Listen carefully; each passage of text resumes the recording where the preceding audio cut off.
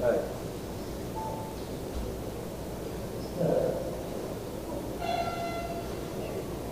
This event is what?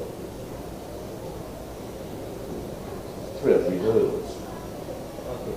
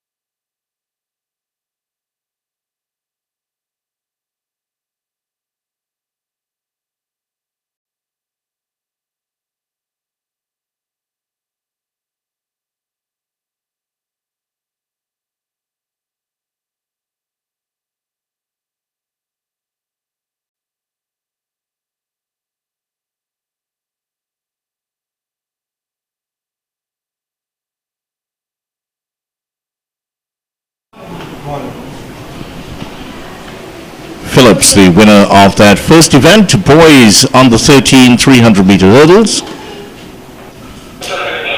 Good morning and welcome to the 2024 Entries National Juvenile Championships here at the Hazley Crawford Stadium. This is day 2, boys under 13 300 meter hurdles.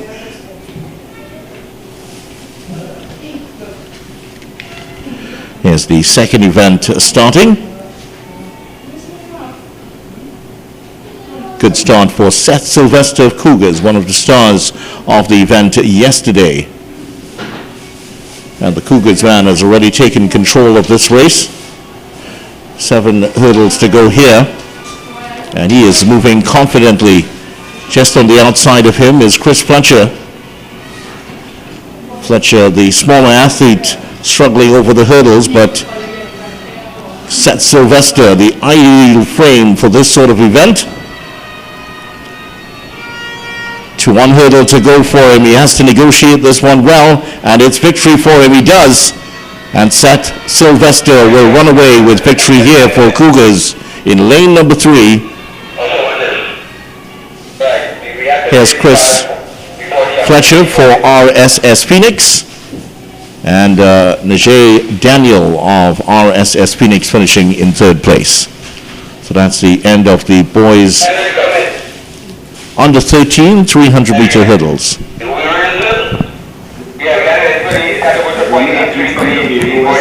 Not from the deal, what's that Sylvester?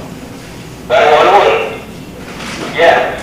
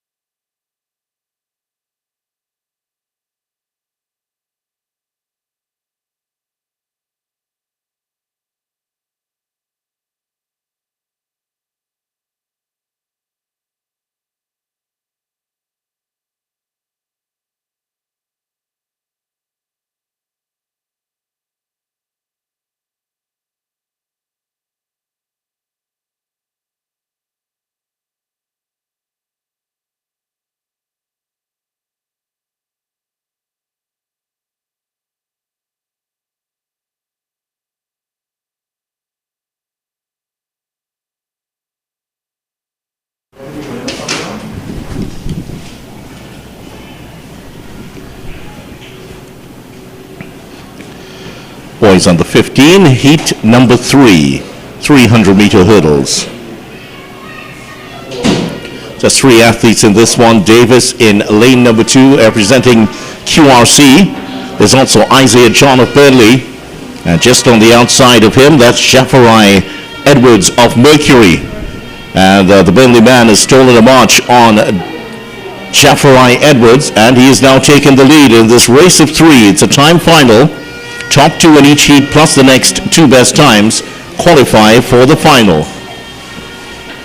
John of Burnley, 2 hurdles to negotiate here, a lead of about 15 meters, and he has gotten over the penultimate one very comfortably and flies over the third. Victory for John. He is into the finals, and he will be followed to the line by Jafari Edwards of Mercury.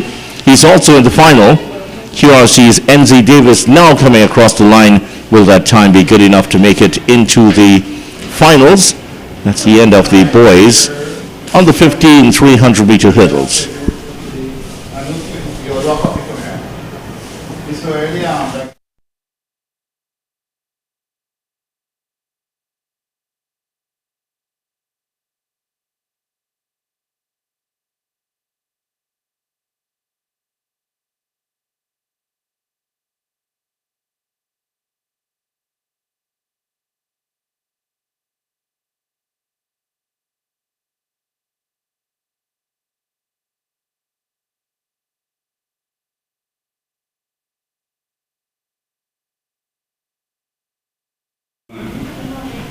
Hey, what's up, dude?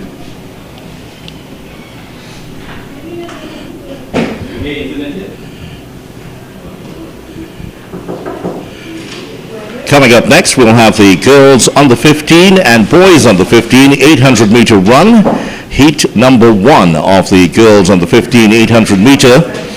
8 athletes called for this one. Aquila Gonzalez of Davide in 1. Serenity Nances of RSS Phoenix in 2. Rakisha Ramsing of Mercury in 3. Nyla Kerr of Cougars in 4. O'Shea Cummings of Zenith in 5. Markeisha McClashy of Princestown Achievers in 6. Kishona Stewart of RSS Phoenix in 7, and Renee Smith of Burnley in lane number 8. That is the next race on tap on the track here at the 2024 N3A's National Juvenile Championships. Don't forget to send anything, man. You hear anything outside? Huh? You hear anything outside? Outside? So you were on this, huh? Yeah, that's not the mic is not on. Okay, let's use this other one then.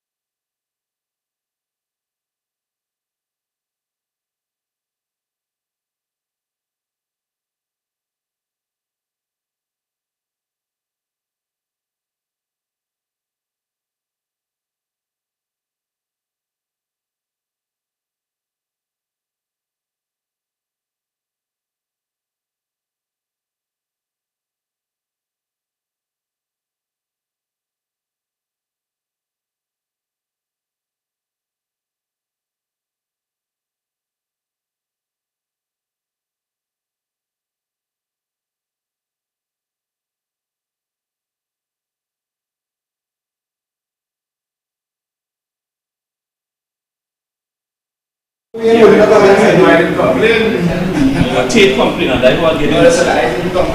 ready for the girls on the 15, 800 meters.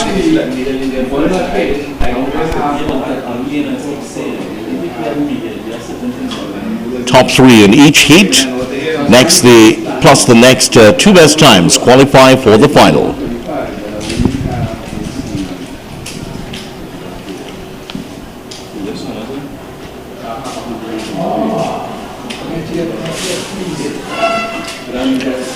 There's the start of the girls on the 15, 800 meter run. Aquila Gonzalez of Dabney in lane number 1, Serenity Nancis of RSS Phoenix in 2, Rakisha Ramsing of Mercury in 3, Nyla Kerr of Cougars in 5, O'Shea Cummings of Zenith in lane number 5, Makisha McClashy of Princestown Achievers in 6, Pashona Stewart of RSS Phoenix in 7, and Ray Smith of Burnley in lane number 8. As they come around the track for the first time, remember that wonderful battle we had between O'Shea Cummings and Nyla Kerr of Cougars in yesterday's 1500 meter event. We hope to see a repeat of that today. Burnley's Renee Smith are making the pace as they make their way around for the first time. Cummings stalking her on her left shoulder, and Kerr just behind hers. That's the top three as they head towards the Take the Bell. Cummings making her move at this time, has swept by Burnley's Renee Smith. Kerr is just behind her. That is the top two at the moment here. Burnley Smith has dropped back to 5th now. And the two heads of state up in front for the girls under 15 800 meter run. This is heat number 1. Top two qualify for the finals. Cummings of Zenith and Kerr staking their claim for that place in the final.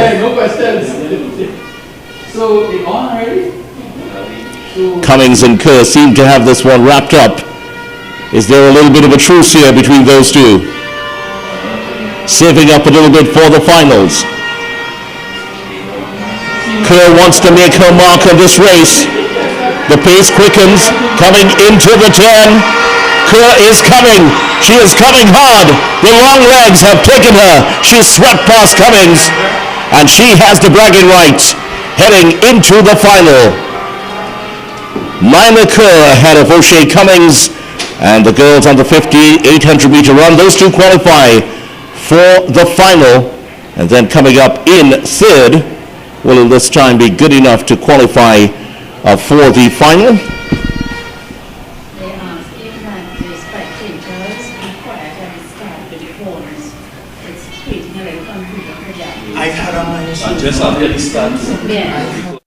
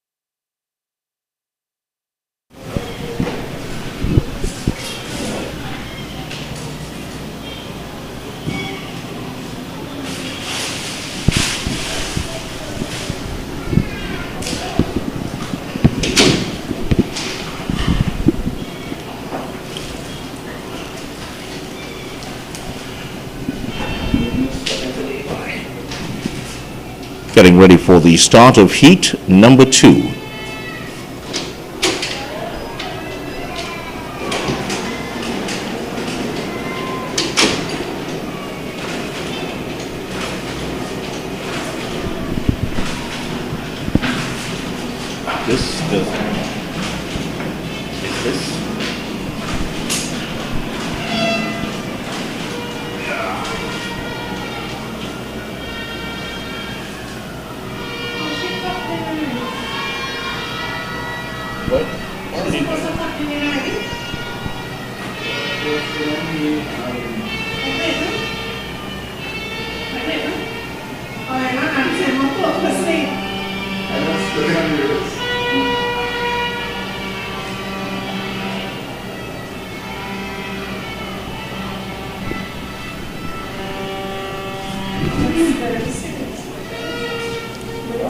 Girls under 15 800-meter event has commenced. Naimaned of Zenith is also the Queen Welch of QRC in 3rd place, and trailing at the moment is the athlete in yellow,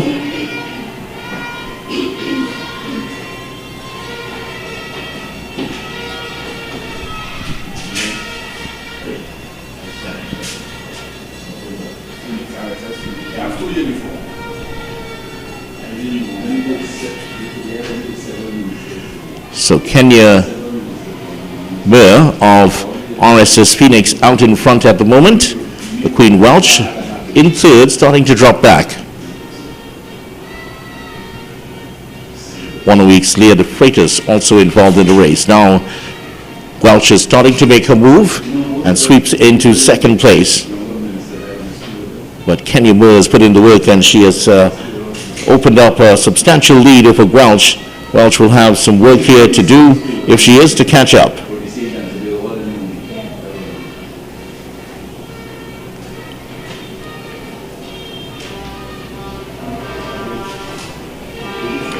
Welch in 2nd place, Moore of Phoenix in 1st, and Welch is now starting to catch up. Welch almost on her shoulder at the moment. Big effort needed here from the QRC youngster to win this one. She's looking the stronger. She turns it on in the last 50 meters and about to take over the lead, and she has. The Queen Welch times her surge very well and takes the win here. And she has left Kenya Moore in 2nd place.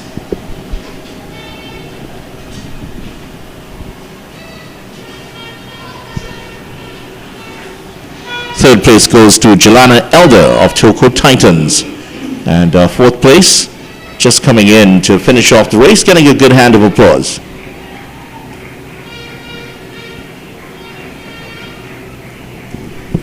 There she is coming across.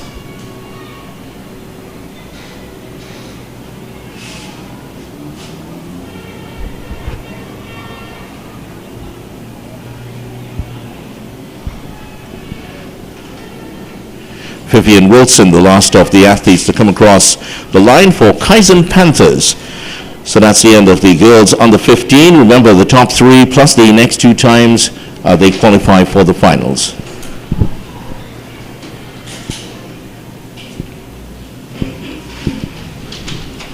Up next, we'll have the boys on the 15 800-meter run. And of the field for this one, start out on the onside. Uribe Johnson of Burnley is not in this race, but Joachim Nansis of RSS Phoenix, the number 7. Zaid Hamid of Richard Jones.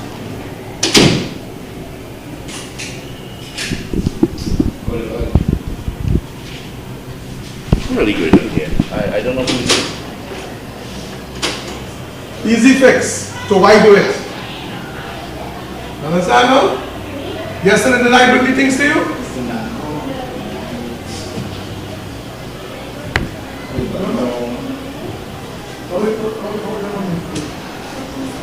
Richard Jones racing team in black. Put faith.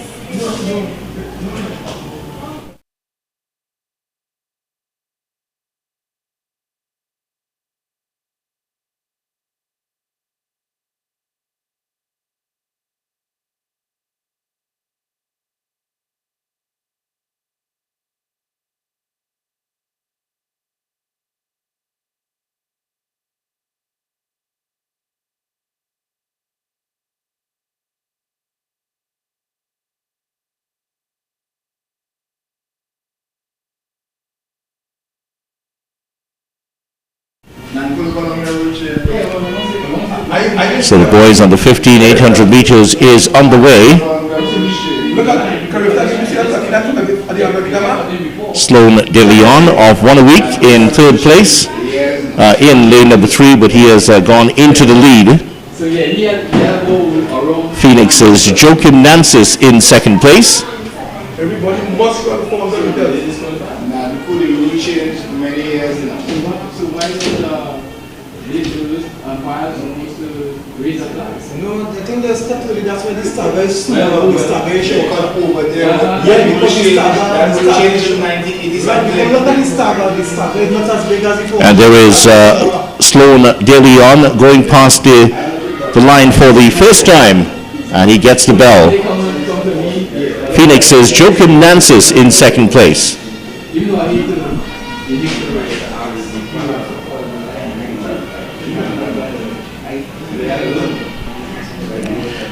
Davu Joseph of Holy Cross in third place.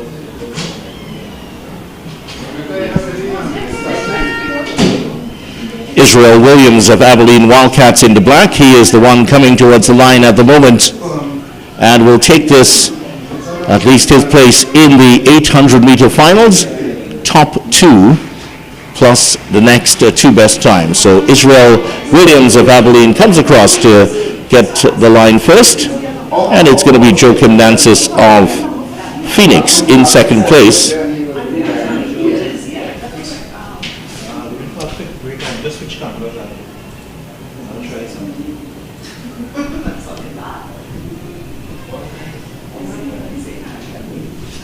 So that's the end of heat number 1 of the boys on the 15 800-meter run. Heat number 2 coming up.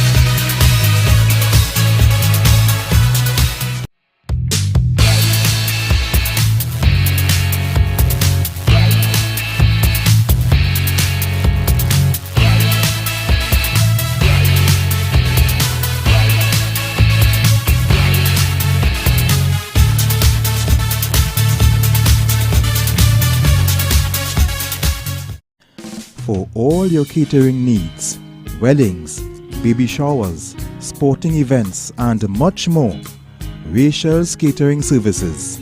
WhatsApp at 715-0696.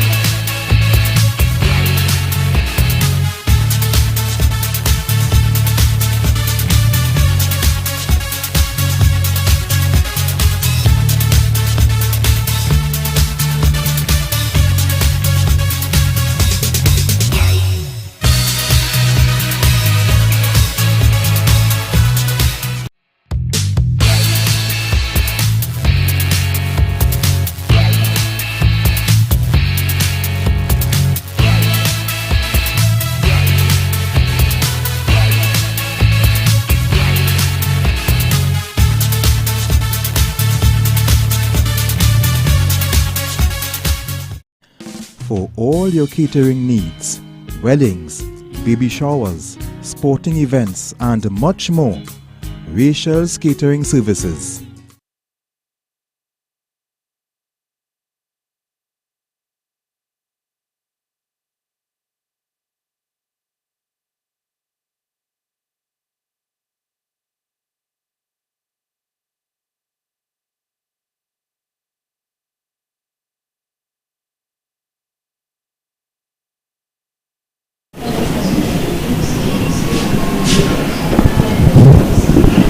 So the third heat in the boys under 15 800-meter run, lane number 2, Ashton Torres of Abilene, 3, Jadani Williams of RSS Phoenix.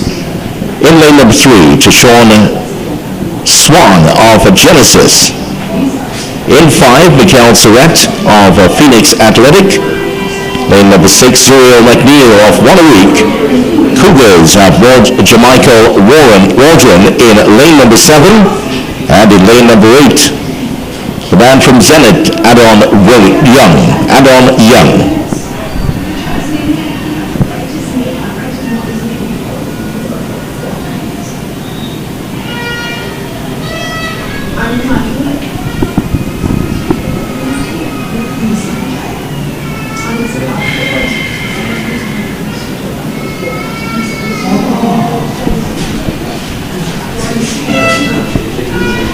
There's the start of heat number 3 in the boys under 15 800-meter run. Early lead for John Michael Waldron. Just inside of him, Zuriel McNeil also looking good at the start here.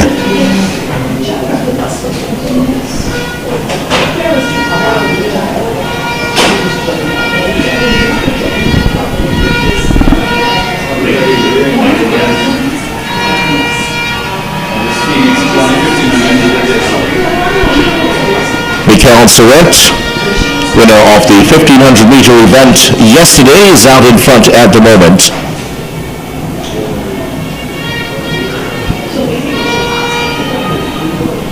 Phoenix's Jadani Williams also in the mix in the front 4, as well as Cougars' John Michael Waldron. The man from Wanawake, Zuriel McNeil, also in the top 4.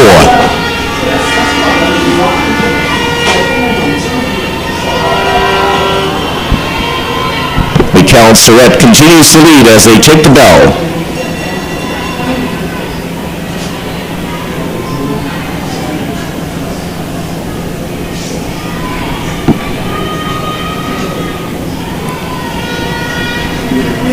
Surratt and Williams battle and duel on the backstretch. Those are the top two. Difficult to unseat them right now for a place in the finals.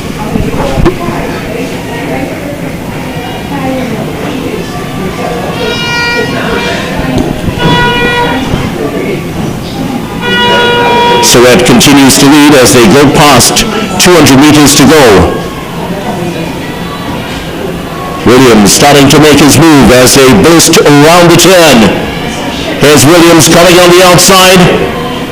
The pace is hot at the moment as the rain starts to sweep across the Hazel Crawford Stadium.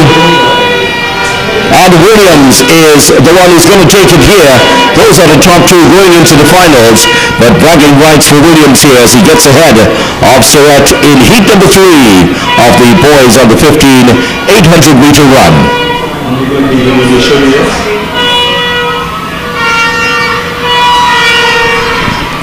Coming in third, Zuriel McNeil, 1 a week.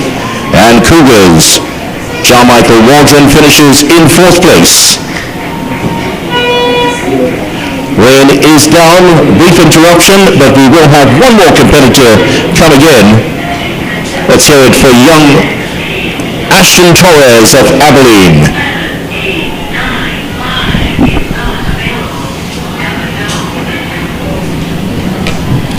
So the rain is down again. It's that sort of day, and we'll have another interruption here at the Hazel Crawford Stadium.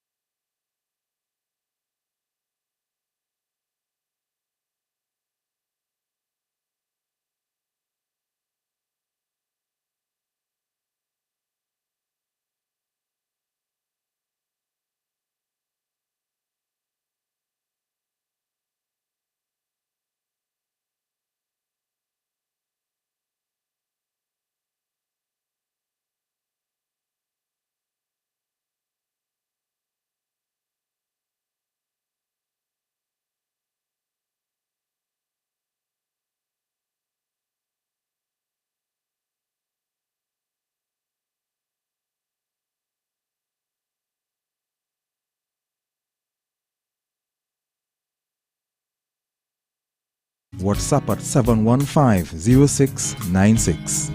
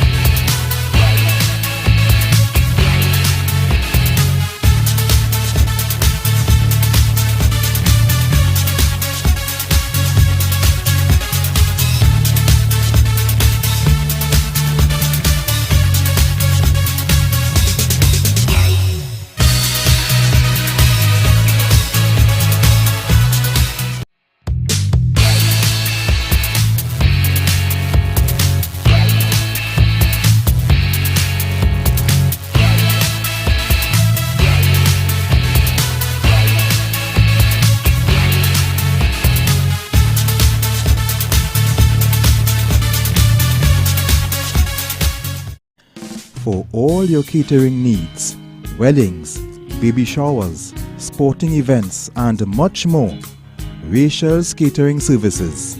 WhatsApp at 715-0696.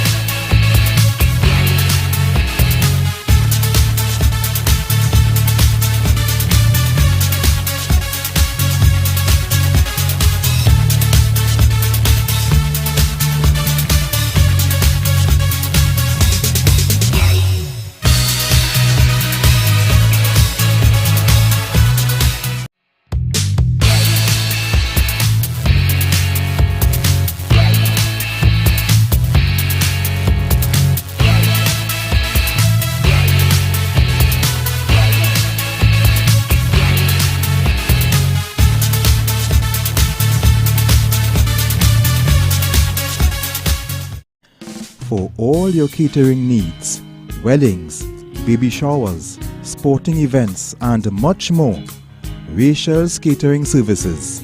WhatsApp at 715-0696.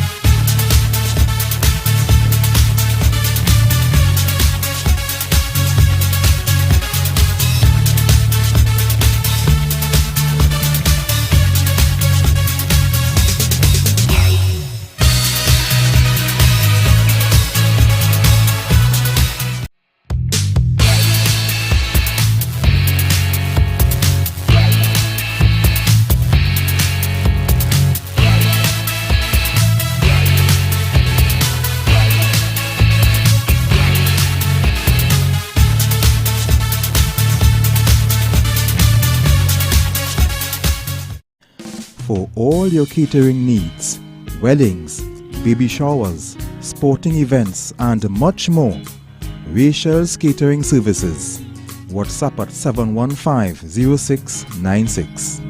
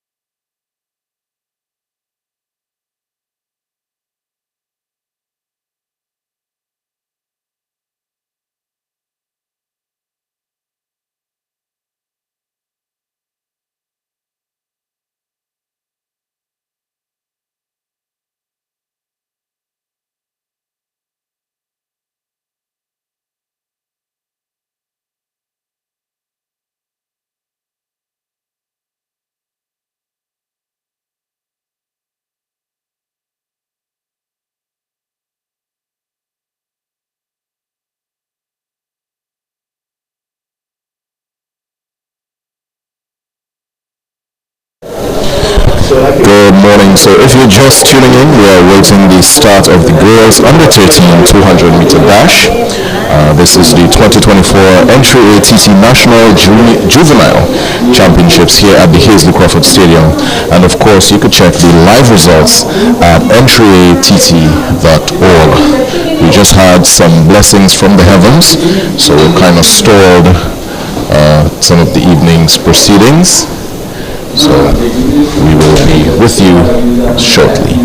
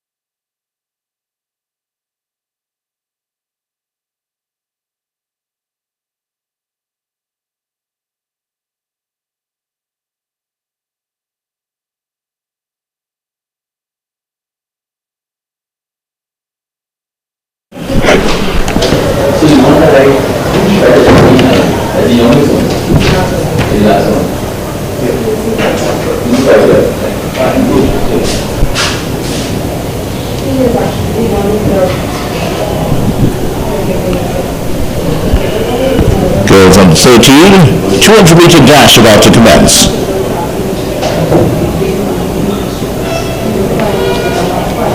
Excellent start here for Destiny Arnold of Burnley. And on the outside, Kalani Weeks of Memphis goes over to leading as we go into the straight. But Burnley's Destiny Arnold has blown the competition away for the moment, and she will go on to win the first heat of girls under 13 200-meter dash. Eases across the line with Kalani Weeks of Memphis in second place. Korea Prescott of Concord coming in third. Top 8 in this event will advance by time.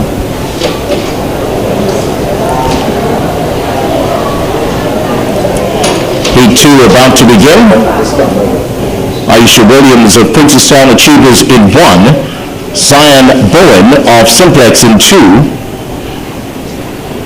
Ariel Matias of Trailblazers in 3. Camille Bishop of Leon Wolves in 5. And in 6, Ziva Decoto of Point Fortune New Jets. And on the outside, Janae Joseph of Zenith.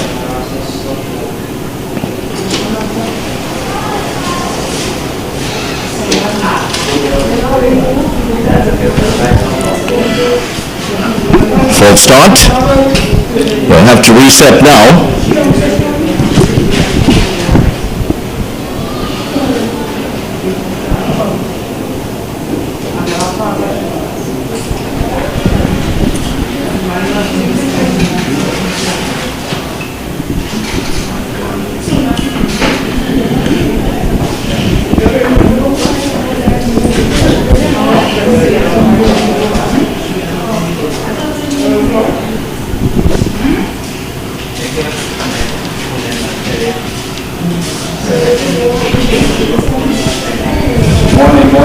There is the start of heat number 2 of the girls under 13 200-meter dash.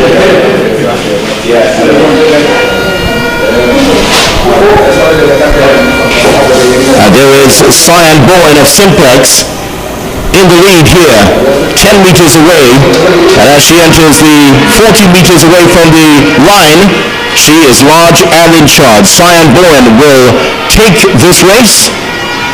Just under 30 seconds in second place, Aisha Williams of Princeton Achievers, and the Point Fortune New Jets athlete Ziva Decoto comes in third.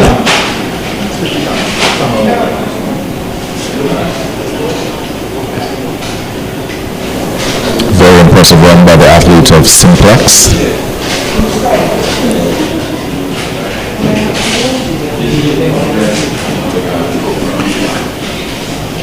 Bowen's time, 29.813. Williams in second, 22.212, and Decoto in third, 32 correction, .622.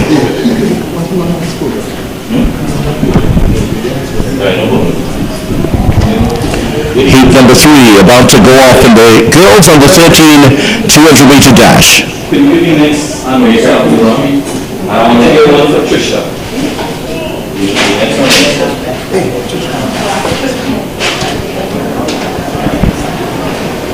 Roland, you give the gentleman one for gentleman there. So this will be one on well, no.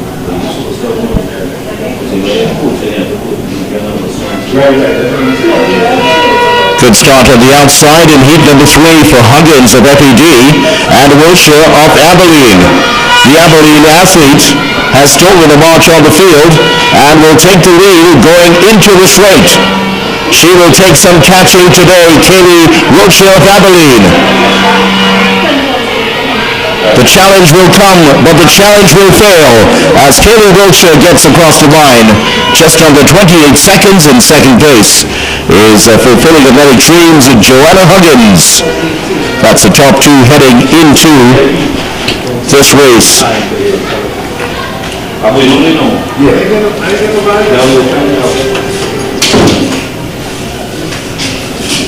Heat number 4 already on the line.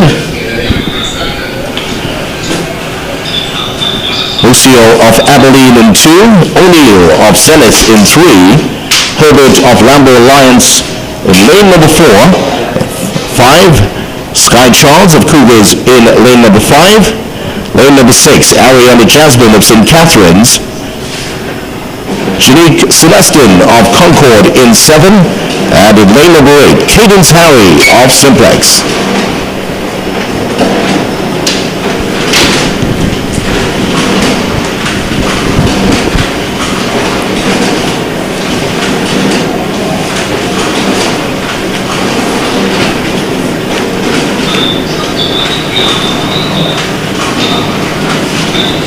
Heat number 4 is underway in the girls under 13 200-meter dash. Brilliant start here for Sky Charles of Cougars. Sky Charles trailing now as it's Abilene's Lucio and O'Neill of Zenith.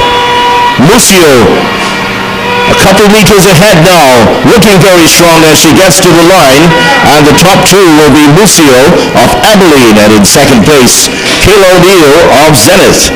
Third is Sky Charles of Cougars.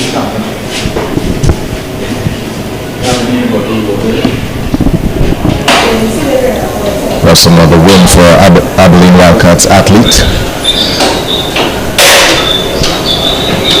Annalise Mucio, an excellent run, very comfortable. Lucio's time is 27.286. O'Neill's time, 28.138. And Charles in third, 30.502. Top three in heat number 4 of the girls under 13 200-meter dash. Heat number 5 on the line.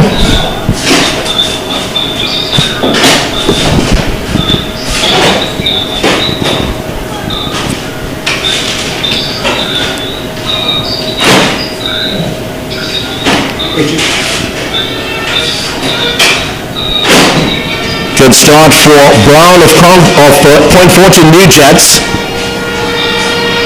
Zaria Tobias of Zenith also going well. And Zaria Tobias out in front at the moment, but not for long. As Concords, Kendi Martin also challenging, but Tobias has enough in the tank to get the win. Those are the top two. Zaria Tobias getting there ahead. Tobias seems to be fighting her way there to the line. Overall, excellent run by the young Zenith athlete. Tobias's time, 28.50. Roberts in second, 28.69. And Martin in third, 29.64.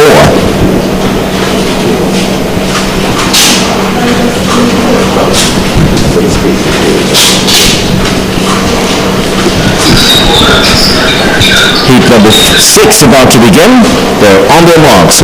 Girls under 13 200-meter dash.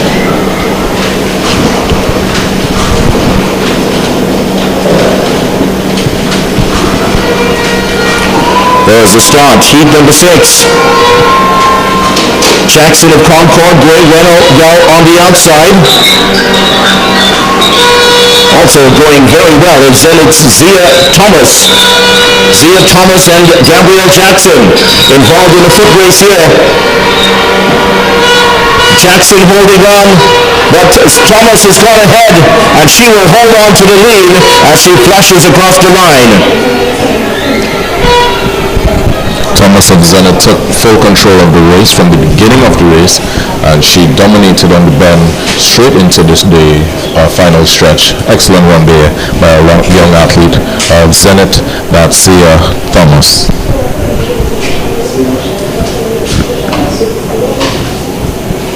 Thomas's time, 28.493. Jackson in second, 28.973, and Lopez in third place, 30.114.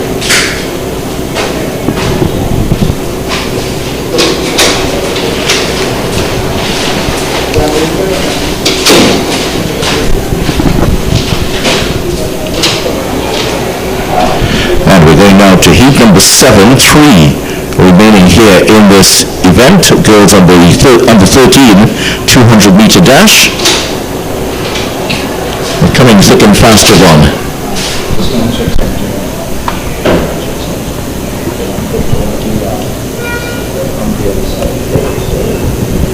Heat number 7, the athletes are on the line for heat number 7, girls under 13 200-meter dash.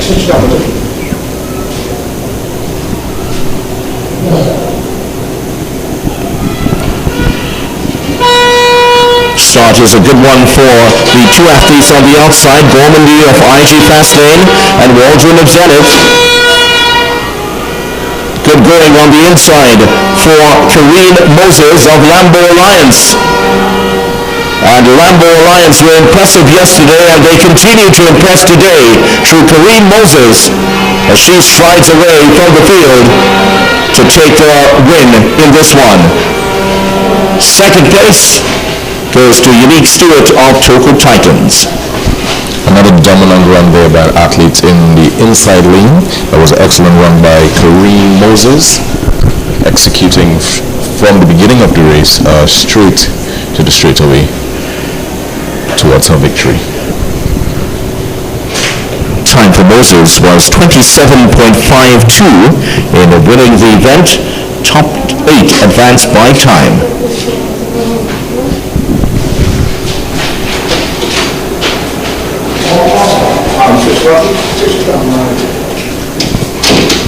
Heat number 8 about to run off. The start of heat 8, girls under 13 200-meter dash. Superb start for Shakella Warwick of her Mercury. Scipio of Sapali Athletic out in front at the moment. But Warwick trying to put in the effort here, but the smaller Scipio is going to hold on to get the win. Scipio to the line first ahead of Warwick of Mercury. Very strong run there by Scipio, who dominated on her bend as well, coming in very comfortable on the straight. Scipio's time 27.840. Warwick's time 28.877, and Sylvester in third 30.792. Last heat of the girls over 13 200 meters. Ramsuk of Cheetahs in 1, Charles of Mobile Jets in 2, Smith of Genesis in 3, Adams of Concord in 5, Akira Chinapu of Simplex in 5, King of Point Fortin New Jets in 6, Jeffrey of Fulfilling Athletic Dreams in 7, and in 8, Medina of Track Blazers.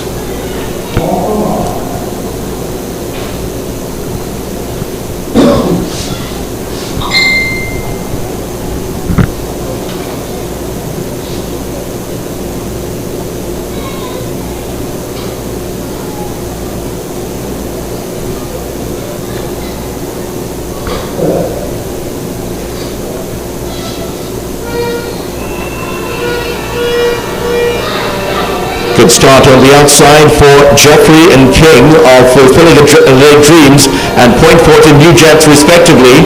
Even better run here by Akila Chinapu. Impressive yesterday and impressing again today as Chinapu has blown away the competition, showing some dazzling speed as she gets to the line to win heat number 9. Time just under 27 seconds as she wins it quite comfortably. Really impressive run there by Chinapu.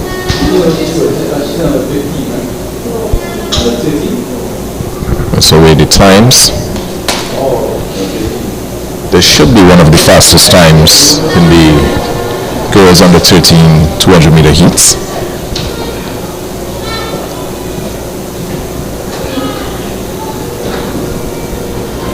Chinapu's time 26.42. King in second place, 29.23, and Smith in third, 29.43.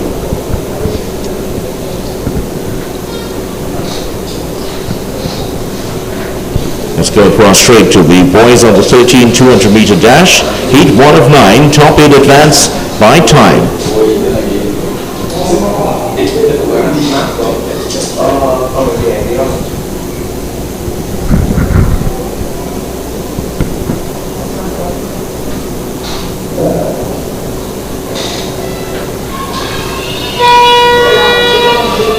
Here we go with the start of heat number 1. Giovanni Job of Concord going well early. The challenge for him is coming from lane 1.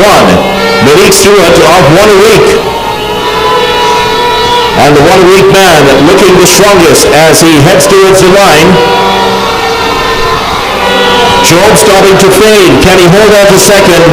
Stewart wins it. Job fades into third. And it is finishing in second place, Grosvenor of Memphis.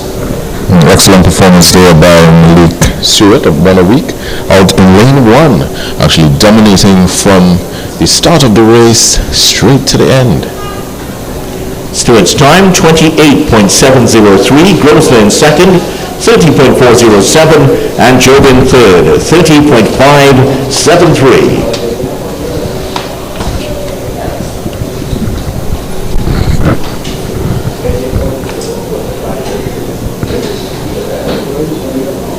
Heat number 2 about to commence. Scott of Zenith in 2, White of Lambeau Alliance. Scott of Zenith in 1, White of Lambeau Alliance in 2. In 4, Agon of Concord. Lane number 5, Cloud of Faizabad. Lane number 7, Josiah Kyton of Memphis. That rounds out the field for heat number 2.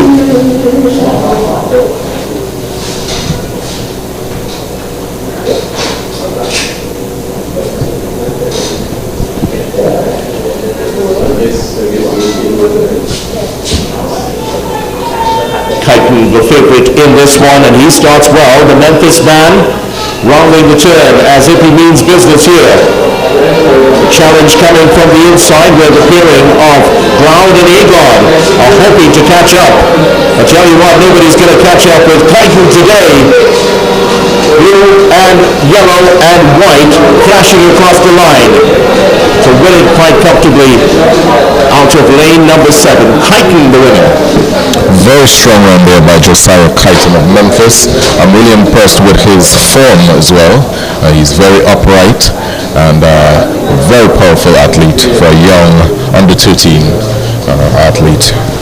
Congratulations there to Josiah Kyton of Memphis. Time 26.27, Agon 29.49, and Ground 30.46.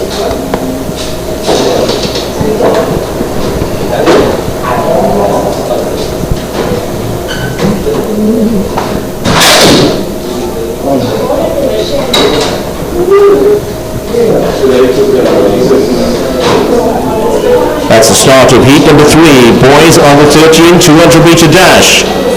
Fairly even at the start here, but as they approach the turn, things will start to change up rapidly. Bennett of Genesis having a slight lead, but Samuel of Memphis also looking pretty good here. Samuel bursts around the corner and is very good down the straight here. Kamari Samuel of Memphis in first place.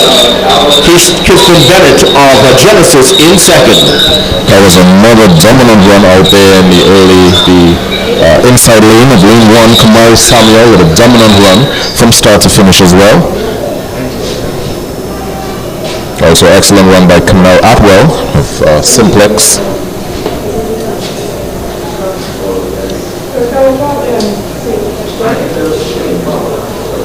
Samuel's time 27.595, Bennett in second 28.760, and Marshall in third 29.5 flat.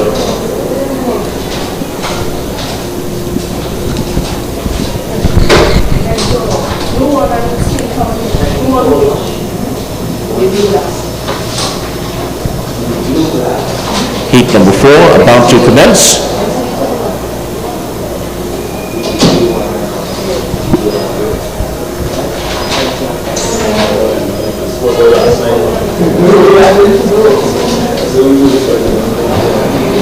Perryman of Concord Concord in 5, Jones Benjamin of Burnley in 6, Odongo of Simplex in 7, and Leroy of Phoenix in 8.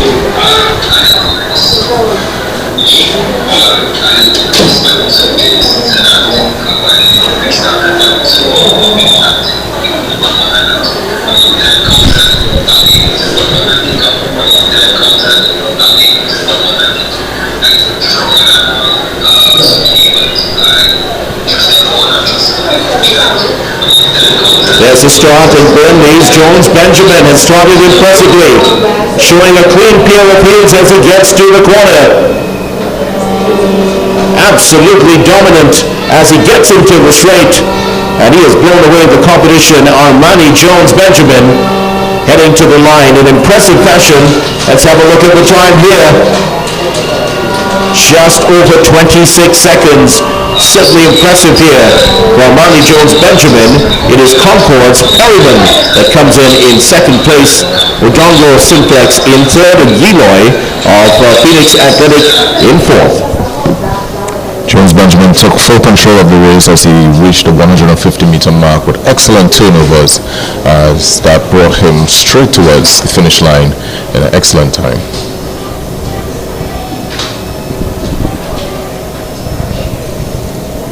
Jones's time 26.35, Perryman 32 flat.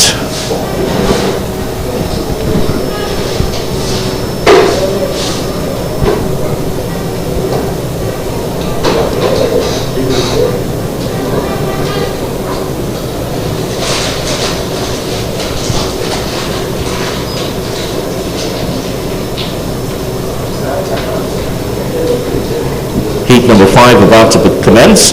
John of Genesis in 2, McKellar of Burnley in 4, Williams of Abilene in 6, and Wiley of Lambeau Alliance in 7.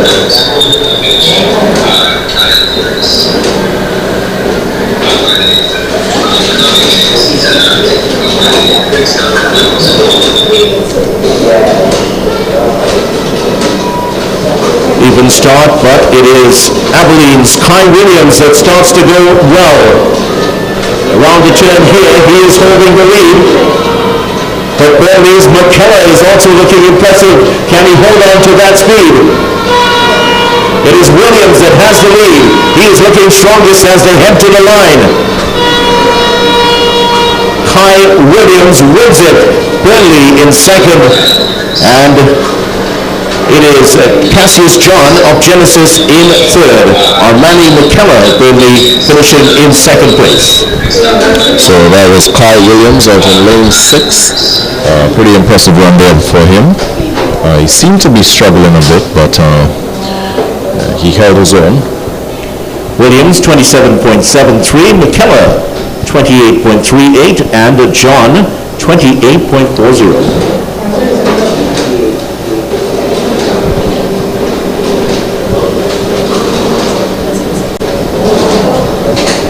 Heat number 6 about to begin.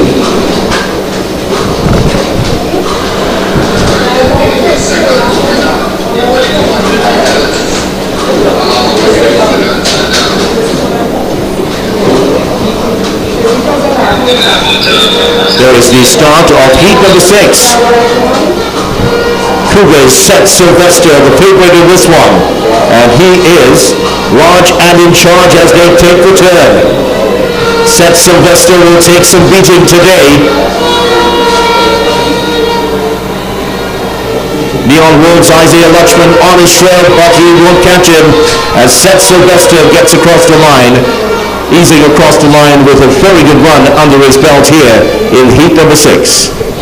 Very strong start there by Sylvester. You almost remind me of young Usain Bolt as he came around the bend, but a really strong finish for him as well.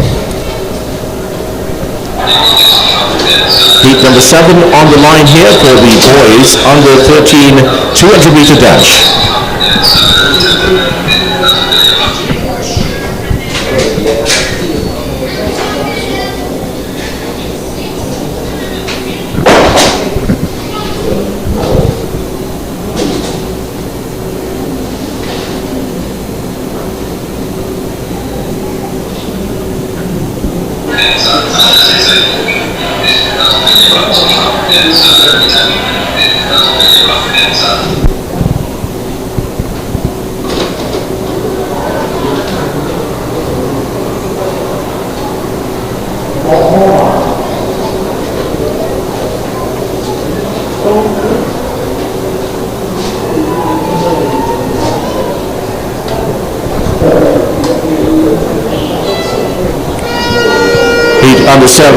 Heat number 7 is underway.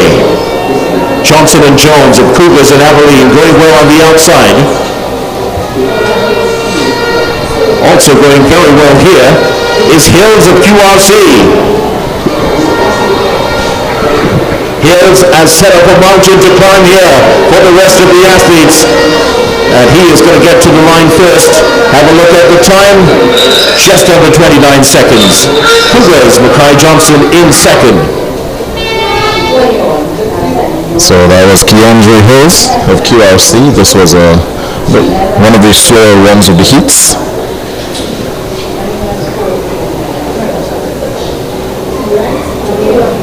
We await that time. Hills' time, 28.742. Johnson in second, 30.163. And Felix in third, 30.954.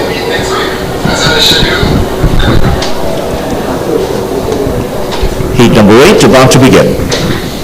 Seem to be cooking with gas here.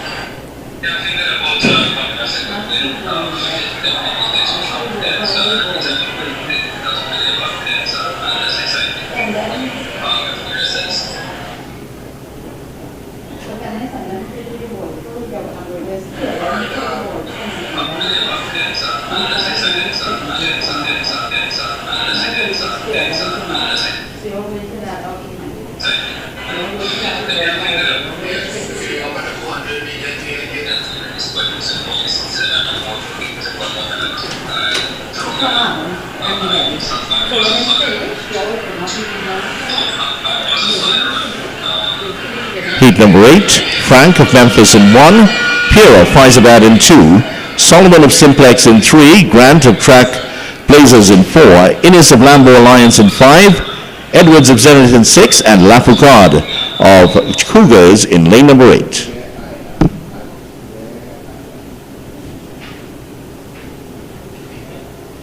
Penultimate heat of the boys on the 13 200-meter dash.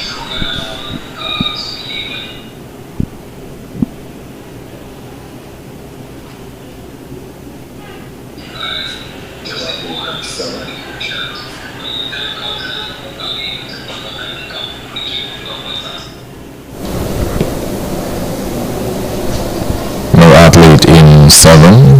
That's Daniel Lawrence. That would have been Daniel Lawrence of .14 New Jets. Start of heat number 8 in the prelims of the boys on the 13 200-meter dash. All the action is coming from lane 1 as Kadesh Frank of Memphis has some work to do here because Lafoucade of Cougars also challenging, but Kadesh Frank with the longest legs in the field has strode to the front and he is unrelenting in his search for the line. And Frank gets across the line, the favorite taking the win in heat number 8 quite comfortably. That was Kadesh Frank of Memphis dominating from the start of the race.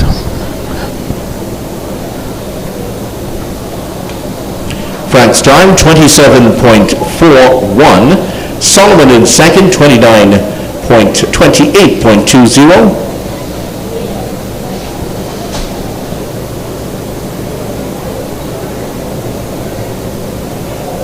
A bit of an uncomfortable form for him, but it seemed to take the victory. Third place to Edwards, 29.58.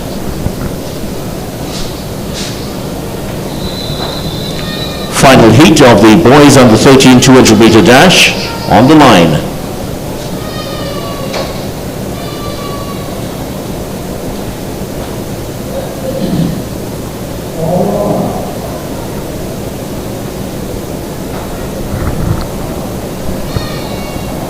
No athlete in 4.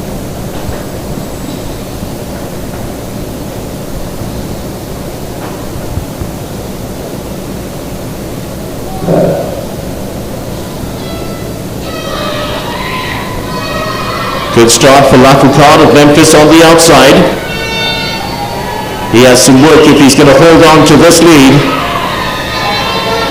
Lafoucard looking impressive at the start here. Lampkin of Leon Wolds also going well. Lampkin of Leon Wolds slightly ahead. Can he hold on to the lead? He can. And he will get the win in heat number 9. Lafoucard of Memphis in second place. Well, definitely one of the more exciting racings. This was the final of the heats. That was the final heat of the boys under 13 200 meter dash. Coming up, the girls under 15 200 meter dash, heat 1 of 12 coming up.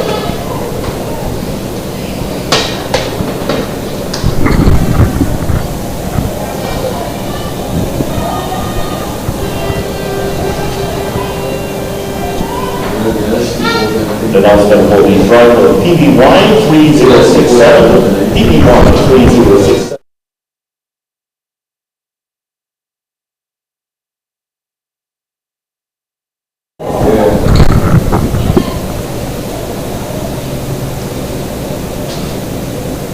Then of course the ball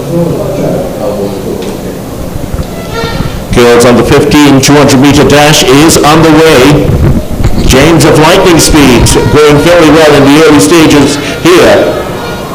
And going around the turn, it is James of Lightning Speed that has the lead. Some work to do here for Charles of Concord if she is to catch up. Batista Phoenix also going well late, but it might come a little bit too late here as James of Lightning Speed gets the win. Danae Batiste of Phoenix coming through to take second place. Top 8 advanced by time in the girls under 15 200 meter dash. Very comfortable run there by Josiah James of Lightning Speed. She gave just that, lightning speed. Excellent form in the straightaway as we await the times. James's time 27.55 to finish first in heat number 1.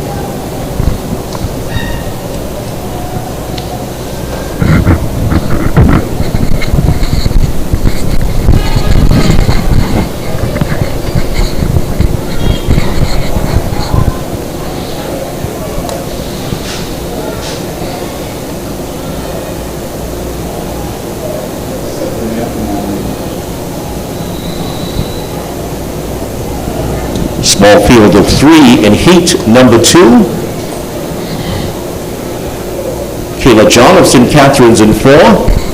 Tasia Debiset of Simplex in 6. And Salil Caruth of Concord in 8. Don't forget you can look for the live results at entryastt.org.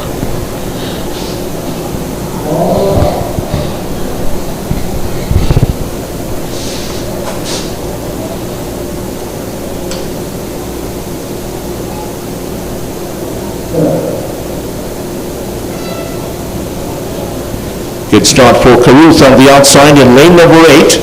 Concord athlete is holding a slight advantage over Debiset of Simplex. Caruth and Debiset coming to the turn. And it is Caruth that has the lead and looking the stronger of the two as she gets to the line. Caruth of Concord taking the win in heat number 2. Debiset in second place and Kayla John of St. Catharines coming across the line in third place. Pretty impressive starts by both Debicet and Caruth, but it's all about who has the extra strength and power to finish the race. We saw Caruth there running straight through the line.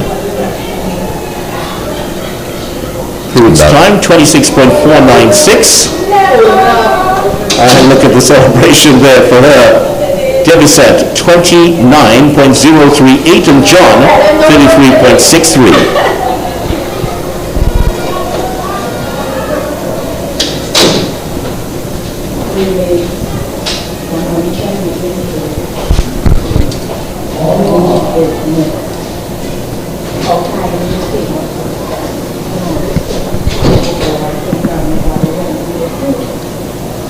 No athlete in one.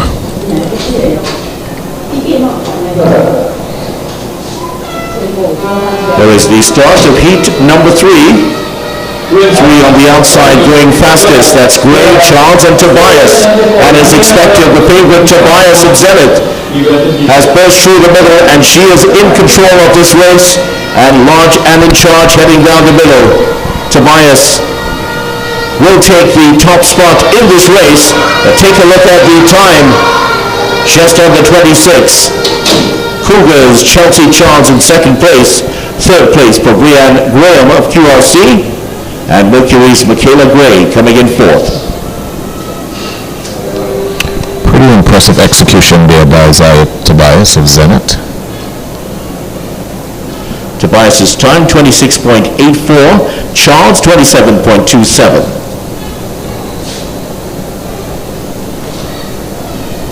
Heat number 4 about to begin here, the girls under 15 200 meter dash.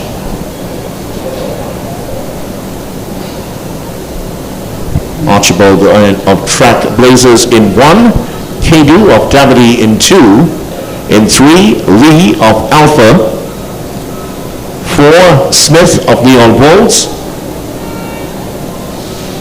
5, Malia Cupid of Zenith, 6, Cara John of Memphis, Darcel Thompson of St. Catherine's in 7, and in lane number 8, Annalise Daniel of Eastern Flyers.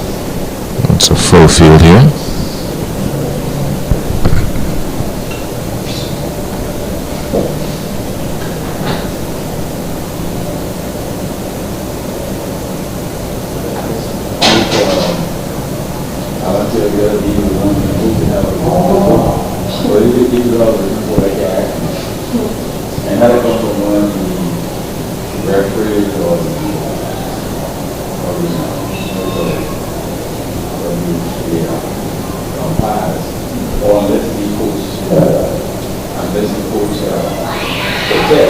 Heat number 4 underway, and it is the favorite Malia Cupid of Zenith assuming control early in the race. Is there a challenge for her in this one? It comes in the form of Leah Archibald of Track Blazers. Archibald trying to stay with her, but Cupid is going to hold on an athlete down in the middle, but Cupid holds on to win. Archibald in second.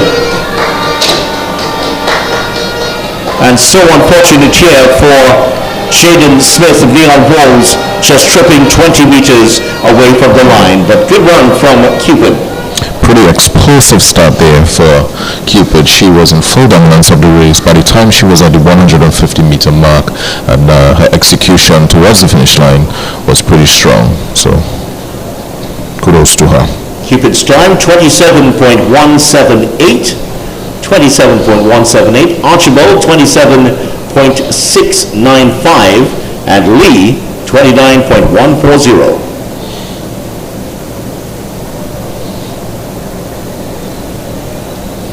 Heat number 5. Here are the lane assignments for heat number 5. Brianna Graham of Zenith in 1, Precious Halford of Simplex in 2. In 3 is Asia Auguste of Neon Wolves. 4, Kiana Jarrett of Abilene. In 5, Sophia Bristow of Point Fortune New Jets. Ariel Williams of Genesis in 6, Eden Chiwa of Memphis in 7, and Kabir King of Eastern Flyers is in lane number 8.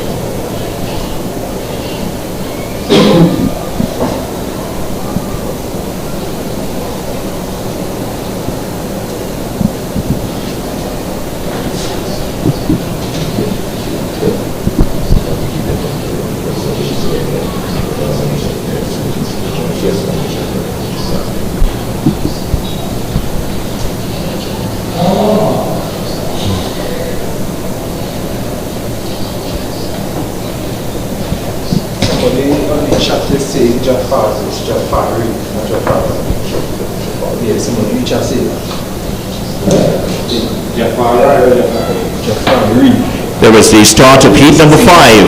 Oh, what a run starting already here from Eden Chiwa of Memphis yesterday. She was impressive yesterday and also looking good here for the win in heat number 5. But she has a challenge here from Simplex and Precious Halford. Halford now challenging, maybe slightly ahead, and those two come to the line first. Halford and Chiwa, difficult to separate between the two. That was an excellent start there by Chiwa, but Halford had the endurance to win this one. Excellent one by both young ladies, Simplex and Memphis. We await times.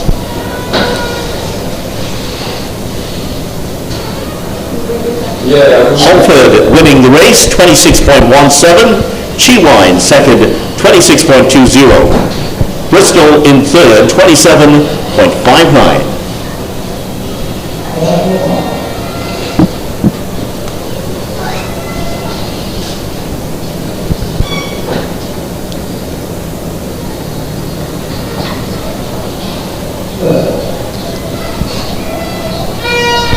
Heat number 6 underway already. Sean of Simplex has started like a bullet and going around the track in a hurry here. Also going well on the outside, Botetti of 5G Fast Lane and Daniel of Burnley. Those are the top 3.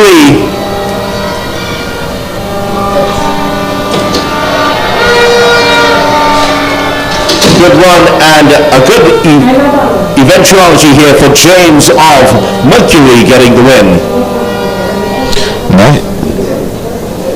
Really nice competition in the field here between John of Simplex and Daniel of Burnley.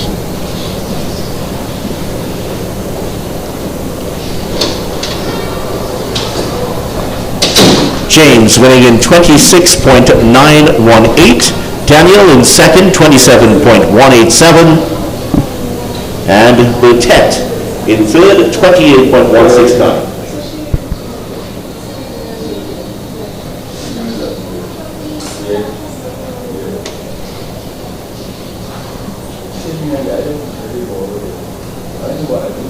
Small appeal of 4 for heat number 7.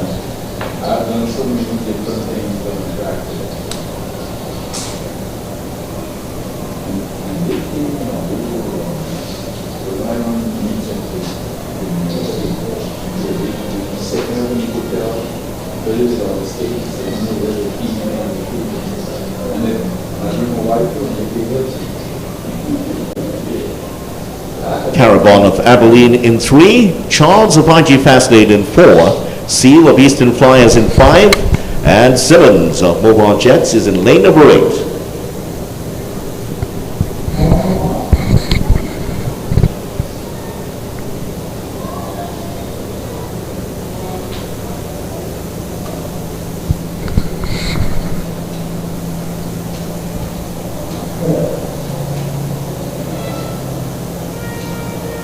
Even start for heat number 7. Going well on the outside is Simmons.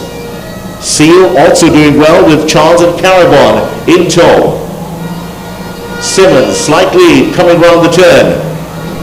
Seal trying to stay with her. Charles just on her shoulder.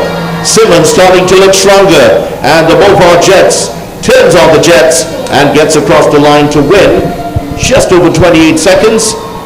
Seal in second, Charles third, and Carabon coming in just after.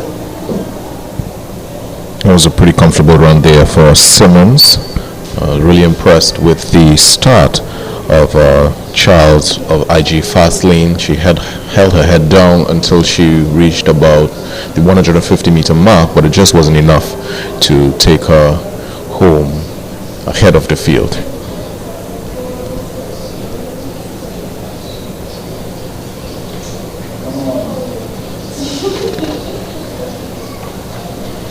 To get ready for heat number 8 in the girls under 15 200-meter dash.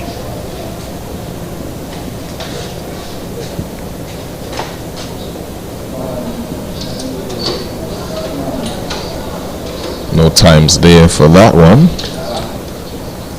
Gupta of Eastern Flyers in lane number 1, Martin of Mercury in 2, Joseph of Burnley in 3, Williams of Superior Athletic in 4, Crooks of Zenith in 5, Halford of Princestown Achievers in 6, Lord of Stallion in 7, and Moore of Cougars in lane number 8.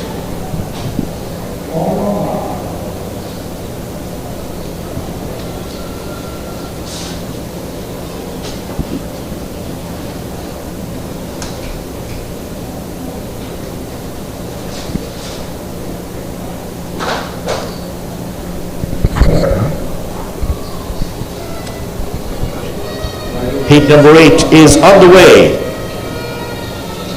Crooks of Zenith starting well. And she has some company. Burnley's Jadel Joseph also going well here. Jadel Joseph has edged ahead of the field. And now as she comes into the straight, starting to express herself. And the Burnley athlete Jadel Joseph will get to the line first. Just ahead of Superior Athletics, Williams and Crooks coming in for third. Oh, a fall at the end. Well controlled there by Jadel Joseph of Burnley. Really good execution.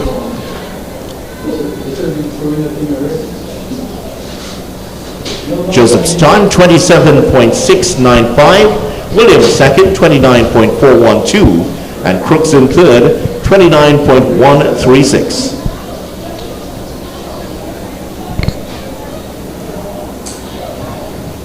Heat number 9, smaller field for heat number 9 in lane number 1, Haley Benjamin of Cougars.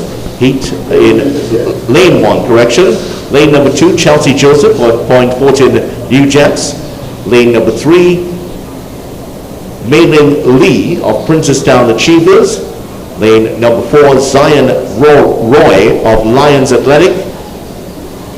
5, Jazara Lashley Bailey of Burnley. In 6, Anya Gittins of RSS Phoenix.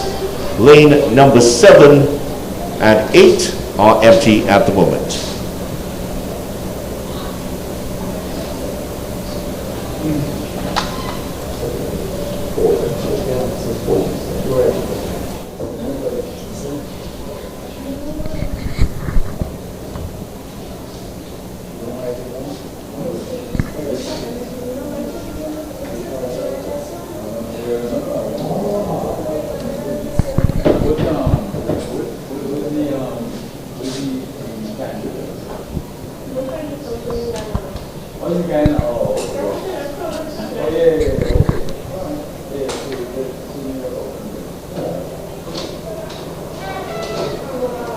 Heat number 9 is underway. Good start for Chelsea Joseph of Point Fortin New Jets. And the orange of Point Fortin New Jets prominent as Joseph comes round the turn in charge of this race. I don't think anybody's going to catch it today or tomorrow. Mei-Ling Lee of Princestown Achievers trying to put in a challenge, but this is impressive here from Chelsea Joseph getting to the line first. Lee of Achievers finishing in second place. A very impressive run there by Chelsea Joseph of Point Fortin New Jets out in lane 2, completely dominating the field. Excellent start, and as athletes before, taking over the field from the 150-meter mark. We await the times. Joseph 26.44 in first place.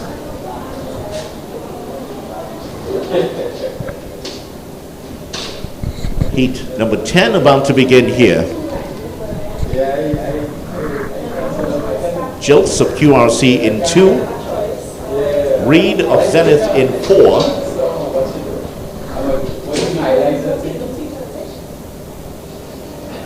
Gons of Eastern Flyers is in lane number 6.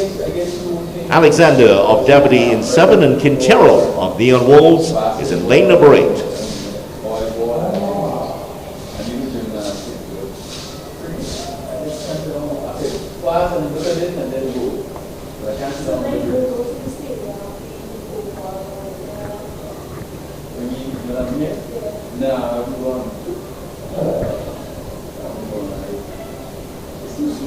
There's the start of heat number 10.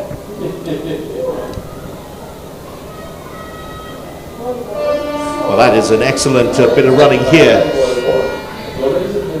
In lane number 4 from Deja Reed of Zenith. Deja Reed alone by herself as she comes into the final 30 meters. Deja Reed is going to take this one. Let's look at the time. Just under 27 seconds. QRC's Faith Jilt in second place, and Siobhan Quintero of Neon Wolves coming in third. It was a pretty dominant performance there by Reed, taking full control of the field from start to finish of the race. Excellent control and excellent form there by Deja Reed. We'll wait the times. Reed's time is 26.747. Jilt second, 30.973, and Quintero in third, 31.366.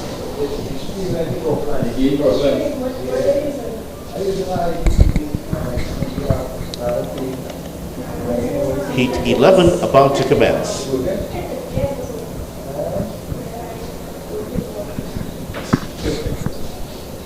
After I have this supposed to be like an IPTV, I have to forget sections of you.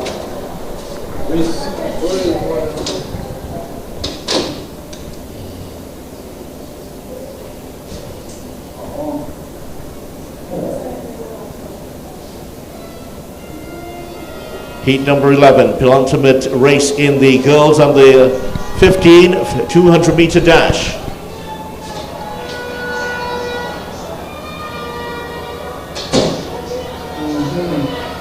Memphis, Kiara McLeod.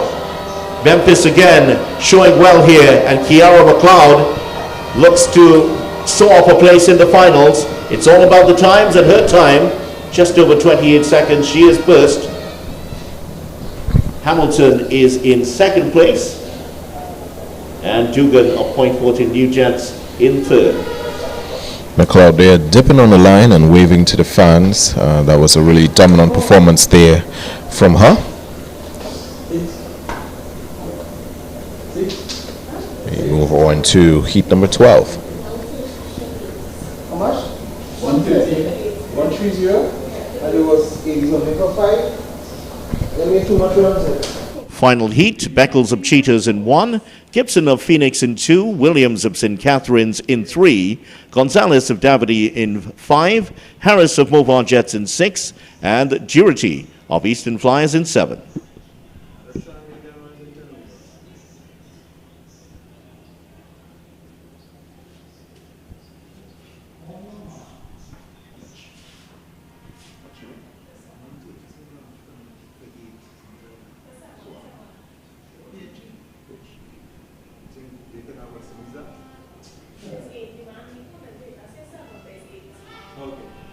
There's the start of the final heat of the girls of the 15 200 meter dash. Final chance for one of these young ladies to get into the final. And the one who is looking most likely at the moment here is the jet from Movar, Janicia Harris. Big challenge for her coming from lane 2, Jeanne Gibson, but it is Harris who takes the win.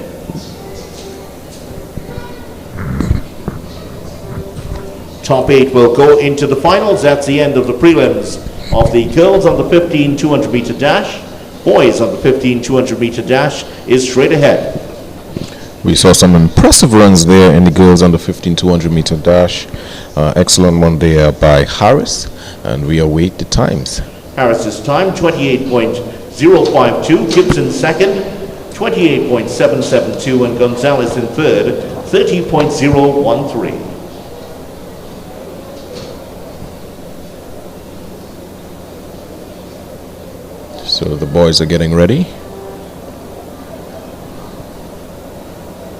First heat of the boys on the 200 meter dash. Campbell of Lambeau Alliance in 1, Atkins of Zenith in 2, Howard of Tigers Athletic in 4, Paul of Concord in 5, Moreno of Abilene in 6, Joshua John of Pfizerbad in 7, and Brown of the QRC in 8.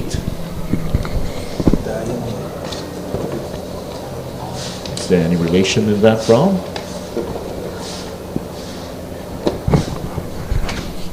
Not that I know of.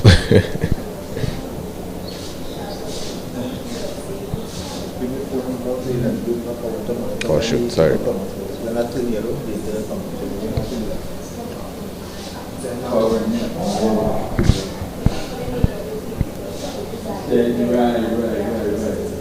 Because it have a lot of, from in North Carolina where I am, they have a lot of Indians playing.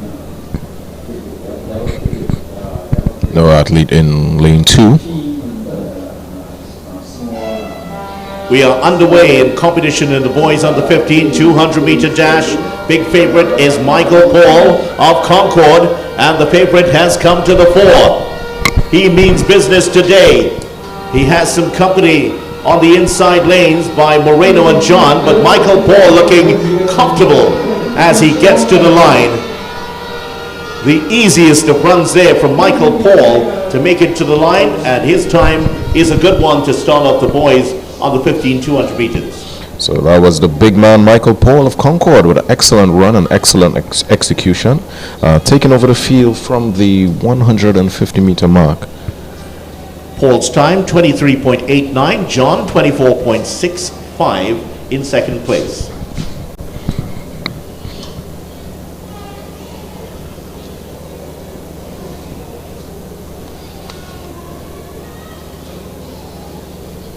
Look forward to seeing the development of Paul in years to come.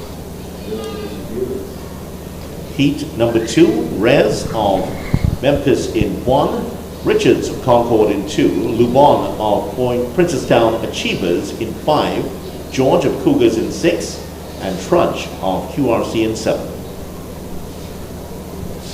Yeah, he certainly has been very impressive, hasn't he? Oh yeah. Michael Paul. Definitely. He just makes it look so easy, doesn't Very he? easy.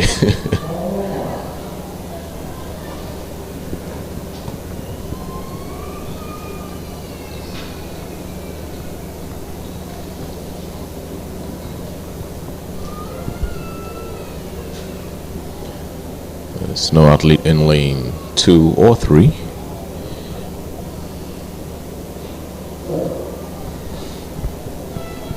Heat number 2 underway. Good start at the outside by Trudge of QRC. George of Cougars also going well. Concord's Richards trying to catch up here. This race is between Trudge of QRC and Cougars George. The two men from Port of Spain battling it out, and it will be the Cougars man, George, just ahead to the line. Trudge in second place. Those two bringing the best out of each other in heat number 2. It was a pretty good fight between the young athletes there.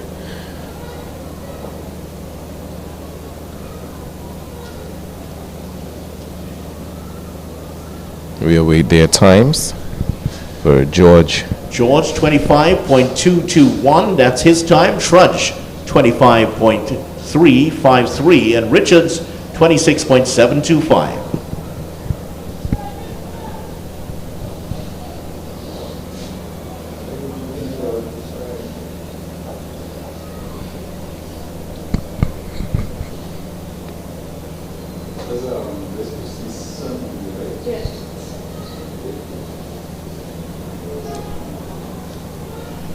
So getting ready for heat number 3. Telemac of Toko Titans in 2. Drayton of Neon Wolves in 3. Matthew of Phoenix Athletic in 5, and in lane number 8, Concord's Shinley.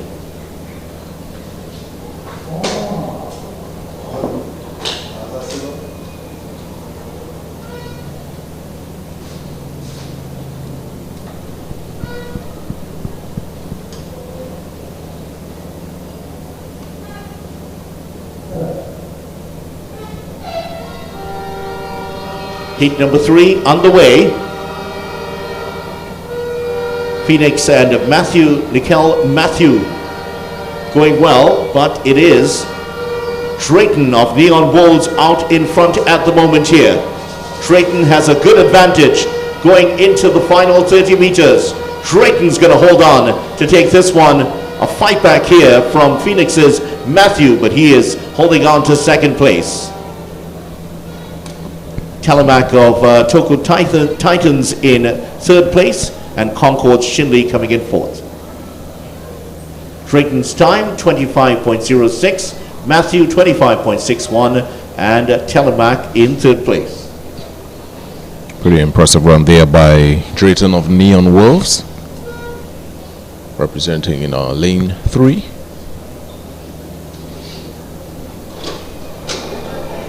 Heat 4. Caterson of Neon Wolves in 2, Hart of Cougars in 3, Howard of Eastern Flyers in 4, Springer of IG Fastlane is in 5, Lynch of Mercury in 6, and Braffett of Striders in 8. No.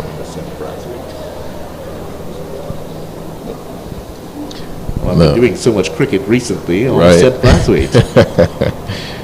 No athlete there in lane 1.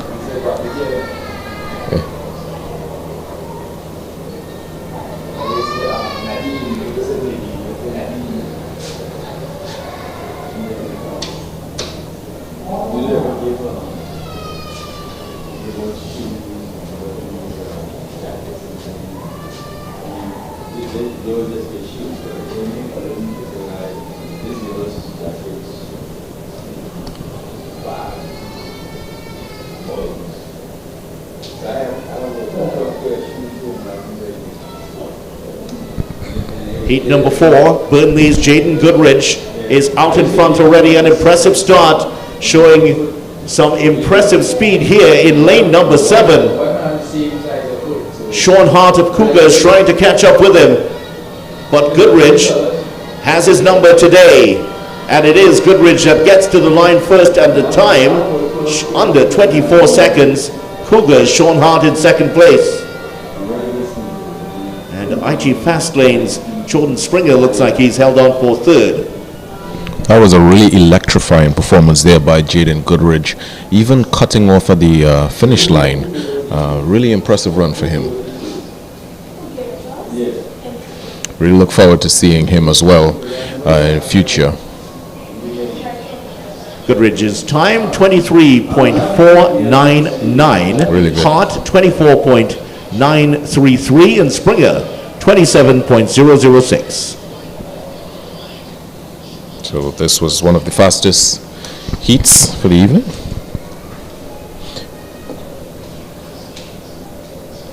That's the time to beat.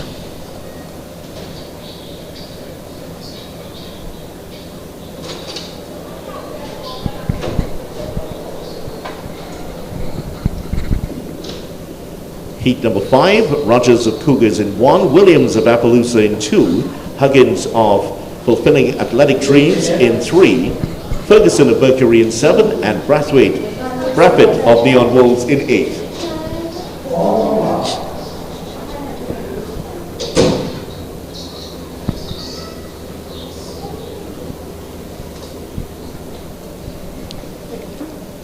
No athletes in 4, 5, and 6.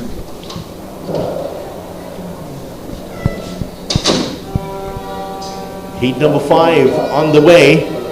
In the middle of the picture, Huggins is the one who is looking the most impressive, and he gets to the turn first. Huggins of Fulfilling Athletic Dreams. Here comes Cougars, Josiah Rogers. Josiah Rogers, green headband and all, with a slight lead here. Huggins fighting back, but those two will get to the line first, it looks like. The man from Cougars getting across the line first. That was an impressive run there by Josiah Rogers. He meant business in lane 1. He blazed around the track and held his composure, and that brought him to the win. Rogers, 24.59, finishing in first place.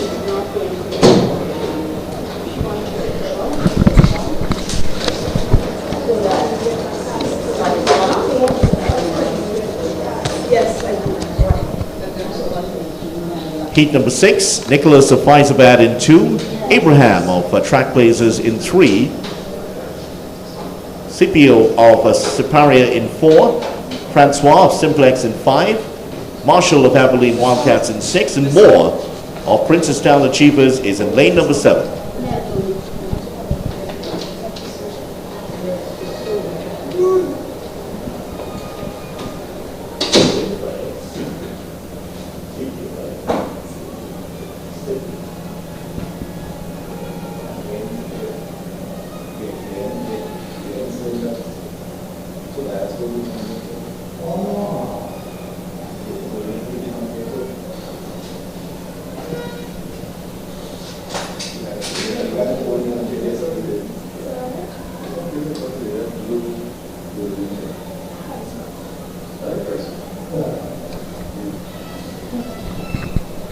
Heat number 6, Abilene's Marshall has started best here of the runners in this one.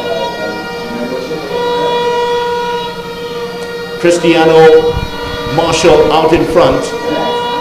Now the challenges coming late here from Francois George of Simplex, but Marshall has a significant lead and he will take the win. Francois George of Simplex coming across the line to take second place. Very explosive start there from Marshall of Abilene Wildcats. Very dominant, and he held his own. Excellent run there by him. Marshall's time, 25.039. Scipio, 25.502. And Abraham, 26.106.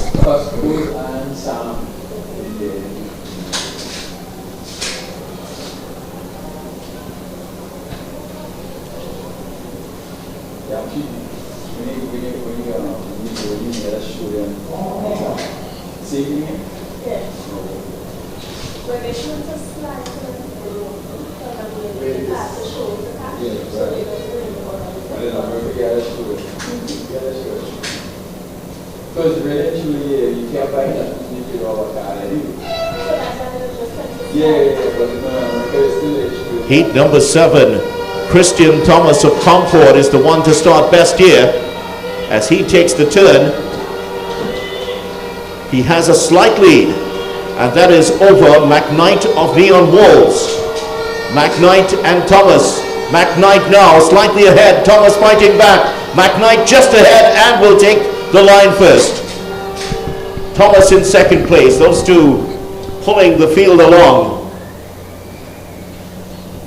Great run there by McKnight and Thomas, but McKnight just had the edge and the endurance to take over the field.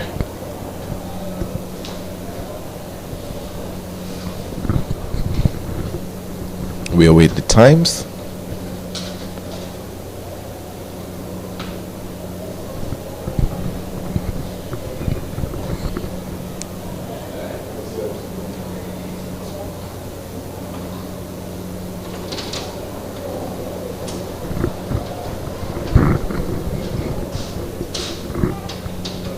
So heat number 8 about to begin. The field for heat number 8, Williams of QRC in 1, Padmore of Eastern Flyers in 2, Gill of Cougars in 5, Andrews of Estonians in 6, Marshall of Burnley in 7, and Francis of Mountain Eagles is in lane number 8. Just a reminder, you can check the live results at n3att.org.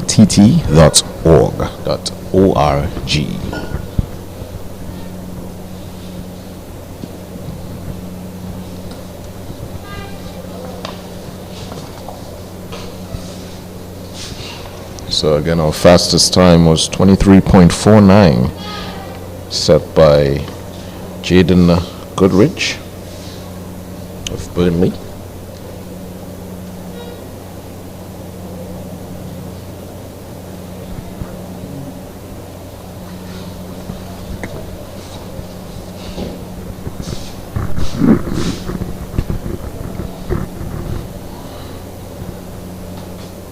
So no athlete in 3, 4, lane and lane 6.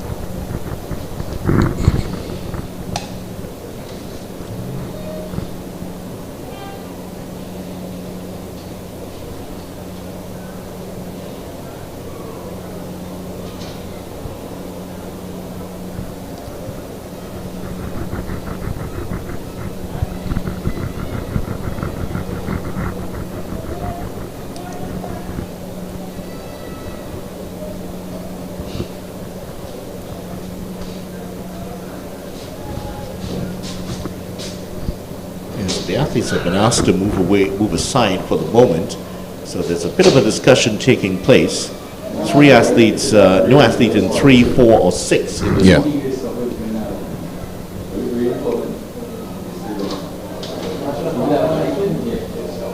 So we're at the halfway point of the boys under 15 200 meter dash, 14 in all. This is the biggest event staged by the N3A's TT. You look at the number of athletes, 934 athletes in 78 events.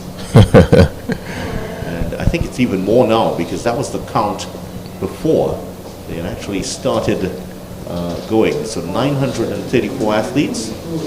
Wow. RSS Phoenix, the defending champions, brought 85 themselves. Wow. Well, at least we know that track and field is alive and well in Trinidad and Tobago. And very positive also that 224 athletes have come from Tobago. The 7 clubs have registered 224. So even with my below level arithmetic, I can tell you that's about 25%. How about that? Don't hold me to that. It seems to be some young athletes for field events. And isn't it a positive sign to see that huge, long trail of athletes coming up to compete?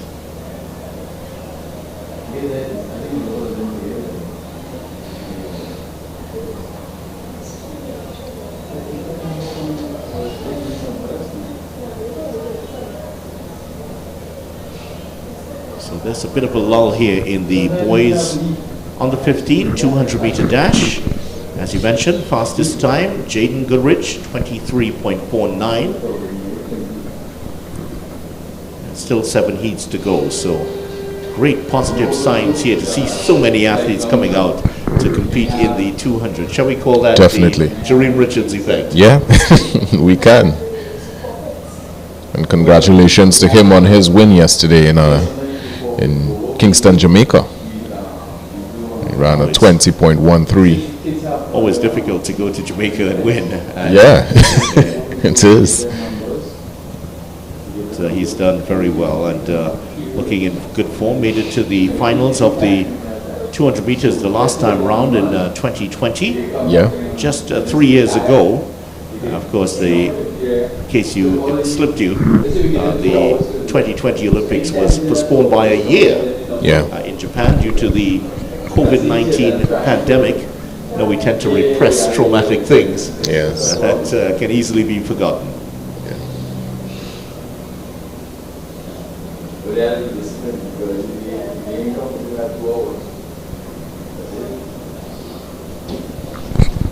Let's hope the rain doesn't come back.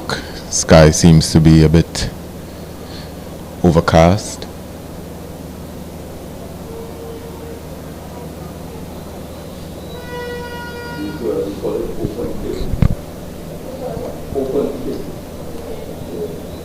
Looks like the athletes are coming back out now for heat number 8. Prelims of the boys under 15 200 meter dash.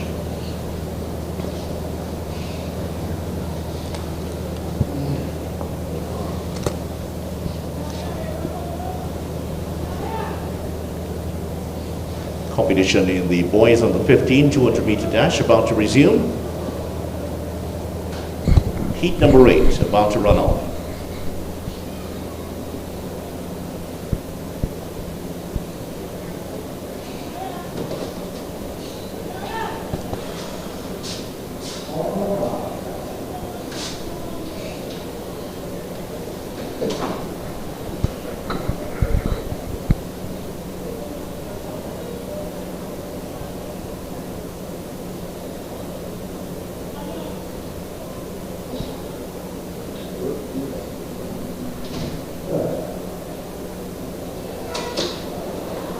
Heat number 8 starting already. Marshall trying to get past Francis on the outside, and he has succeeded in doing that. The Burnley man putting in a challenge here early. Lane number 1, Aaron Williams of QRC, also looking to do some damage in heat number 8. Aaron Williams and Matthew Marshall are the top 2 going in, and it is Williams that gets across the line first, with Marshall of Burnley in second place. A battle made in Port of Spain in heat number 8. So pretty decent performance there by Aaron Williams of QRC out in lane 1. Very comfortable for him. We await the time. Williams' time 24.74, Marshall 24.81, and Gill 26.67.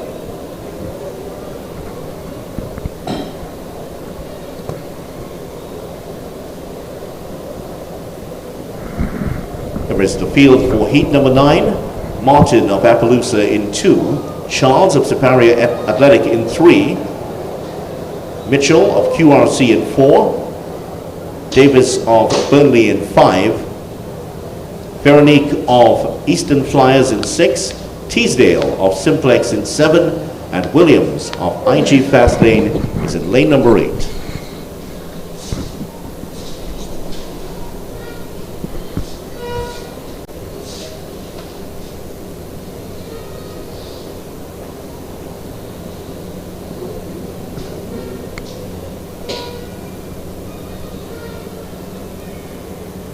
Had some rain earlier today, but it seems to have settled down.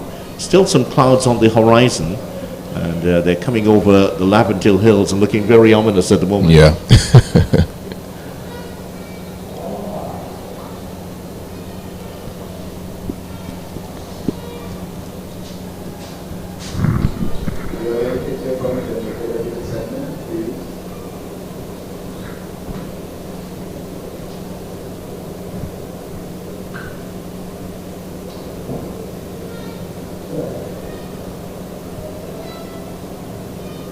Heat 9 has commenced.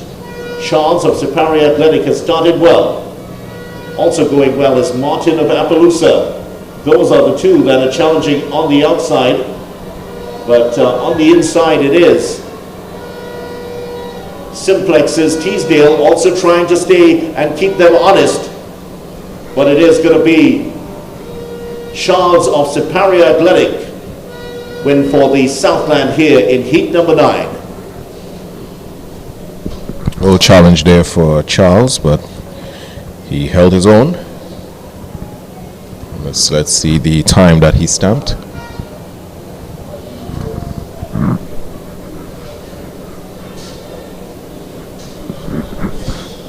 Charles's time 24.352. Teesdale 24.991. And Martin in third 25.007.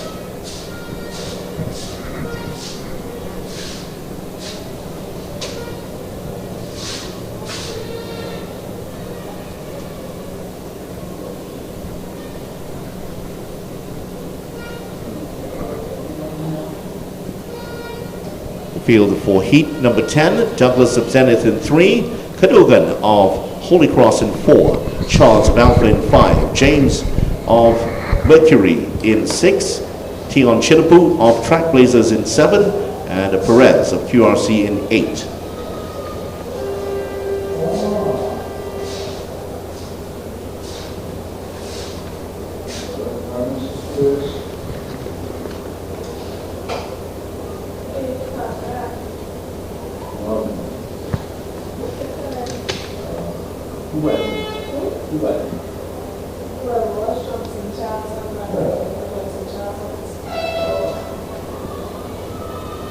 Heat number 10 underway, and Chinapu of Trailblazers already starting to make his presence felt. Douglas of Zenith is the man in front though, and in those neon shoes of his, getting to the line first. This is going to be a good time for him, under 24 seconds. Second is Chinapu.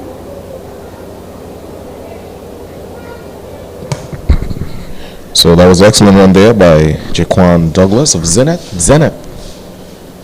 Tobago.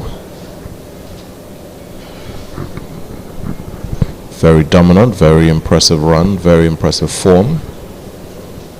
Let's await his time. Seemed to be a bit under 24, around 23.5 or 23.75. Douglas's time 23.75, James 25.54, and Charles 25.85.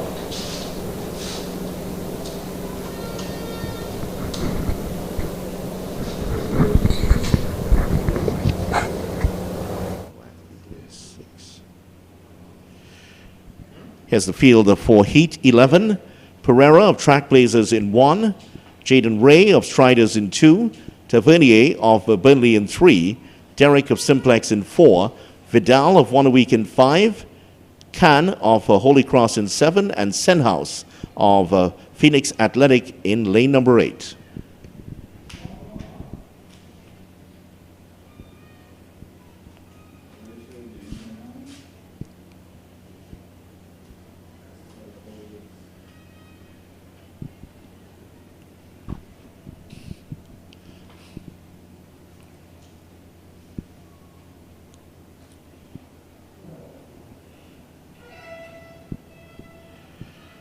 Just 4 more preliminary round races to go here. All the heat is coming from the inside lanes where Burnley's Tavernier is trying to lead the charge here. Just on the outside of him is Ray of Striders. But the Burnley man comes through unscathed as he starts to open up a lead and pull away from the field. Dario Tavernier of Burnley wins it, just ahead of Elijah Derrick, who comes in for second from Simplex. And Strider's Jaden Ray looks like he's taken third. Let's have a look at the times here.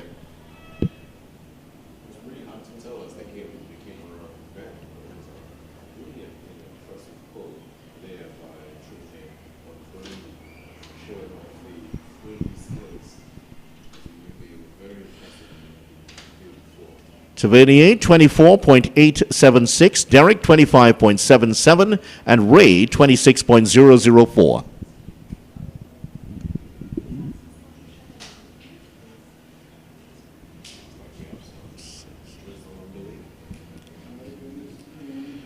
Here's the field for heat number 12.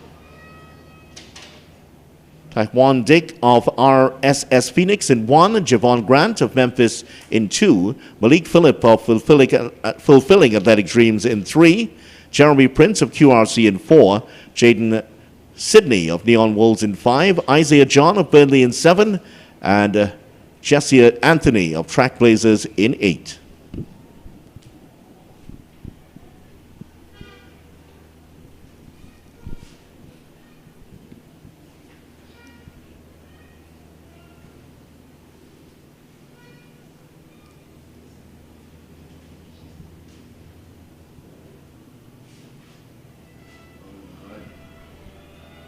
Burnley's Isaiah John has started brilliantly. It's a great start for him. Also an excellent start for Taekwon Dick of Phoenix and Javon Grant of Memphis. Those are the top 3 as they head into the straight. John looking good, but the other 2 are not giving up. Dick and Grant also trying their best, but it is John that gets to the line first.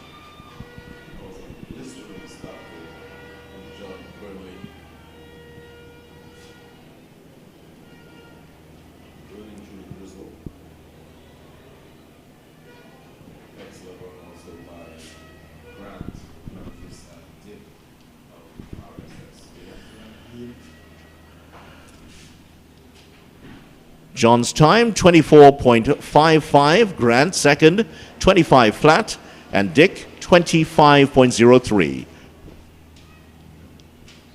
Yeah, it's going to be another interruption here as the rain comes sweeping across Port of Spain. As we say in Trinidad, somebody's been eating out of the pot. I know it's not you, Javon. So we'll have a very shortened break here. Well, at least I think we should. But they're setting up for heat number 13.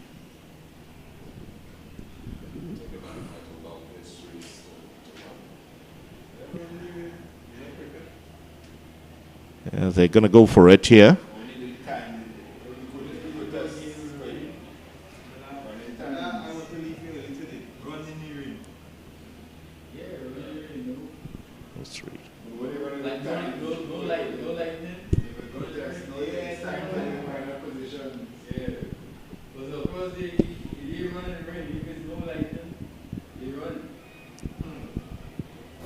Should be very exciting to run in the rain.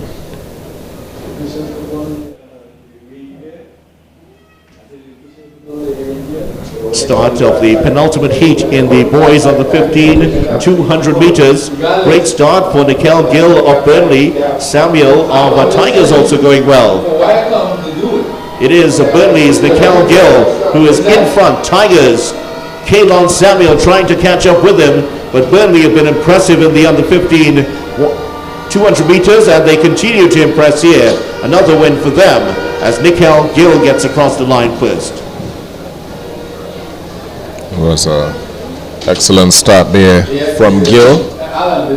He held his composure and dominated around the bend. And let's see what that time is here for Nikhil Gill.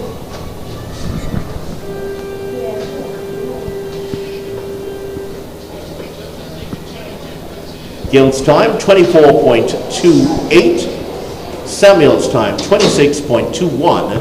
And Patterson, 26.54. So yeah, 3 good times there.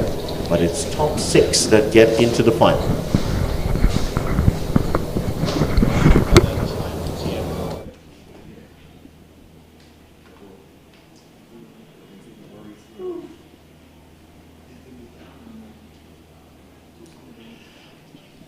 Heat number 14 of the boys under 15. Here's the field. Groves of Traxblazers in 3. James of Movard Jets in 4.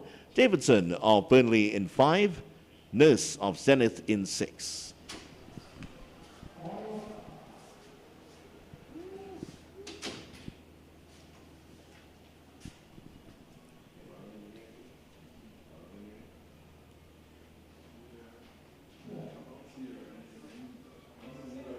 With the rain coming down, it doesn't bother Davidson of Burnley at all. Boy, he is blazing out of the blocks and going round the turn.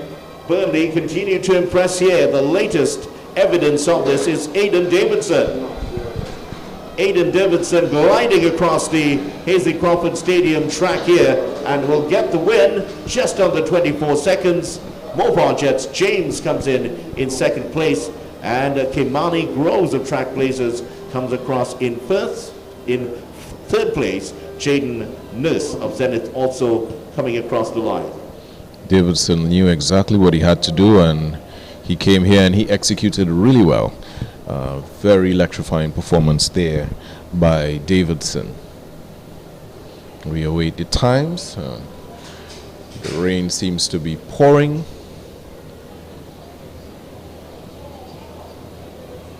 So we might have a bit of a lull again. Well, rain doesn't just stop cricket, does it? Right. That's the old saying, but not in this case. Yeah. This is really pouring down now. And how impressive have Burnley been? Last 4 races, in fact, they won. Yeah. Yeah, they've been very good indeed. So we're going to have a longer interruption here, Javon. So we'll have some coffee, and I'm sure you'll have something non-alcoholic with me also, as we enjoy our time here at the Hasely Crawford Stadium. All right. Most definitely.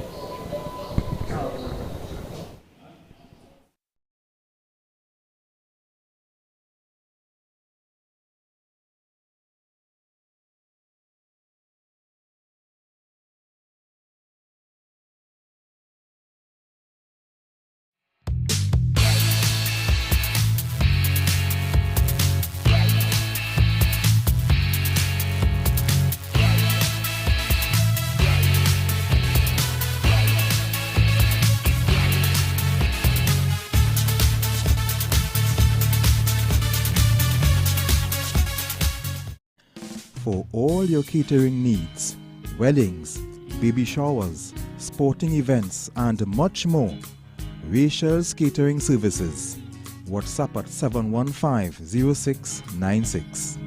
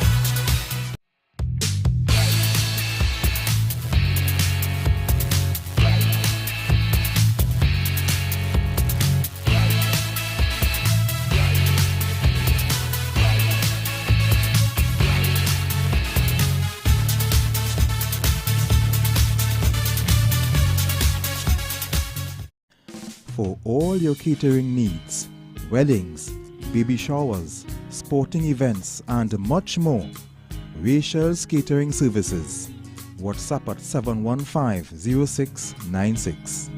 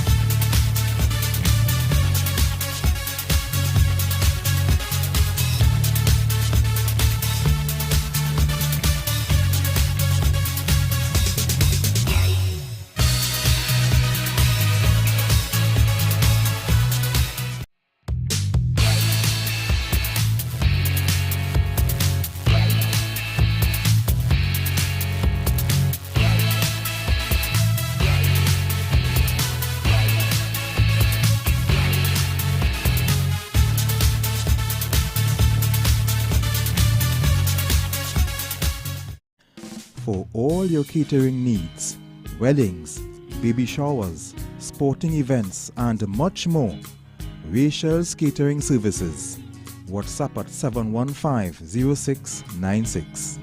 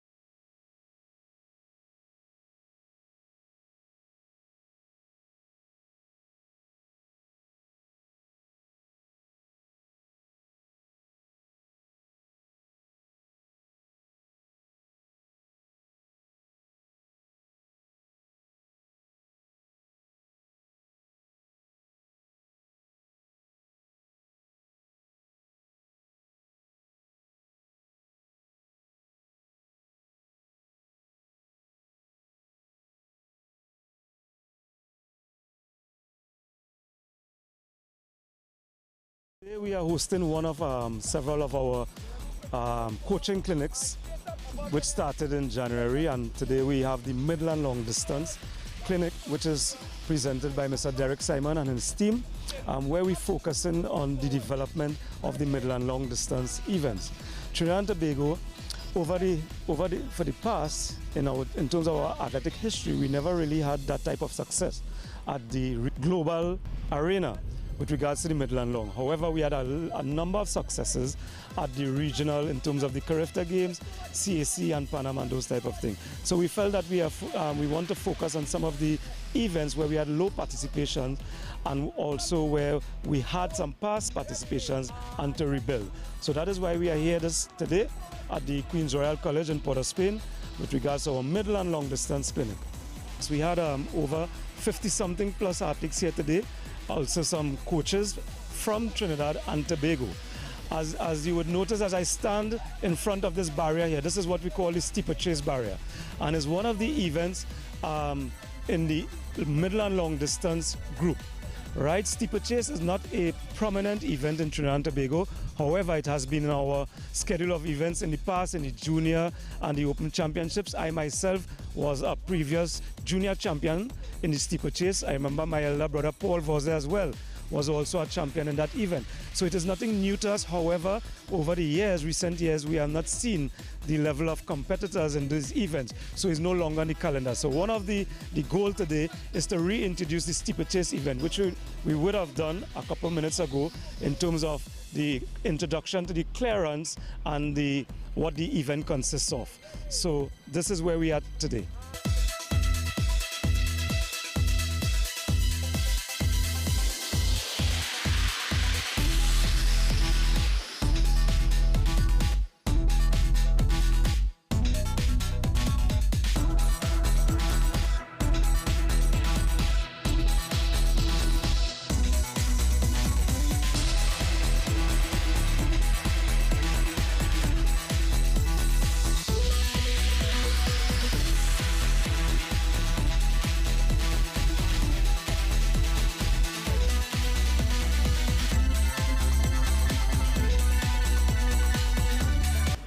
Well, today's session was very informative, very knowledgeable. At the end of the day, you're never too old or too young to learn.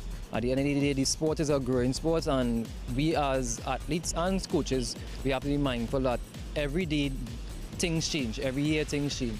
And with new development, new science come to the forefront, we have to get up to the time. Yeah, well, it's important that coaches and athletes be up to date with the time, because at the end of the day, things change, times change, and we have to change with it. We can't just live in the draconian days that we are accustomed to.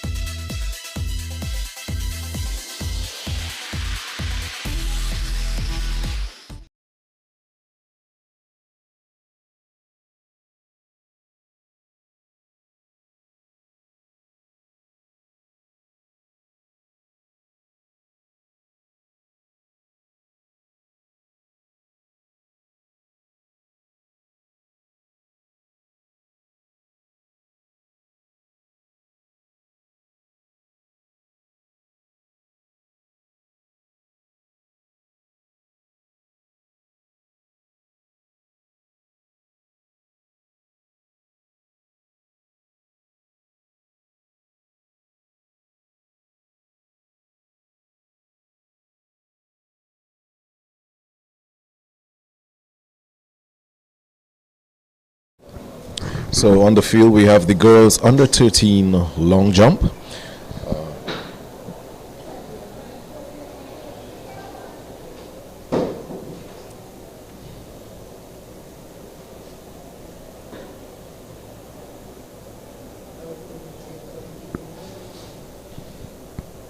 This field is well represented.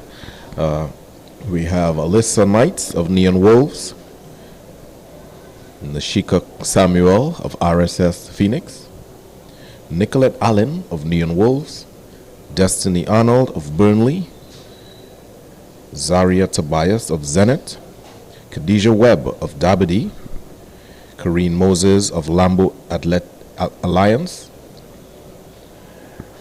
Anelia Blaisdell of Mason Hall, Narissa Fletcher of Neon Wolves, Shannon Cox of Mason Hall, Ariana Jasmine of St. Catherine's, Camille Bishop of Neon Wolves, and Hannah Irvin of Zenith.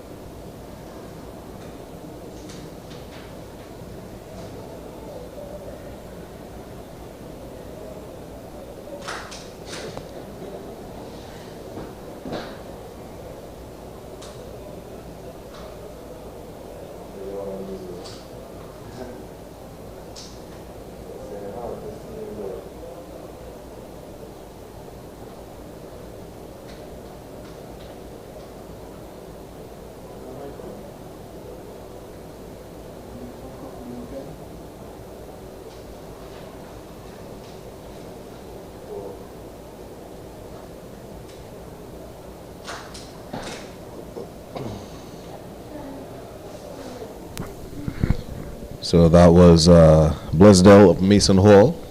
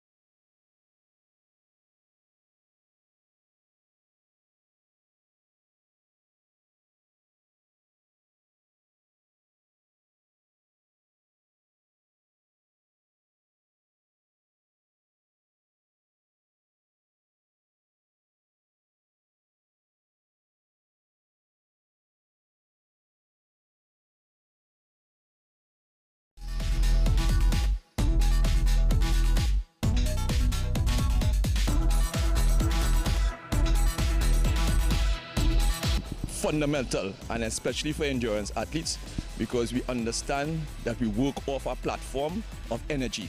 Energy in, energy out. For you to be able to produce energy out, for you to be able to produce performances for yourself, for your coach, for your family, that energy that goes in must be supportive for energy to come out. So food, you need food, glycogen to be able to get into your system, for it to be able to digest, dissolve, for you to get energy to go out. You mentioned also that coaches have their role to play, but they could only do so much. What responsibility is placed upon the athlete to continue? Great question. So the responsibility has to be part and almost alternatively resting on the shoulders of the parents. Because we as coaches, we have athletes for a couple hours for the week. The parents have them and can manage them. So our part is really to receive the athlete in the best place possible. The parents' part is to send the athlete to training and to the coach in the best place possible. And that is via having good nutritional daily habits and regimes. And of course you also mentioned the coaches as well, and not being stagnated in their own development as well. You could be experienced with 10, 20, 30 years and you still need to upgrade. Exactly. So part of your development as a coach is you identifying to be accountable to yourself, because you need to be informing athletes. You need to be representing yourself as an authority figure to guide.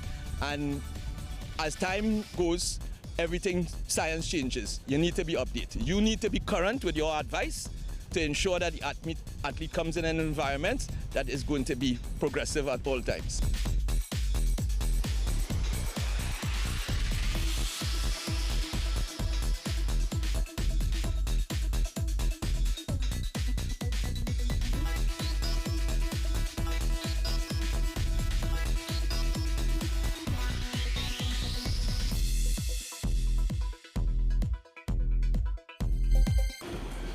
Biomechanics, the bending is not bending from your waist because there's a kinetic chain, and especially for sprinters, that you get a recoil and reverse out of that pressure coming off the ground. And in that kinetic chain, if you bend over like this, an ideal kinetic chain, when you make contact to the ground, that recoil comes through fluidly straight up to your shoulders. You have to move forward. If you bend like this, it's going to get trapped and muscle right here. It's not going to get converted.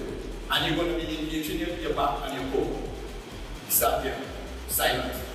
I say, picture Michael Jackson.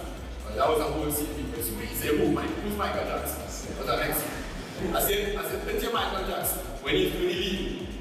I said, that lean, that tilt forward, a 5-degree tilt, goes to be from my ankle. Still maintaining that line and kinetic chain. Start right there with the He said, stay silent for about a minute. So when you learn that, I said, we look how we do it.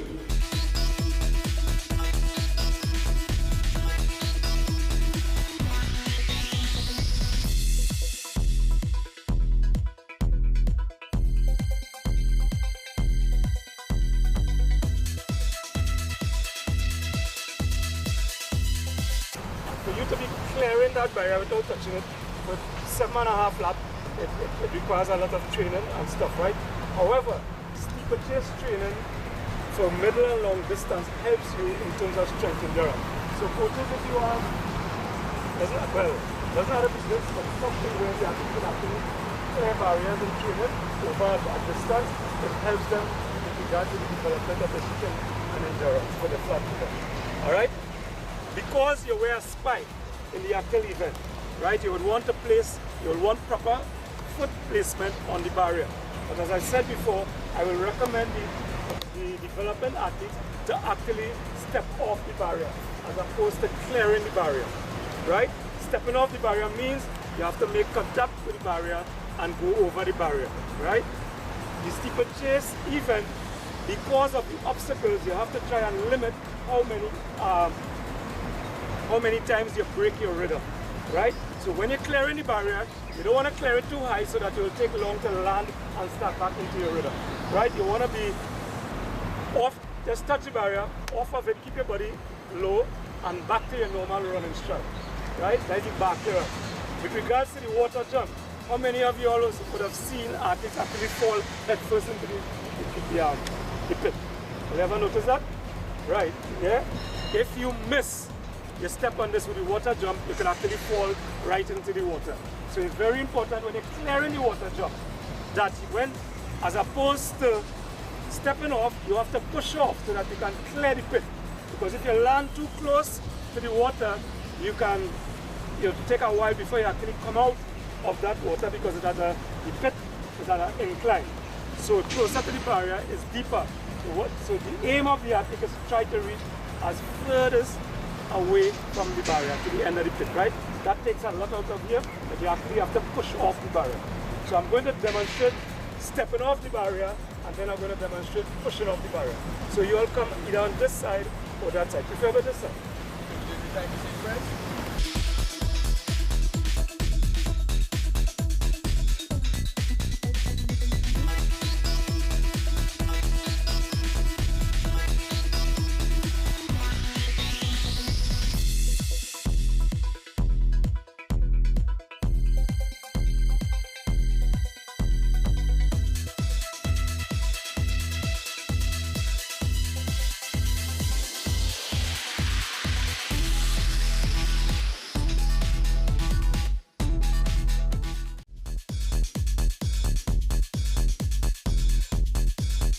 Today we are hosting one of several of our coaching clinics which started in January, and today we have the middle and long distance clinic which is presented by Mr. Derek Simon and his team, where we're focusing on the development of the middle and long distance events.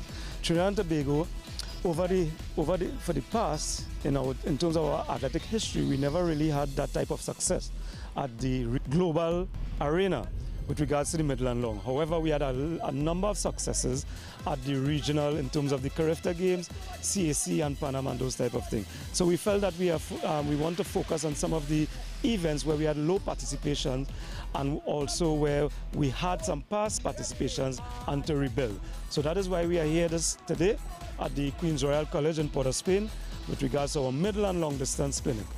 So we had over 50-something plus athletes here today, also some coaches from Trinidad and Tobago.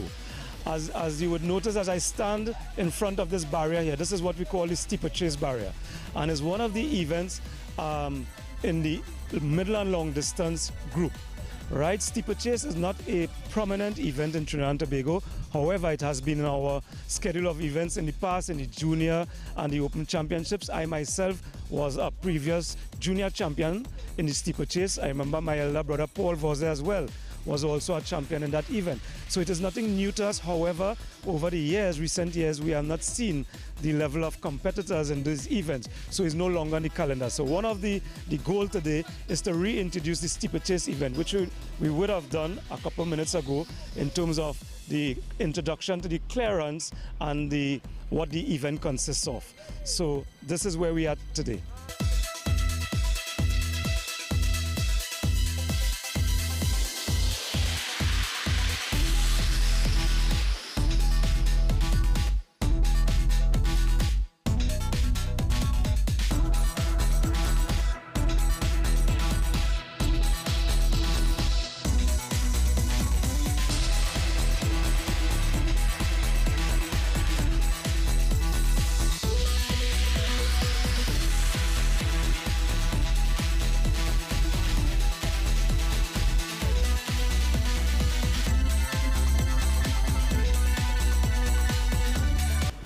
Well, today's session was very informative, very knowledgeable. At the end of the day, you're never too old or too young to learn. At the end of the day, the sport is a growing sport, and we as athletes and coaches, we have to be mindful that every day things change, every year things change. And with new development, new science come to the forefront, we have to get up to the time. Yeah, well, it's important that coaches and athletes be up to date with the time, because at the end of the day, things change, times change, and we have to change with it. We can't just live in the draconian days that we are accustomed to.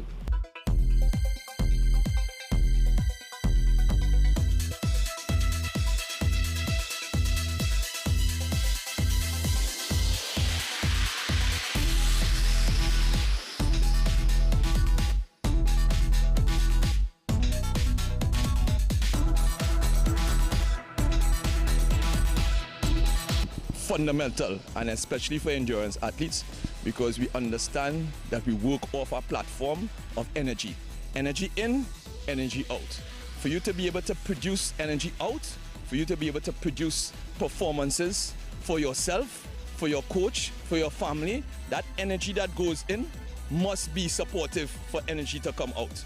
So food, you need food, glycogen to be able to get into your system, for it to be able to digest, dissolve, for you to get energy to go out.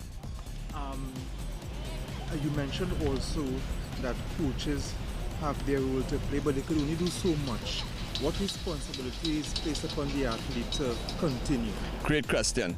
So the responsibility has to be part and almost alternatively resting on the shoulders of the parents. Because we as coaches, we have athletes for a couple hours for the week. The parents have them and can manage them. So our part is really to receive the athlete in the best place possible. The parents' part is to send the athlete to training and to the coach in the best place possible. And that is via having good nutritional daily habits and regimes.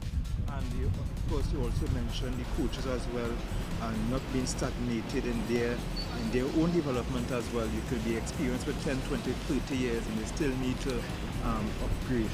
Exactly. So part of your development as a coach is you identifying to be accountable to yourself, because you need to be informing athletes. You need to be representing yourself as an authority figure to guide. And as time goes, science changes. You need to be updated. You need to be current with your advice to ensure that the athlete comes in an environment that is going to be progressive at all times.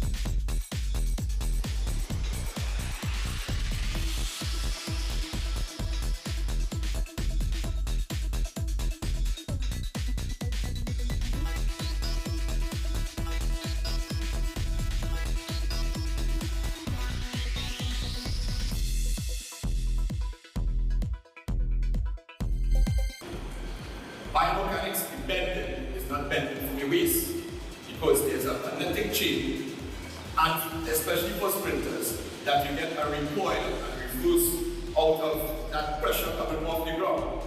And in that kinetic chain, if you bend over like this, an ideal kinetic chain, when you make contact to the ground, that recoil comes through fluidly straight up to your shoulders for you to move forward. If you bend like this, it's going to get trapped and muffled right here. It's not going to get converted.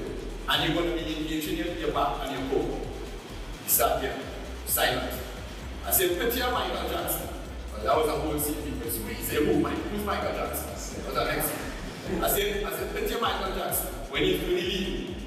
I said, that lean, that tilt forward, a 5-degree tilt, goes to be from my ankle. Still maintaining that line and kinetic chain. Start right there with the video. He said, stay silent for about a minute. So when you learn that, I said, you learn what you do.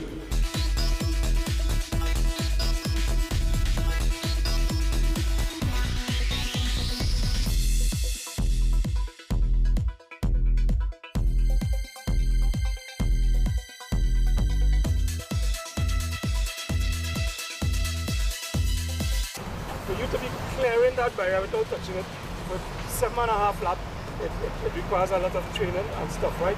However, steeplechase training for middle and long distance helps you in terms of strength endurance. So coaches, if you are, doesn't have to be this, but something where they can actually clear barriers in training over a distance, it helps them with regard to the development of the strength and endurance for the flat footer. Alright? Because you wear a spike in the Achilles event, right? You would want proper foot placement on the barrier. But as I said before, I will recommend the development athletes to actually step off the barrier as opposed to clearing the barrier, right? Stepping off the barrier means you have to make contact with the barrier and go over the barrier, right? The steeplechase event, because of the obstacles, you have to try and limit how many times you break your rhythm, right? So when you're clearing the barrier, you don't want to clear it too high so that it will take long to land and start back into your rhythm, right? You want to be off, just touch the barrier, off of it, keep your body low and back to your normal running stride, right? That's the back here. With regards to the water jump, how many of you all would have seen athletes actually fall headfirst into the pit? Have you ever noticed that? Right, yeah? If you miss you step on this with the water jump, you can actually fall right into the water. So it's very important when you're clearing the water jump that when, as opposed to stepping off, you have to push off so that you can clear the pit. Because if you land too close to the water, it'll take a while before you actually come out of that water because the pit is at an incline. So closer to the barrier is deeper. So the aim of the athlete is to try to reach as furthest away from the barrier to the end of the pit, right? That takes a lot out of here, but you actually have to push off the barrier. So I'm going to demonstrate stepping off the barrier, and then I'm going to demonstrate pushing off the barrier. So you all come either on this side or that side. Prefer over this side. Time to say press.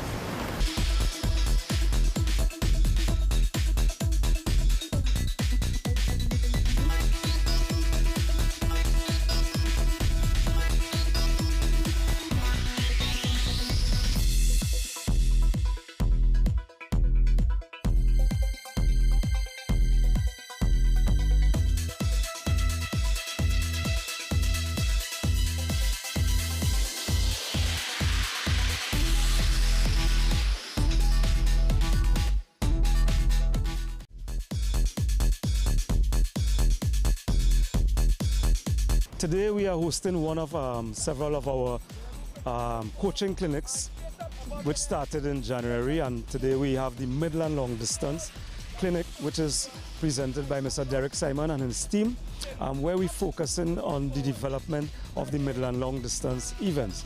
Trinidad and Tobago, for the past, in terms of our athletic history, we never really had that type of success at the global arena with regards to the middle and long. However, we had a number of successes at the regional in terms of the Carifta Games, CAC and Panama and those type of things. So we felt that we want to focus on some of the events where we had low participation and also where we had some past participations and to rebuild. So that is why we are here today at the Queen's Royal College in Port of Spain with regards to our middle and long distance clinic.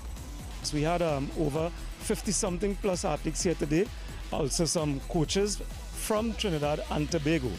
As you would notice, as I stand in front of this barrier here, this is what we call the steeplechase barrier, and is one of the events in the middle and long distance group. Right, steeplechase is not a prominent event in Trinidad and Tobago. However, it has been in our schedule of events in the past, in the junior and the open championships. I myself was a previous junior champion in the steeplechase. I remember my elder brother Paul was there as well, was also a champion in that event. So it is nothing new to us. However, over the years, recent years, we have not seen the level of competitors in these events. So it's no longer on the calendar. So one of the goal today is to reintroduce the steeplechase event, which we would have done a couple minutes ago in terms of the introduction to the clearance and what the event consists of. So this is where we are today.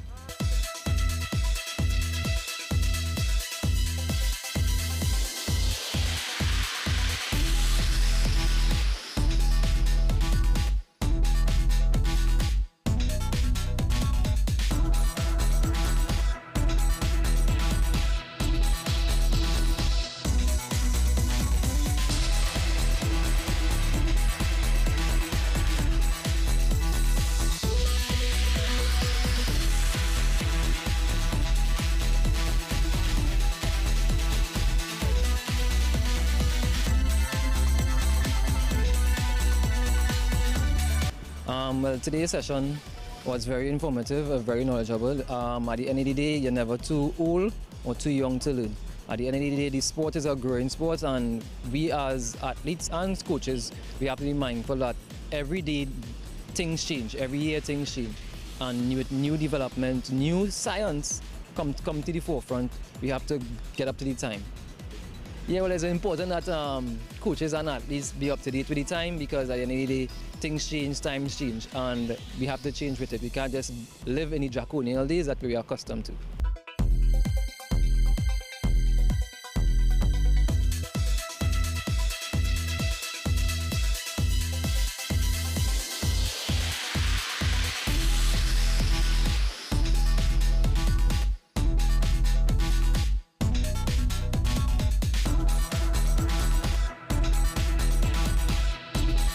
Fundamental, and especially for endurance athletes, because we understand that we work off a platform of energy. Energy in, energy out. For you to be able to produce energy out, for you to be able to produce performances for yourself, for your coach, for your family, that energy that goes in must be supportive for energy to come out.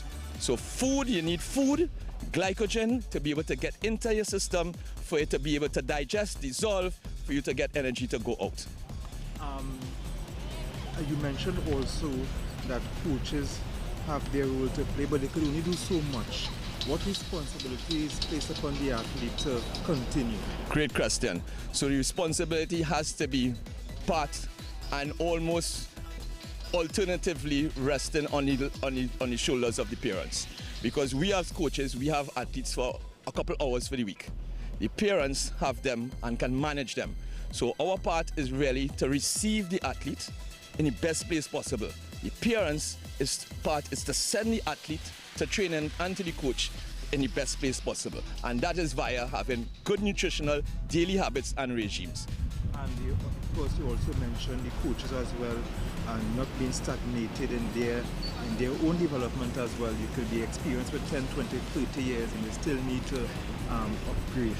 Exactly. So part of your development as a coach is you identifying to be accountable to yourself, because you need to be informing athletes. You need to be representing yourself as an authority figure to guide.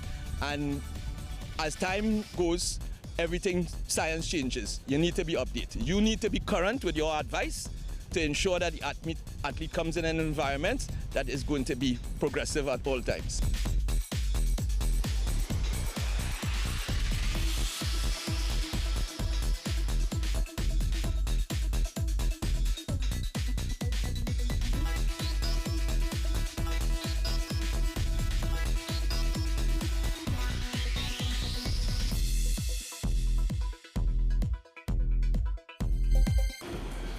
Biomechanics bending is not bending from your waist, because there's a magnetic chain, and especially for sprinters, that you get a recoil and reverse out of that pressure coming off the ground. And in that kinetic chain, if you bend over like this, an ideal kinetic chain, when you make contact to the ground, that recoil comes through fluidly straight up to your shoulders for you to move forward. If you bend like this, it's going to get trapped and muffled right here. It's not going to get converted. And you're going to be engaging your back and your core. Start here, silent. I said, picture Michael Jackson.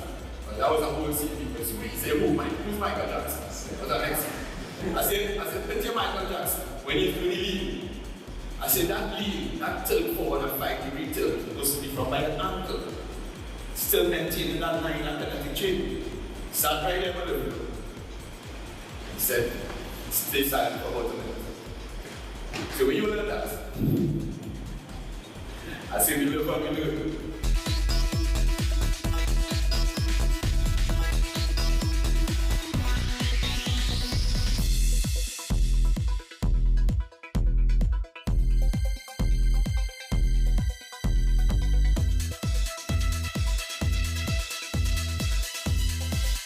For you to be clearing that barrier without touching it for 7.5 laps, it requires a lot of training and stuff, right? However, steeplechase training for middle and long distance helps you in terms of strength endurance. So coaches, if you are, doesn't have a business, but something where they actually can actually clear barriers in training over a distance, it helps them with regard to the development of the strength and endurance for the flat figure. Alright? Because you wear a spike in the Achilles event, right? You would want proper foot placement on the barrier. But as I said before, I will recommend the development athletes to actually step off the barrier as opposed to clearing the barrier, right? Stepping off the barrier means you have to make contact with the barrier and go over the barrier, right? The steeplechase event, because of the obstacles, you have to try and limit how many times you break your rhythm, right? So when you're clearing the barrier, you don't want to clear it too high so that it will take long to land and start back into your rhythm, right? You want to be off, just touch the barrier, off of it, keep your body low and back to your normal running stride, right? Like the back here. With regards to the water jump, how many of you all would have seen athletes actually fall headfirst into the pit? Have you ever noticed that? Right, yeah? If you miss, you step on this with the water jump, you can actually fall right into the water.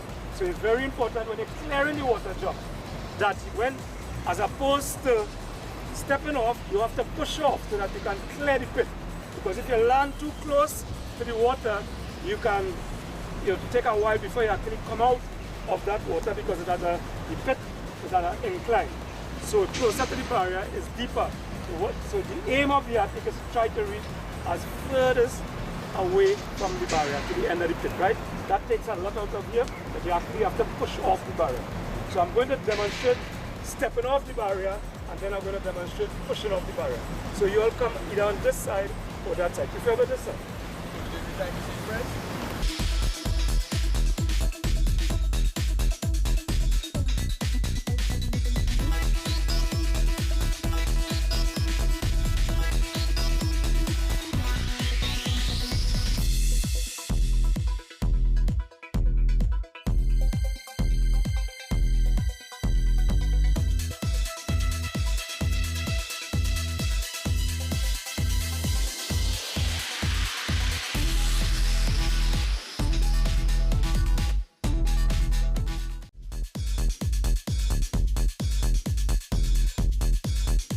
Today we are hosting one of several of our coaching clinics which started in January, and today we have the middle and long distance clinic which is presented by Mr. Derek Simon and his team, where we're focusing on the development of the middle and long distance events.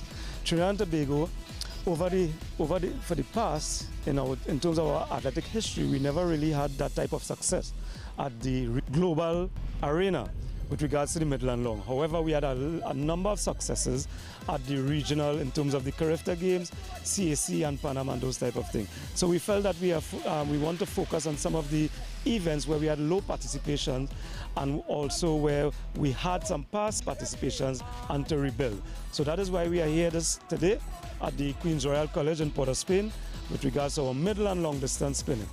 So we had over 50-something plus athletes here today, also some coaches from Trinidad and Tobago.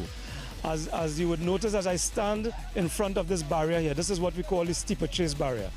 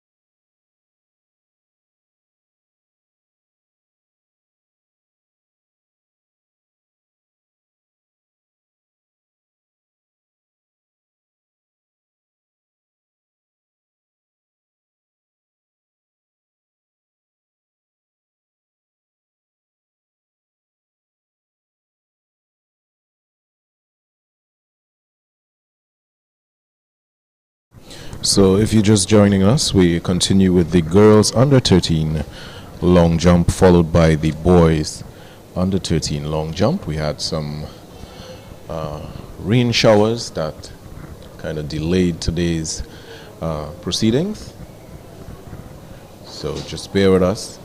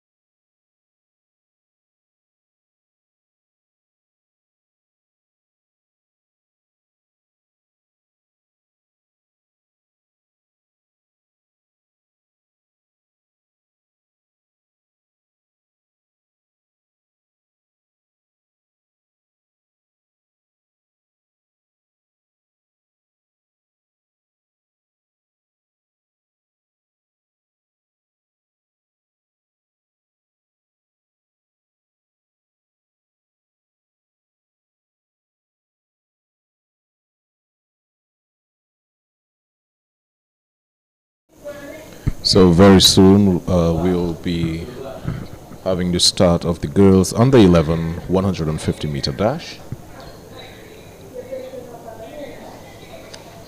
We have 11 prelims in this event, followed by the boys under 11 150 meter dash, which has 16 prelims. And you could also look forward to the girls and boys under 9 80 meter dash coming up later on.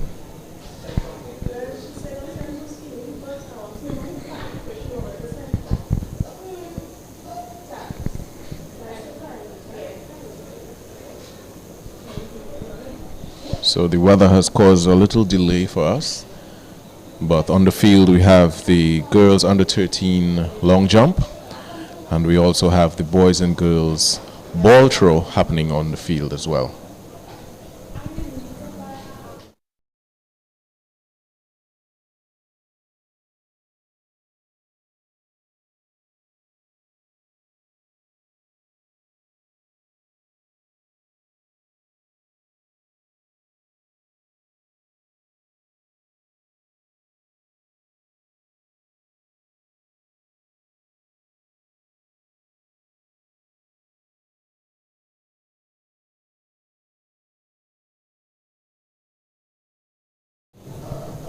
So the boys under 13 long jump is going on simultaneously with the girls. It's happening on the other end of the track.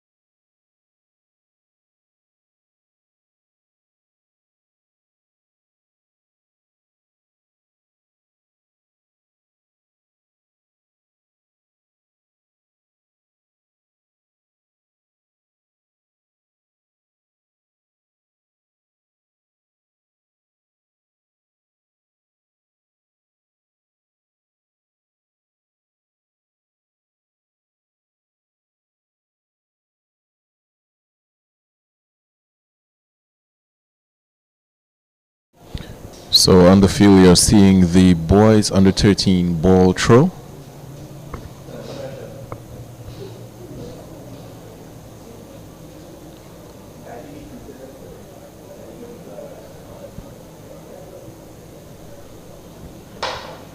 Seems like the rain is coming back, so this could cause another delay.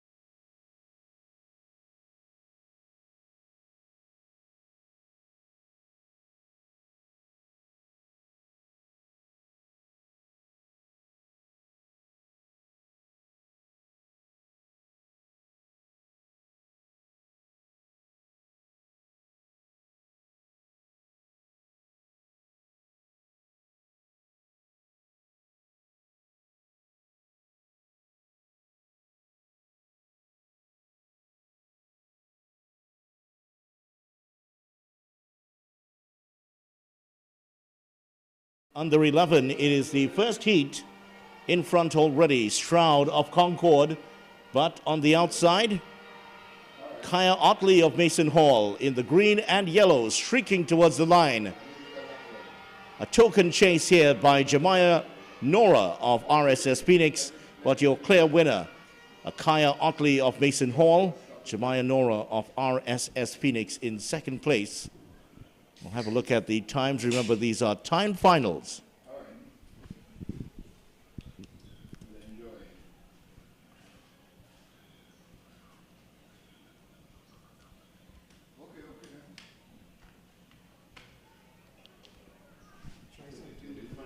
Heat 2 about to start.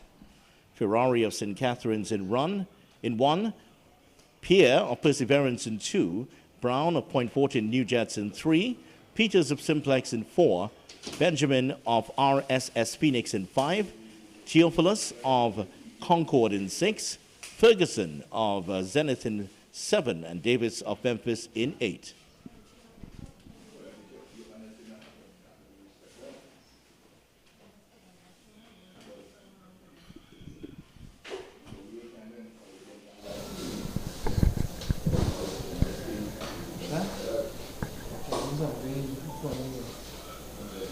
So if you are waiting the times, you would have to go to the live results at entryATT.org.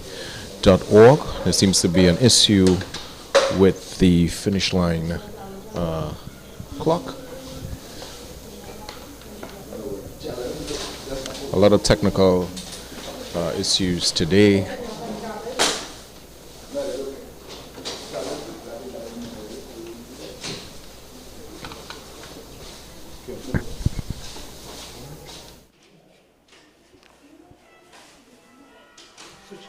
Heat number 2 is on the way.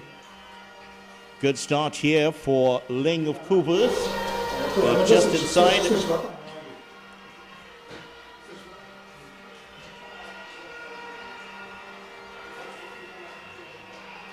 Theophilus of Concord. Talia Theophilus overtaken at the end by Melissa Davis of Memphis. Melissa Davis of Memphis getting it in the end. Last 5 meters just getting ahead of Talia Theophilus of Concord.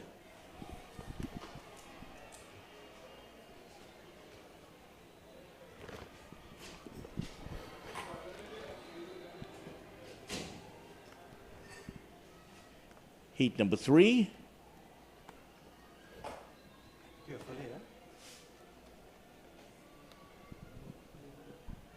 Heat number 3 about to begin.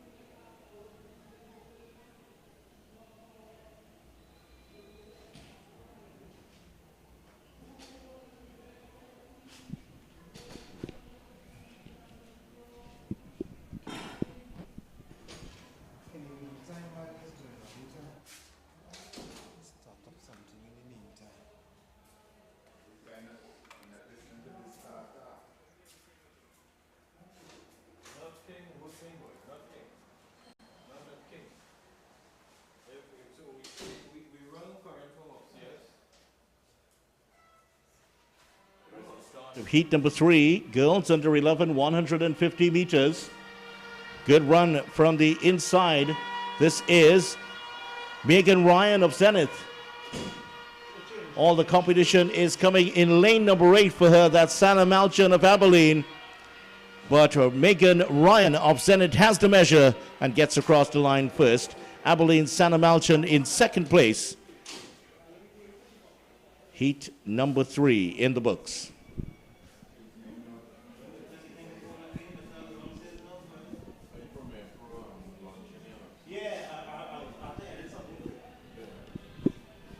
Heat number 4, Raphael of Neon Wolves in 1, Gomez of Dabadi in 2, Faith Christopher of Memphis in 3, Maylene Leafook of Perseverance in 4, Zinzi Gay of Burnley in 5, Sky McClatchy of Cougars in 6, Adriana Holder of Zenith in 7, and Akazia Manet of Abilene in 8.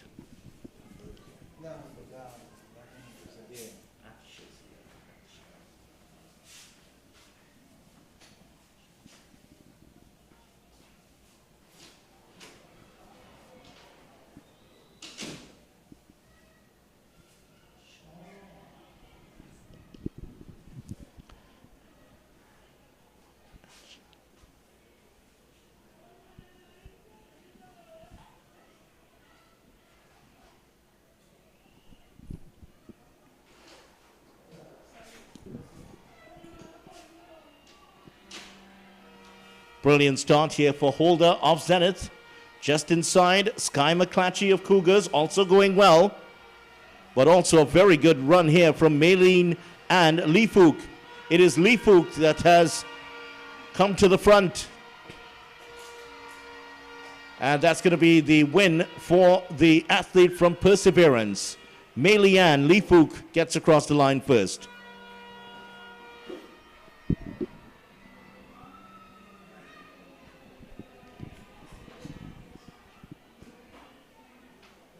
Heat number 5 in these time finals.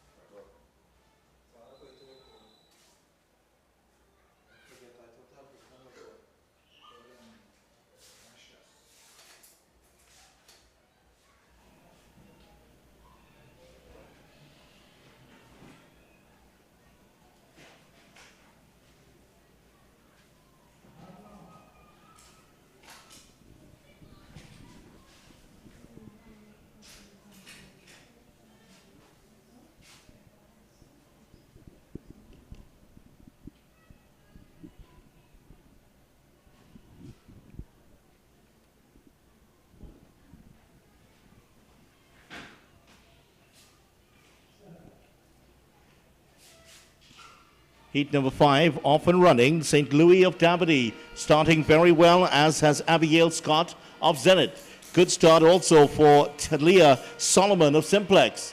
And it is Solomon that has come around the bend the fastest. She has a good run and a good lead on her opponents here. Abigail Scott trying to stay with her, but Scott will come second. It is Talia Solomon of Simplex that wins it.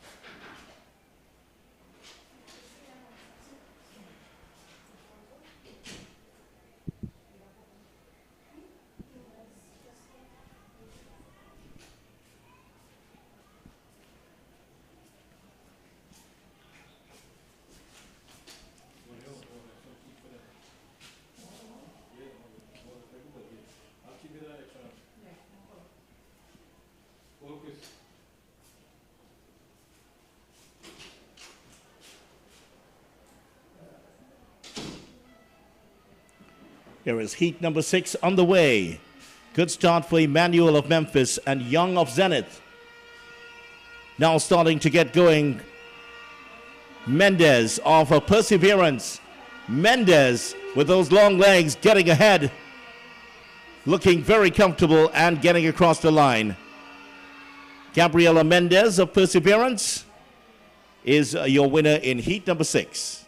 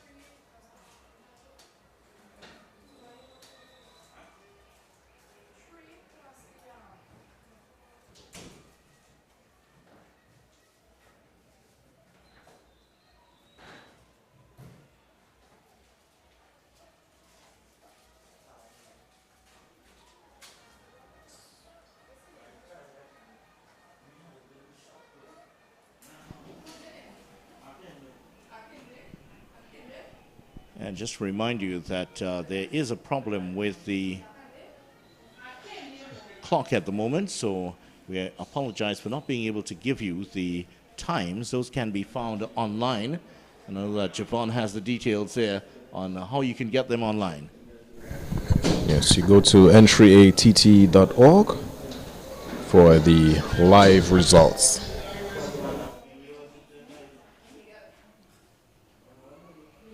Yeah, that's the details, and getting ready for heat number 7 of 11, girls under 11 150-meter dash.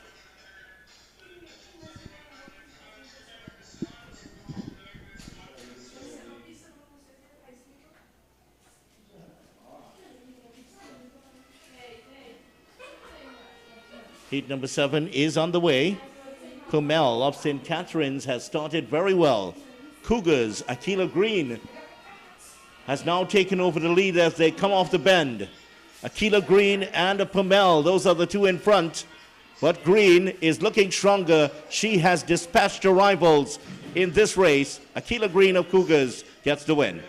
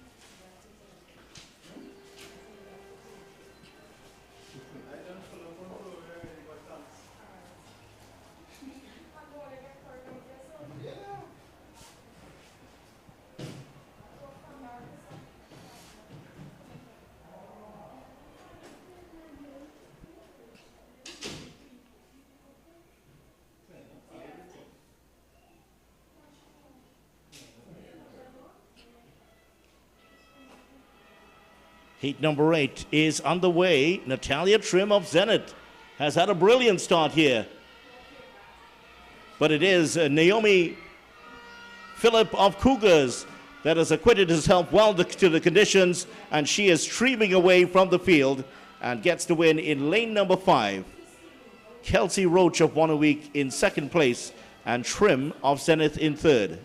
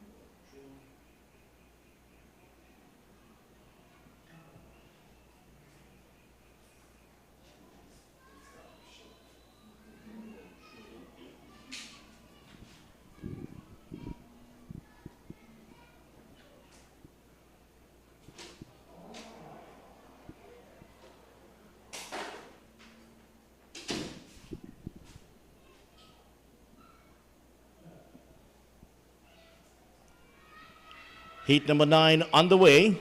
Good start for Morgan of Concord. Morgan of Concord leads from the bend. A superb run here by Morgan. She's going like lightning on the outside. Simplex's Mariah Malaver trying to chase, but Concord's Isoki Morgan has won this race quite convincingly from lane number 8. That is the end of heat number 9. Heat number 10 coming up.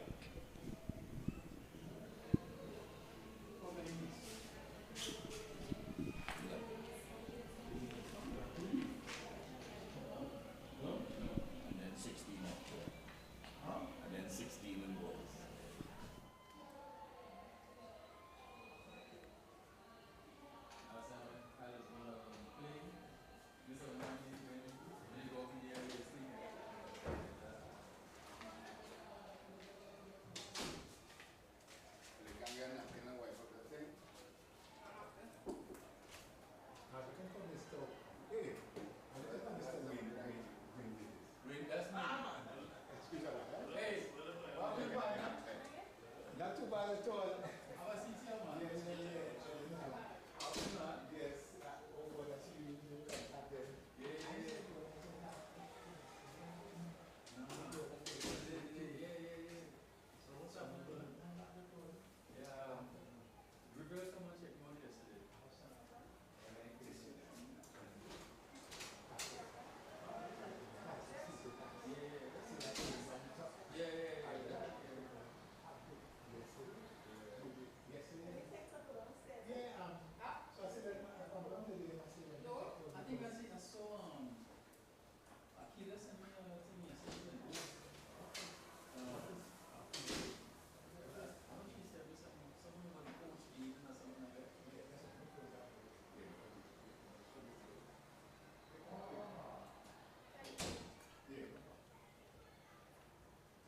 Yes.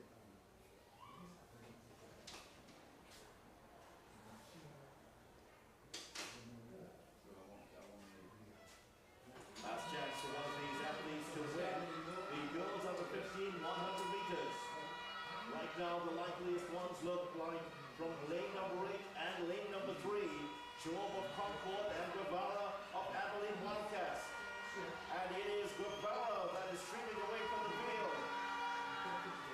And the Wildcats have another win here today.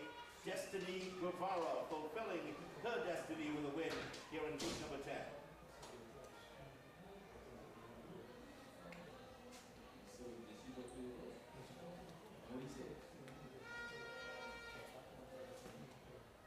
Yeah, take care of yourself first and so forth.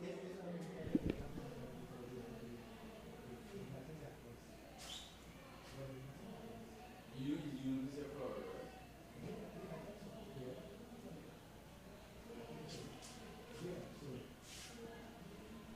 I guess what he has to do is look and see what he does running there with the shoe and you know, see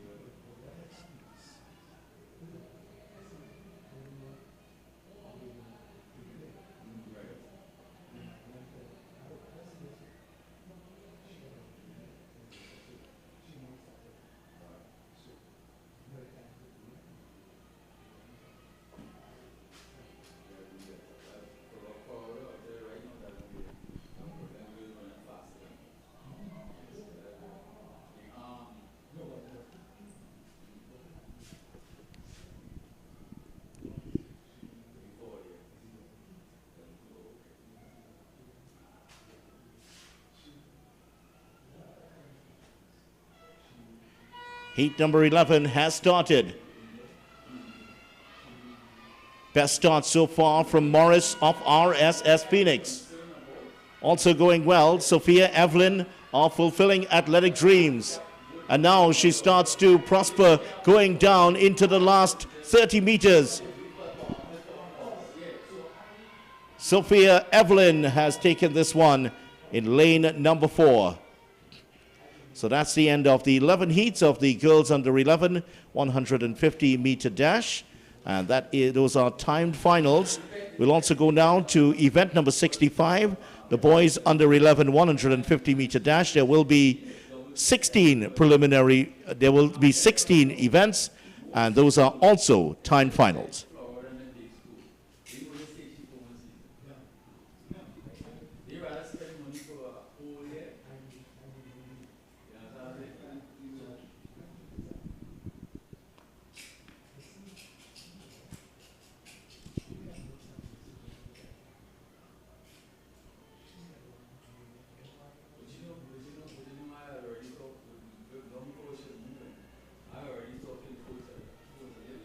So 16 events in the boys under 11, 150-meter dash, 16 in all, 16 by 7. So that is over 100 athletes involved in this. Positive signs here. Do we have a future Hall of Famer, perhaps, in this field? Giovanni, you're the expert, you can tell me? Yes, of course. We also got to remember that a win is not really a win in the heats. We have to still wait for the time finals to know what time the athletes run. Yeah, the tactics are different in this timed final scenario because it's all about just putting out your best time. Yep. There's no next, Yes, no next yes. race, there's no final. So these athletes will just have to wait until they hear their times to know who takes the podium.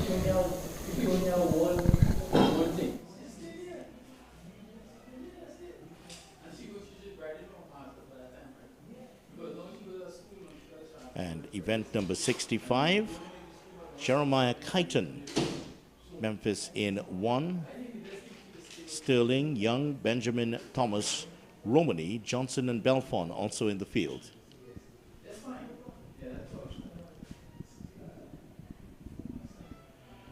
That's the start of the first of 16 heats in the boys under 11 150-meter dash. And it is Mercury's Jaren Johnson who has the jump on the field here. As he crosses over, takes a look over his left shoulder and sees that he has a 5-meter lead. He will set the first time. Jaren Johnson of Mercury puts his name up in the books, and he is the first one. He's the first one to put his name up there.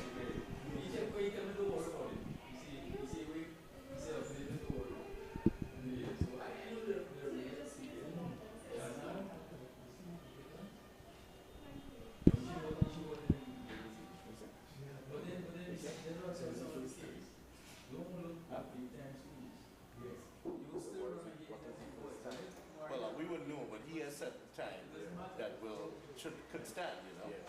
That's what we. Good afternoon. Good afternoon. All right, yeah. Heat number 2 about to begin.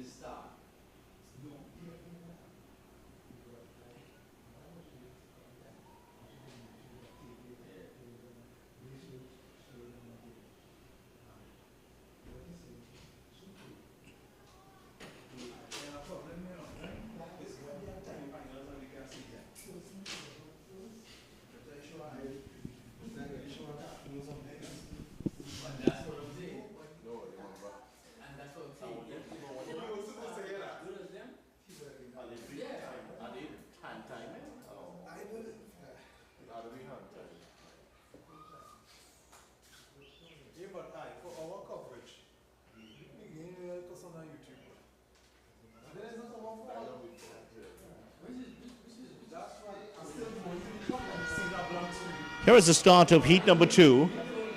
Good start here for Lewis of Concord. Lewis of Concord has shaded the rest, just a slight lead, but it's disappearing quickly because Byron and Reed of Cougars and Zenit are starting to pull ahead. Lewis fights back and takes the win.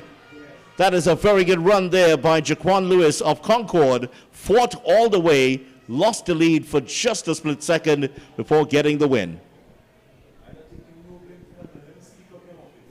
So we see there the clock isn't working.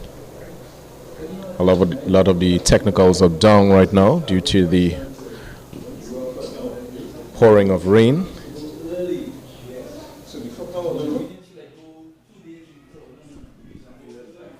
It's an unfortunate situation for the coverage, and we have seen the comments on Facebook. We apologize for that, but it's beyond the control of Wave TV at the moment.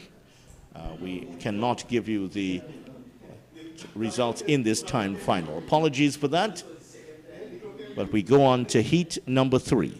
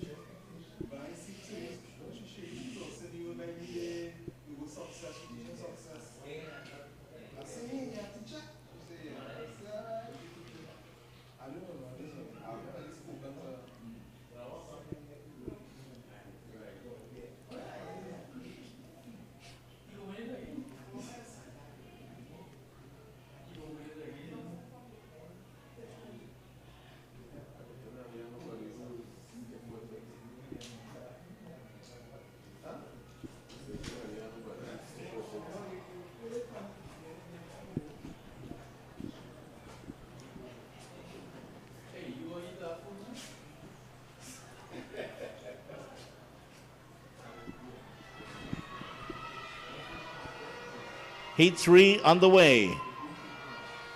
Pole of Zenith, a slight lead over Wharton and Charles of One-A-Week and RSS Phoenix. But it is the one-a-week man, Jamaria Wharton, that has come through the clutch to win. Wharton in first place, Charles second, and Ishmael Pole of Zenith in third place.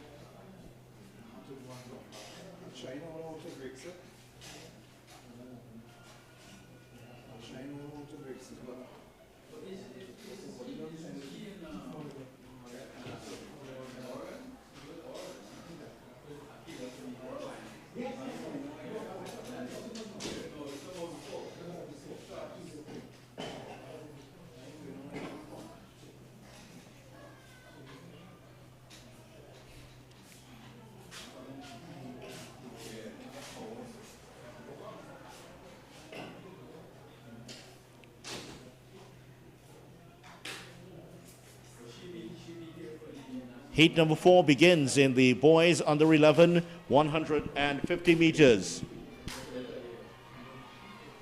Caden Victor of Perseverance just passed on his left by Lambo Alliance's Williams. Williams looking strong. He is taking care of business today. Azarian Williams, again impressive today for Lambo Alliance, getting the win in heat number 4 of 16.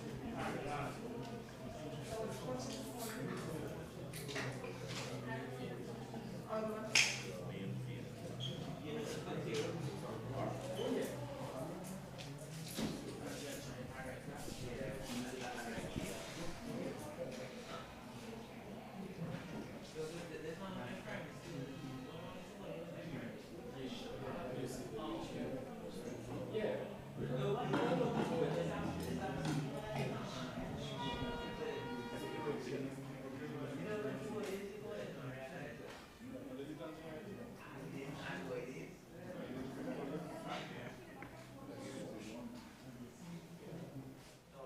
we get pull over and things, so we figure out on that. Yeah, put it up. Heat number 5 on the way, and it's Burnley's Zamel Woodruff just ahead.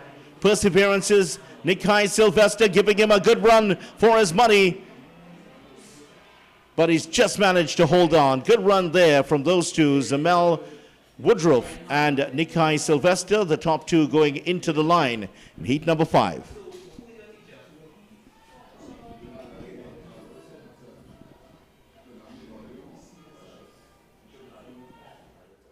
Quick announcement here for the following clubs. Please be reminded to drop in your relay declaration forms. Choco Tafak, Dabadi, Stallion Eastern Flyers, Mercury, Memphis, Neon Wolves, Alpha, Burnley, RSS Phoenix, Zenith, Trackblazers, QRC, and Fulfilling Athletic Dreams. Please drop in your relay declaration forms. Thank you.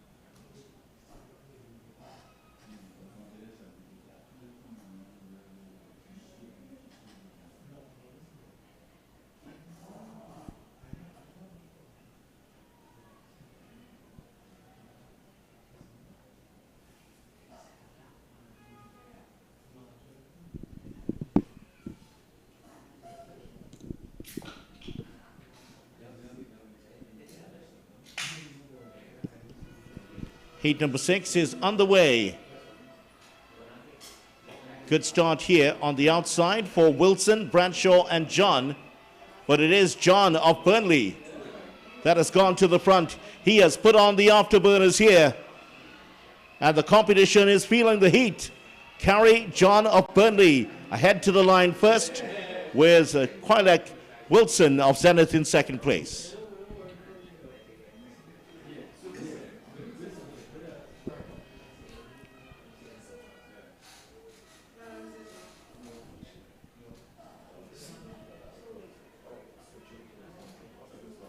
Your attention, please. A phone has been found in the male VIP bathroom. If you're missing a phone and it was left in the male VIP bathroom, please check officials at the VIP room to retrieve it. Thank you.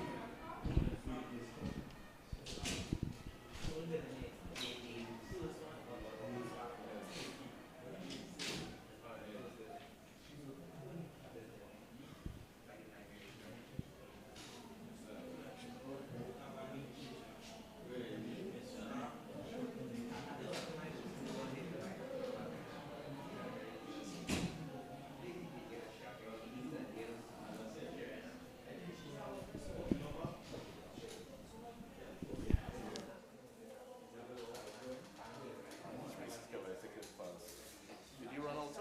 Me? Yeah. Oh, reverse.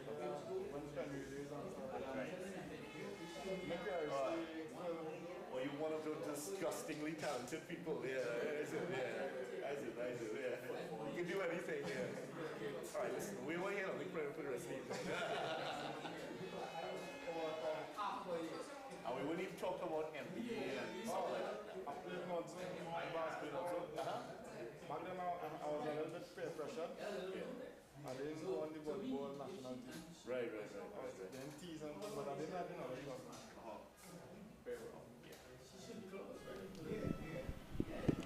Here they come for heat number 7. Outstanding start from Caleb Arthur of Cougars and Neon Wolves. Kyron Otley also going well on the inside. It is Jordan John of Burnley but it is the man from Cougars just ahead. A big battle with Otley, Arthur and Otley. It is Otley that is just on the inside. Arthur takes it on the outside.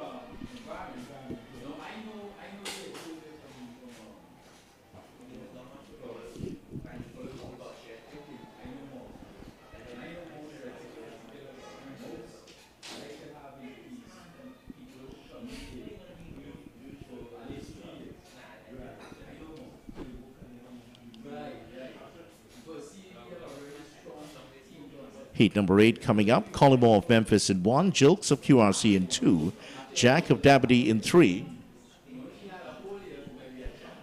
Devonish of Genesis in 4, Caesar of Abilene in 5, Alexander Joseph of Cougars in 6, Charles of Neon Wolves in 7, and Mascal of Trackblazers in 8.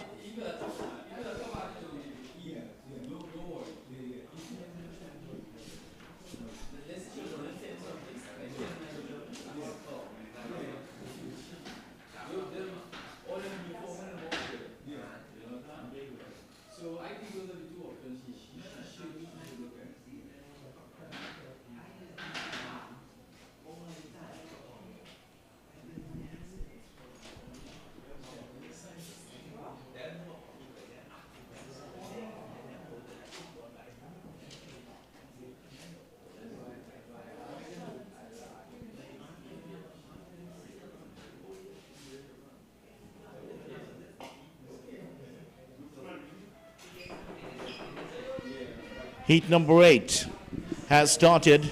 Cougars, Alexander Joseph has blistered by the competition. Mascal and Charles left behind.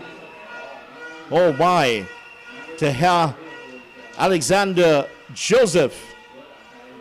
Ooh, that is a dominant performance, absolutely dominant from Alexander Joseph to win it for Cougars out of lane number 6 in heat number 8.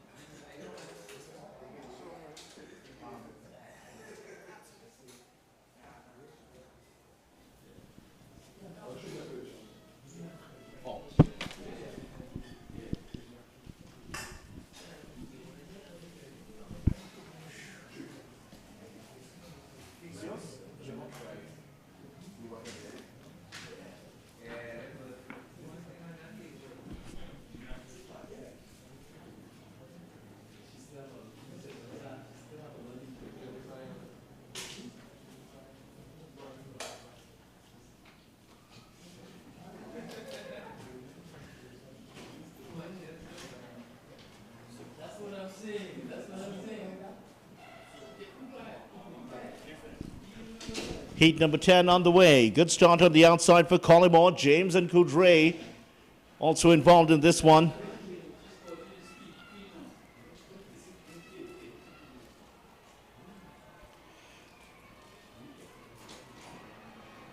Good run here from the St. Catherine's athlete, Luke Morris. Luke Morris has gotten the win in heat number 9. Luke Morris, St. Catherine's in a small field of 4.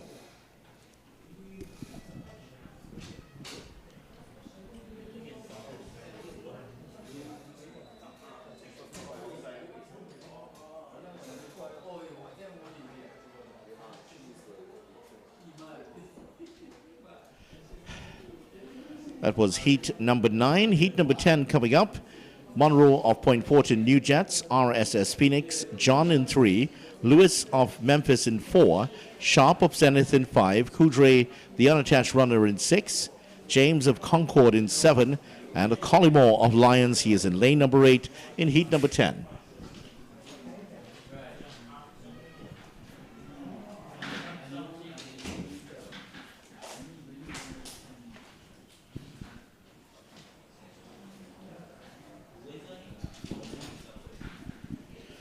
This is now heat number 10. Just 4 athletes in this one. And it is James here of Concord.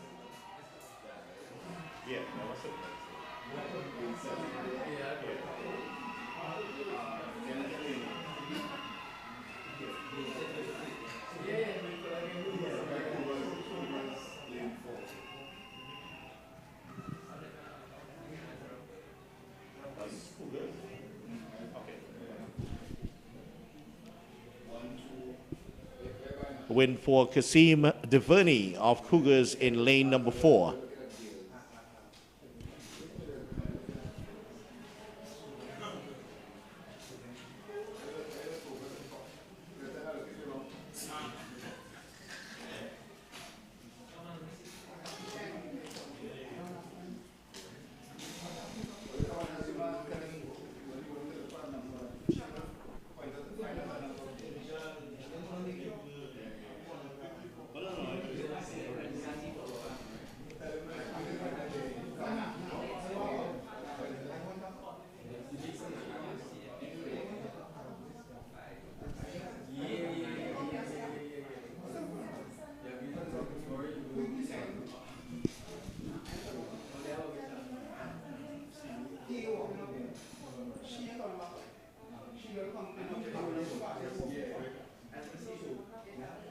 Heat number 12, Savon Phillip, the unattached runner, dueling right now with Dwayne Nichols of Phoenix. Phoenix man just ahead. Phillip trying to fight back. Phoenix holding on to his lead. Phillip can't get with him, and it is Nichols that takes the win.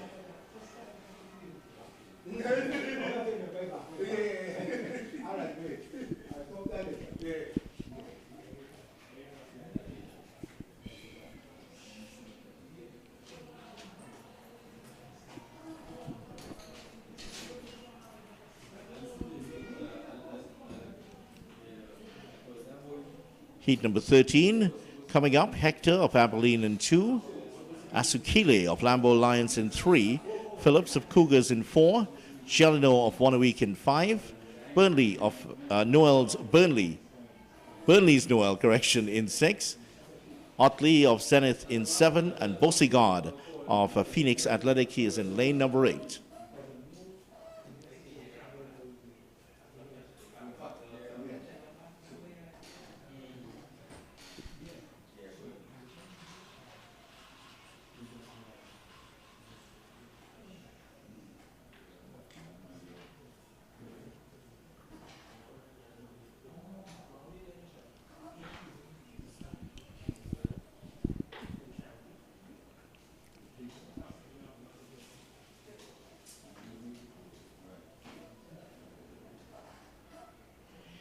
Heat number 13 underway. Who will it be lucky for? Good start for Zion Phillip of Cougar. On the outside, Bosigard of Phoenix Athletic and Otley of Zenith also going well. But it is Zion Phillip that has a lead. There's a fight back here from Zenith.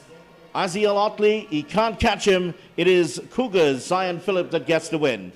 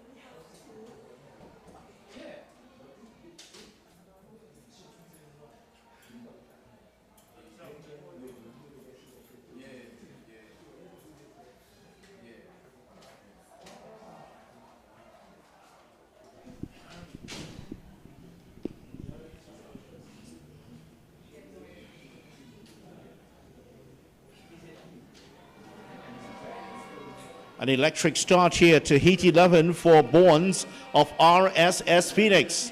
Also going well in lane number 1, Melville of Concord. And the two young men of Tobago battling it out here, Bournes and Melville. Melville is now pulled into the lead, and Melville will take this one. Bournes and John very close for second in heat number 14.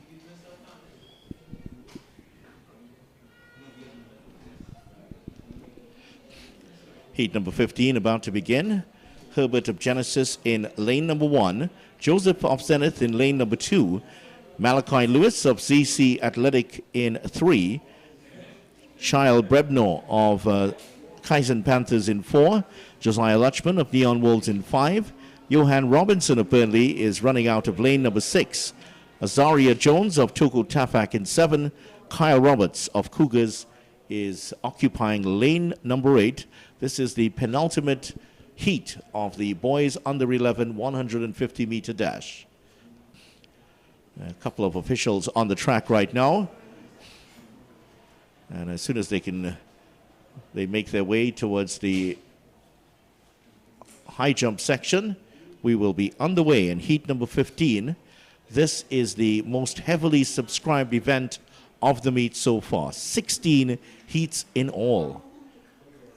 Over 100 athletes involved.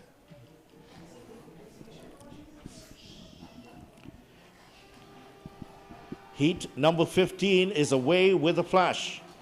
Kaizen Panthers, Child Brebnor is out in front. Kyle Roberts of Cougars trying to give chase, as is Johan Robinson of Burnley. But they can't get past Child Brebnor of Kaizen Panthers today. It's just too good.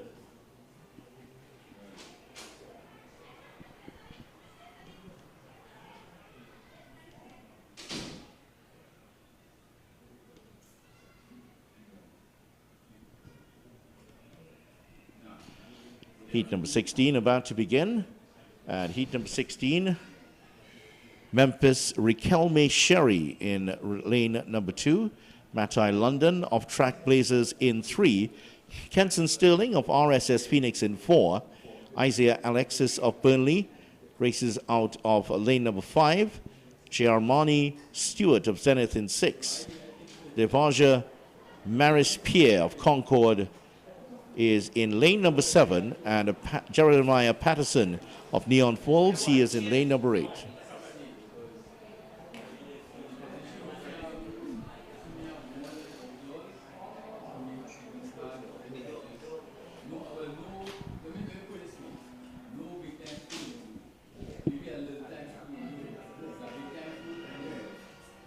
Final race of the boys under 11, 150 meters.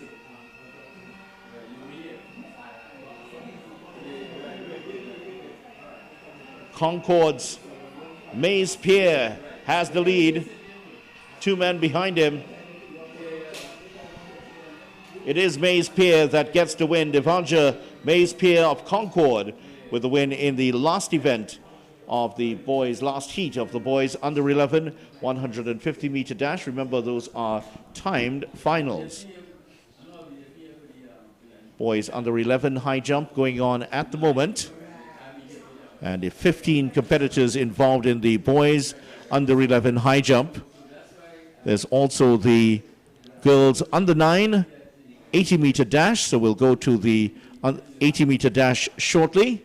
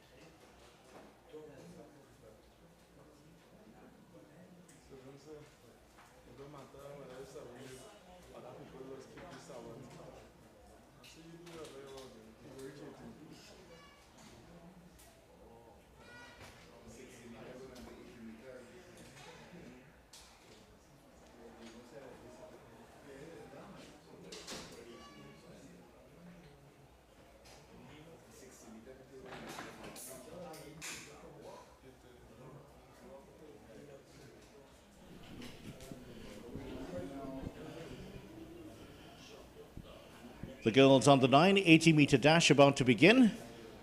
This one is a timed final as a result of the unforeseen weather conditions and time constraints.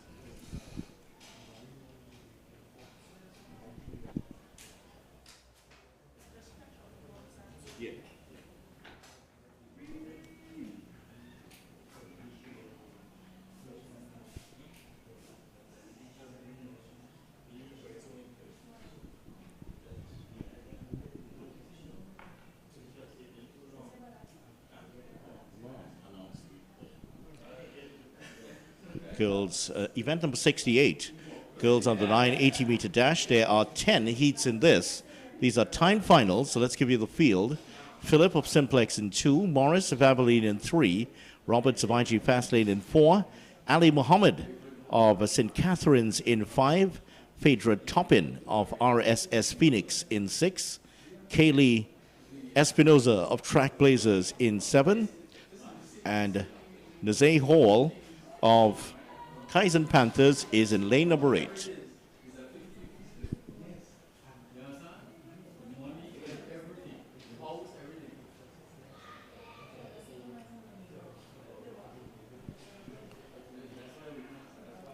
Ten heats in all, and that is 70 plus athletes in this race. It's also very promising. So the youngest athletes on display here. In the N3A's National Junior Championships, 934 athletes and 78 events involved over the last couple of days.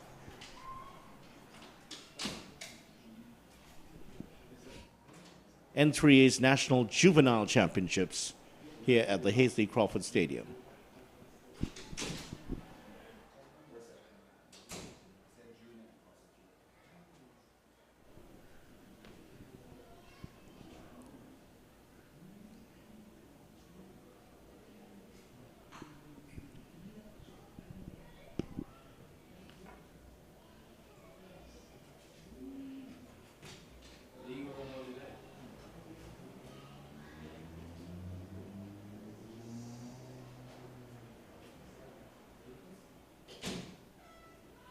There's the start of Heat 1. And Toppin of RSS Phoenix. Big lead already. Toppin making herself an early favorite to win this event. Time finals. And Phaedra Toppin sending the RSS Phoenix fans into delight here in Heat number 1.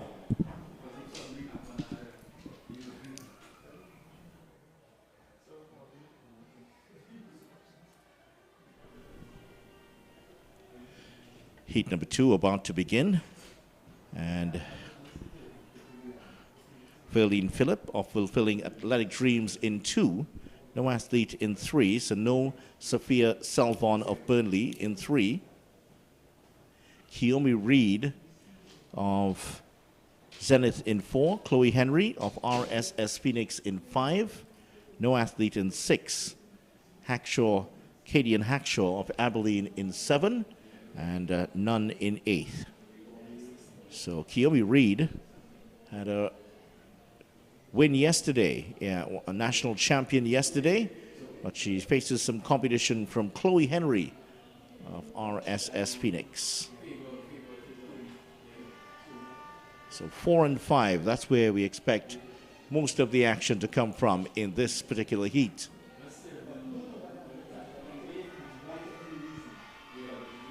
That final will come off in just a little bit. There is a couple of medal presentations being made at the moment.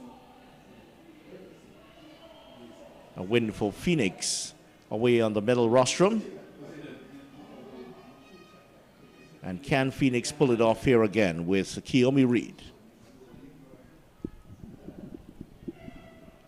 There's the start of heat number 2. And it is Reed that gets to the front. Reed in lane number 4, showing her class once again. And a possible next national championship for her. Kiyomi Reed of Zenith in lane number 4 has won heat 2.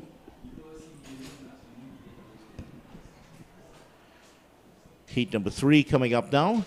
Mahalia Ned of Lambo Lions in 1. Tyra Bowen of Simplex in 2. Jada Marie Adams of St. Catherine's runs out of lane 4. Lane 5, Kamia David of Point Fortune New Jets. Lane 5, Waldron of Cougars. 6, St. Rose of Wanawake. 7, Juba of Mountain Eagles. And 8, Dennis of RSS Phoenix. Heat 3 on the way. Even start, but Cougars. Azalea Waldron looking good here. Challenge is from Simplex, and that is Tyra Bowen, but it is the Cougars athlete, Waldron, that takes the win.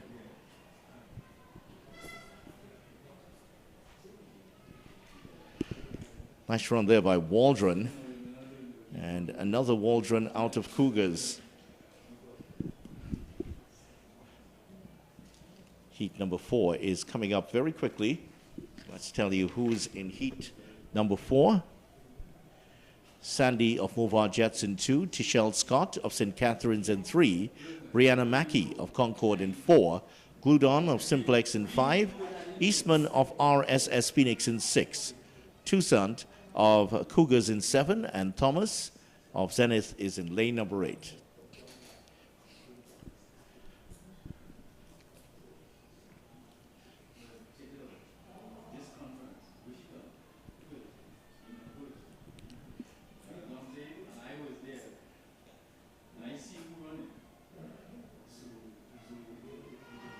Even start,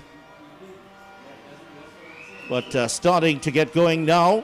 The Cougars athlete, Toussaint, but on the outside, Movar Jets. Denisha Sandy just perhaps ahead of Aria Toussaint. Very, very close in the end.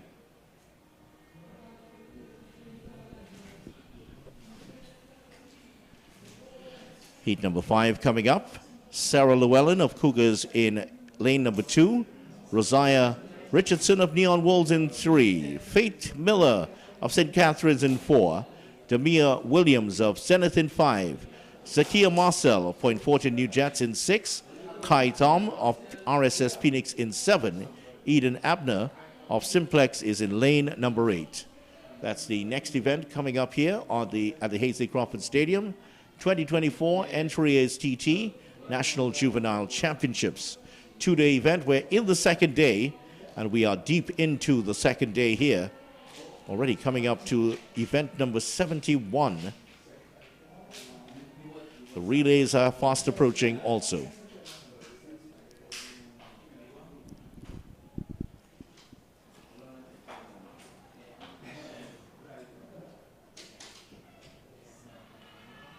Good start here for Cougars. Sarah Llewellyn on the outside, and she is just outpacing the field here.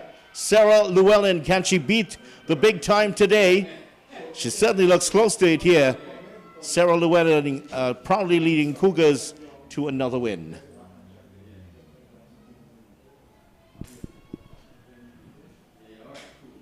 Certainly some impressive youngsters here in this.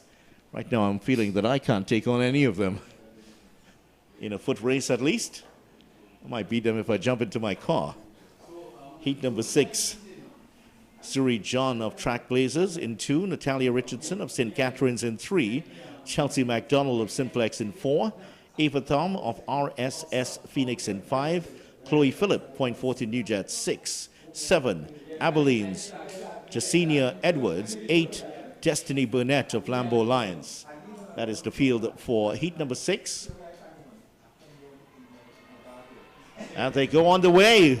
Wow, Simplex, Chelsea McDonald, that's all I need to tell you. She's had this one sewn up from the 50-yard mark. Chelsea McDonald crossed the line for the win. Chelsea McDonald is very impressive.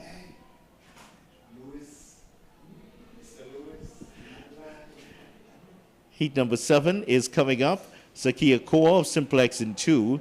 Eminel Cooper of Neon Wolves in 3. Ariane Nikki of Memphis in 4. Dia Kujo of St. Catherine's in 5. Ania Boatswain of Abilene in 6. Heavenly Newton of Track Blazers in 7, and Amir Nori of RSS Phoenix in 8.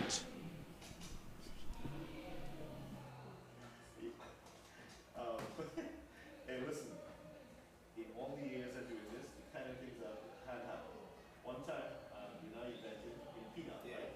Live on TV. So I sit down trying to talk like a normal human being. This dog rushed under the table and tried to bite me.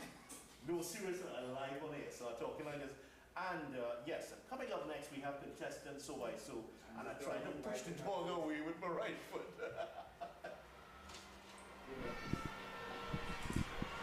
Here we go with heat number 7. Outstanding start and a good looking run here from Neon Wolves and M&L Cooper. Cooper across the line first in these timed finals. Heat number 7, heat number 8 coming up shortly. And in heat number 8, let's give you the field for heat number 8. Naomi Joseph of Cheetahs in 1. Nefertari Lewis of Abilene in 2. Arabella Kennedy of RSS Phoenix in 3. Cyan Harry of Simplex in 4. Jamie Alexander of IG Fastlane in 5. Maria Alexander of St. Catharines in 6. Amira Green of Cougars in 7. And Amara Gordon of Mercury in lane number 8. So this is heat number 8. 2 more to go after this. Girls under 9 80-meter dash. And the 80 meters and the 150-meter event that came before it, they were run as timed finals. Initially, there was supposed to be a final later on, but due to the weather conditions and some time constraints, that has had to be changed.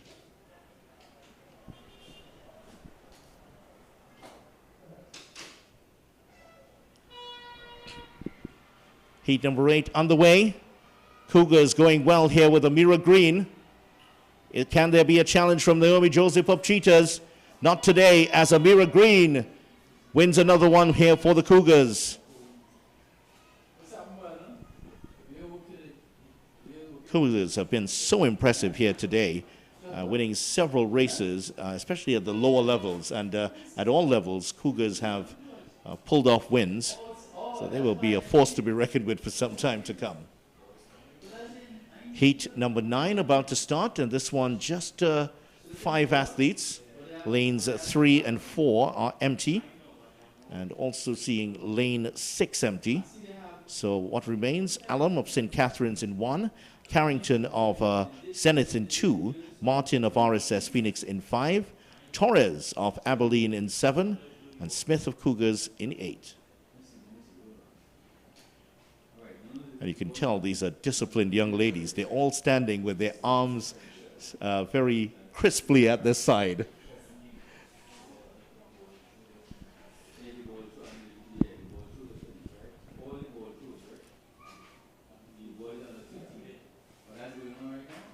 Heat number 9, great start again for Cougars. Skylar Smith, but RSS Phoenix, Catalina Martin has taken over the lead, and she is holding on to it.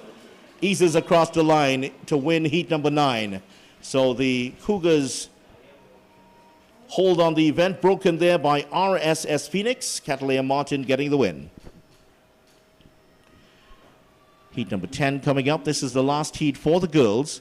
Vincent of Zenith in 1, Wiley of Abilene in 2, Frederick of RSS Phoenix in 3, Andrews of Concord 4, Hobson Paul of Cougars 5, Gay of St. Catharines 6, Edwards of Memphis, that's Dakisha Edwards of Memphis in 7, and Kamaya Edwards of Mercury is in lane number 8. And these are for children born in 2017, 2016.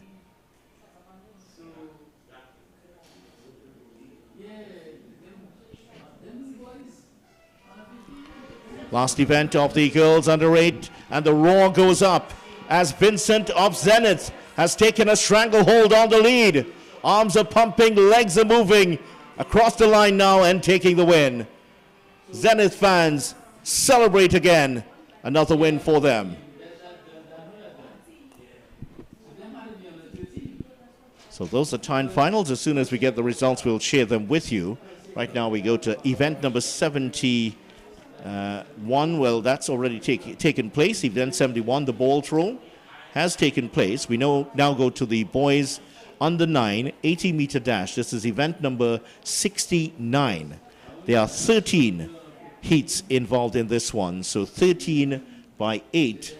That tells you 120 odd athletes involved in this particular event. So that's great to see from the youngsters around.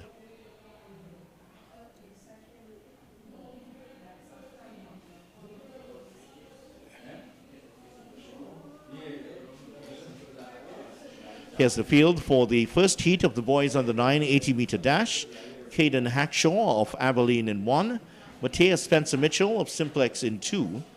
Jaden Stevens of Zenith in 4. Liam Francis Doyle of St. Catherine's in 7. And Joshua Clark of Toko Tafak is in lane number 8. Those are the lane assignments for the first event of the boys under 9 80-meter dash.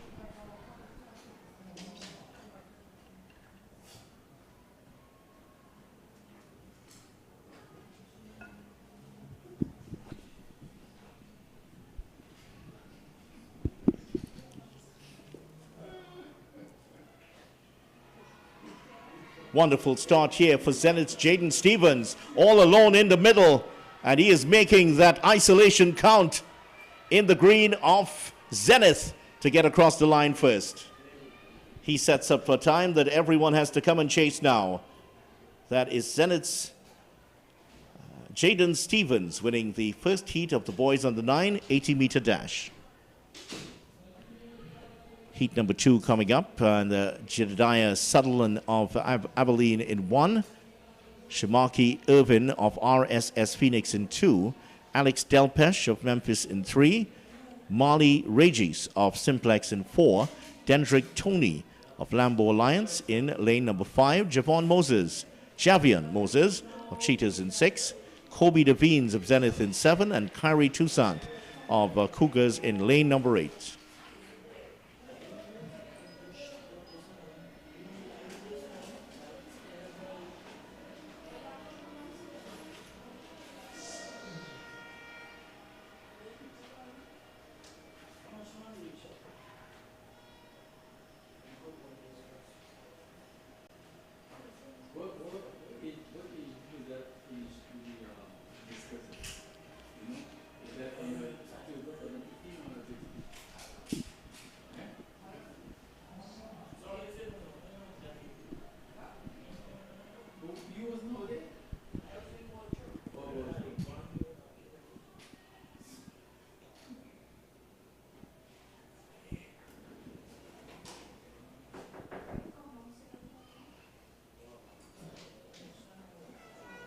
Heat number 2 underway. Marley Regis of Simplex starting well. But Lambo, oh, this is Zenith's Kobe Devines. Wow. Superb run on the outside by Kobe Devines. And again, the Zenith fans celebrate.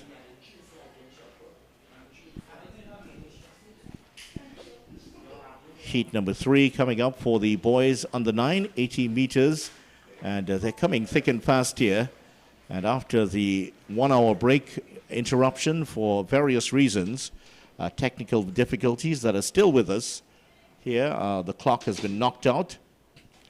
The weather has improved significantly, but still we have a lot of events still to go. There are the relays coming up.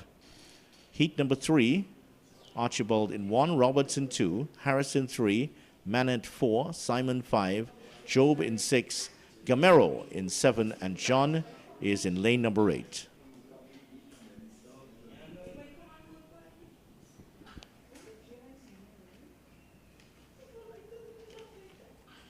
The following clubs are asked to drop in their relay declaration forms.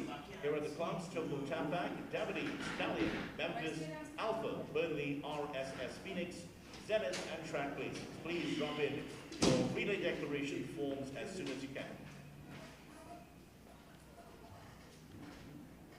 Here are some of the results. Event 46, the girls under 11 ball throw. Winning in third place, Chanel Joseph of Mobile Jets with a throw of 19.87 meters. In second place, fulfilling athletic dream, Sophia Evelyn, 22.21 meters. And the winner from Mason Hall with a throw of 25.49 meters, Akia Otley.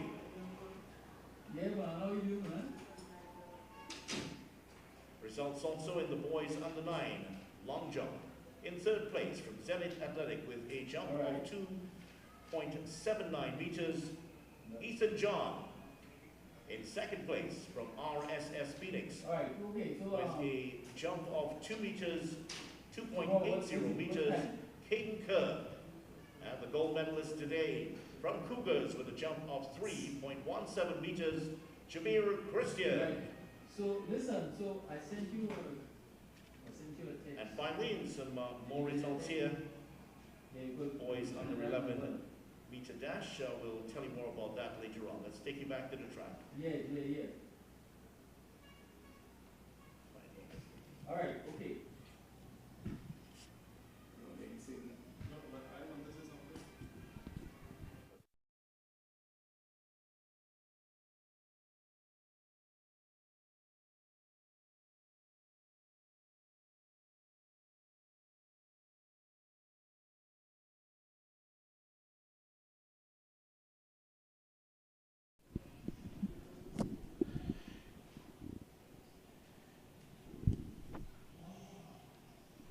Heat number 3, about to begin here. The boys under 9, 80-meter dash.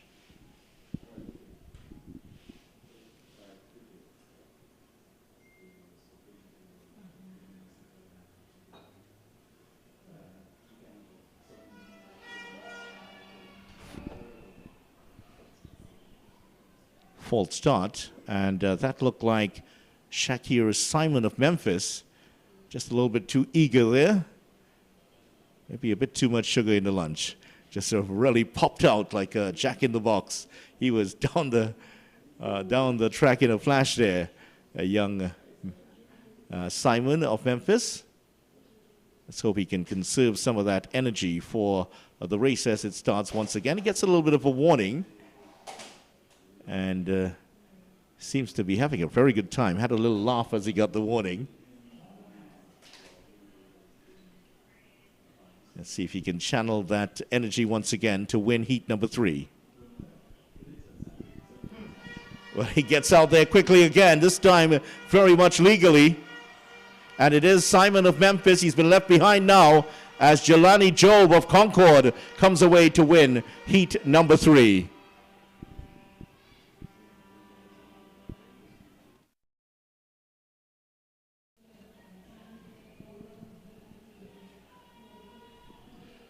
So heat number 4, let's give you the lane assignments. Gibbs of Memphis in 1, Blackman of Cougars in 2, Espinoza of Toko Tafak in 3, Ragu of Wanawik in 4, Sones of Abilene in 5, Bertrand of Faizabad in 6, Stewart of RSS Phoenix in 7, and Pemberton of Simplex in 8. Pemberton's number, by the way, the 777. Let's hope that it'll be lucky for the man in lane number 8. Born in 2017. Well, unfortunately, Josiah Pemberton will not be running, so it's not lucky for him today.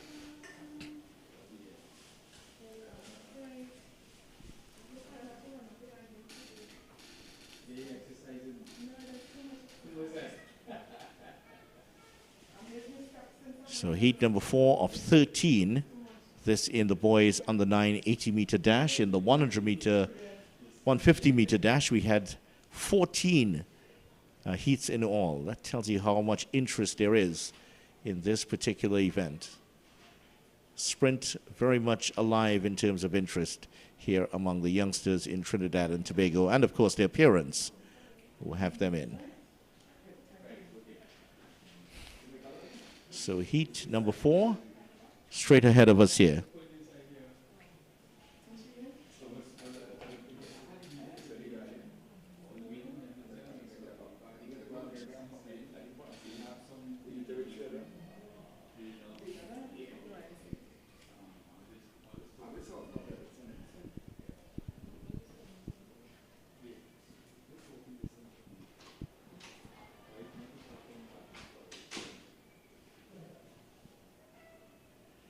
There they go.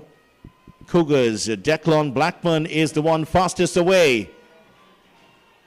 And he is looking quite impressive indeed. In lane number 2, gets to the line. Declan Blackman of Cougars wins it.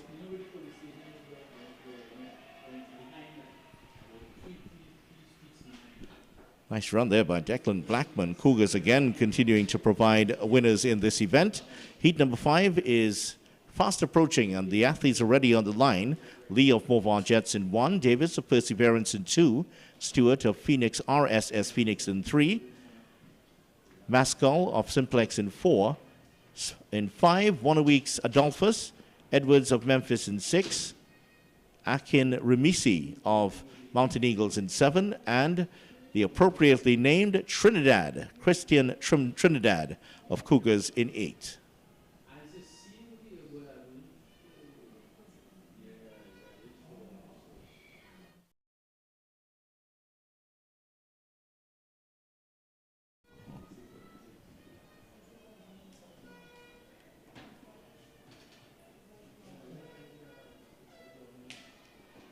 There was a false start.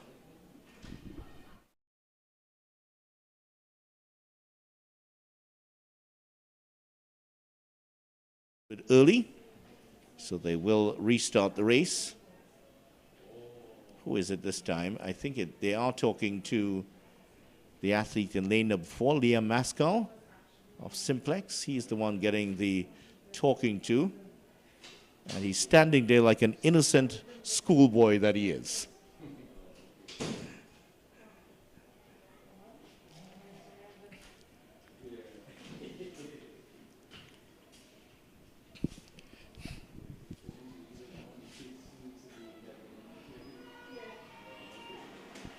Devin Stewart of RSS Phoenix.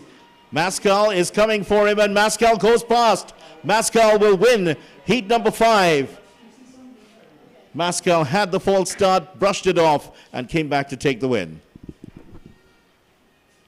Well, that is composure for you. Just laughed his way through the warning for the false start and came back to win it quite convincingly, Liam Mascal. Heat number 6 coming up. And this one has several athletes out of it. Let's see if we can unravel it for you. Christian of Cougars in 1, Grudon of Simplex in 2. And again, we're not seeing Liam Latapi, who was entered to run, not involved today. Jonah Garcia, Perseverance in 4.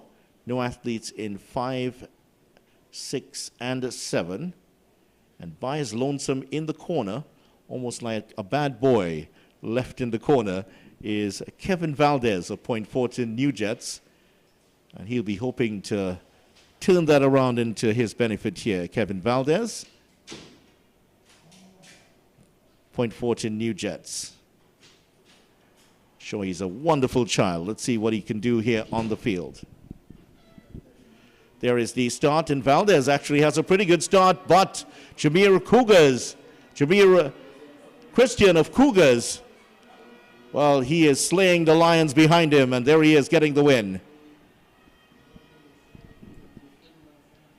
Boy, are these Cougars athletes so impressive here in this 100-meter and the 80-meter event. Cougars really showing their class here. Heat number 7, we're at the halfway mark. Lammy of Mercury in 7, Lewis of the unattached runner in 2, Thomas of Lambeau Alliance in 3, Morris of Concord in 4, Davis, unattached, he's in 5, London of Perseverance in 6, Paul of Cougars in 7, and Chandler of Simplex is in lane number 8.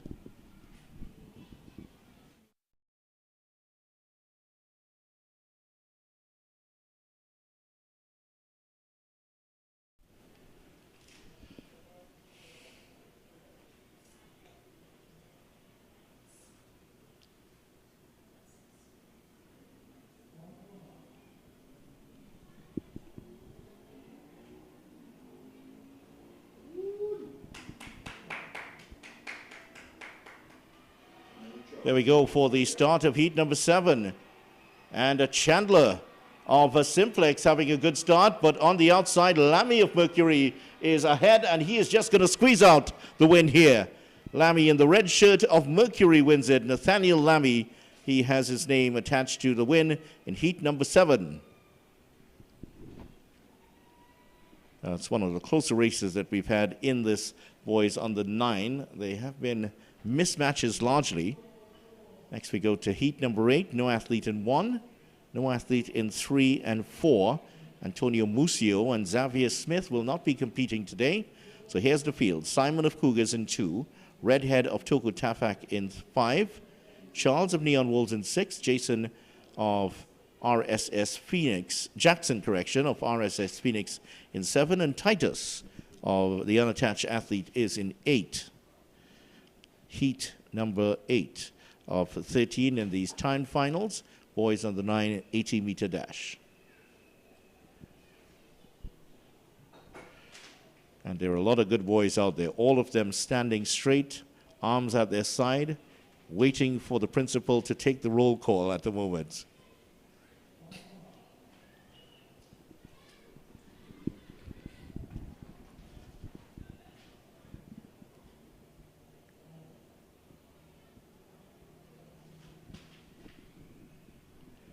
Somebody wasn't quite right, maybe the officials, but I think they're having a little talk here with, is it Redhead? Yeah, they just had a little chat with Redhead, Ethan Redhead of Toko Tafak. He's okay now. And, oh yes, and the problem wasn't that he had committed any infractions. He wasn't in front of the line. He was actually way behind the front line and was actually at a disadvantage. Start here of heat number 8. Now this one is a very close one with the Jackson of Phoenix just edging ahead. Titus is coming for him, and Titus, the unattached runner, just gets ahead of young Jackson and a fast finishing Simon of Cougars on the far side of the field.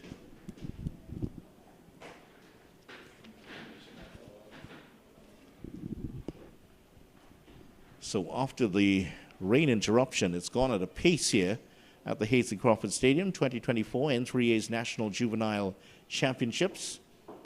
And once again, a couple of athletes, just one athlete not involved here. No Nesius McMayo of Pfizerbat involved.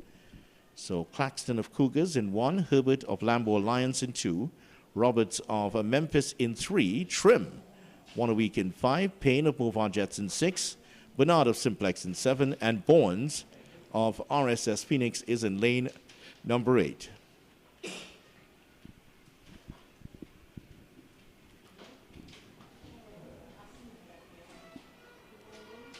The start of heat number 9. Excellent start here for Regan Herbert of Lambo Alliance. And he will take some catching today. Oh, he's across the line very impressively indeed. Regan Herbert of Lambo Alliance, a victory in heat number 9. And he also won the 60-meter yesterday.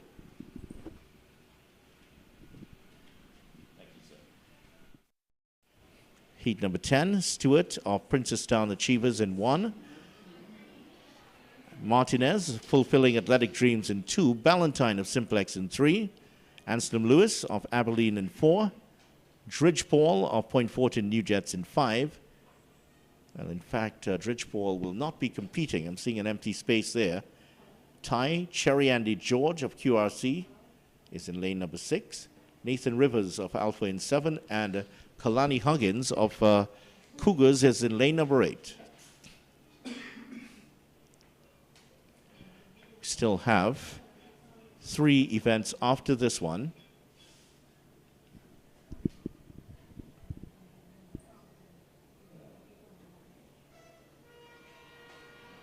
Blistering start here from Nathan Rivers of Alpha. Nathan Rivers ahead of the field and flowing to the line. He's almost at the finish line, and there he is, winning by a couple of meters here. Nathan Rivers.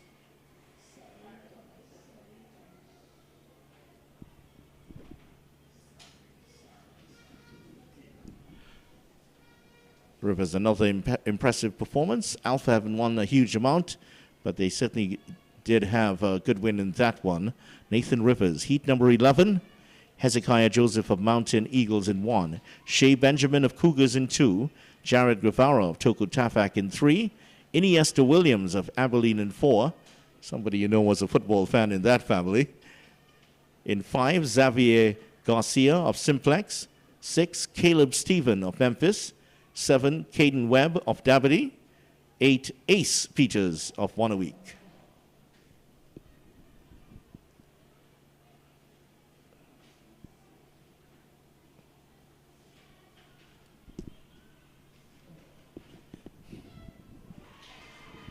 Good start for Shea Benjamin of Cougars, and he manages to hold on to the lead, but he's getting a big competition here from Ace Peters of Wanawek. Can't catch him. It is Cougars with another win, and the latest one to get across the line first in the green of Cougars, Shea Benjamin.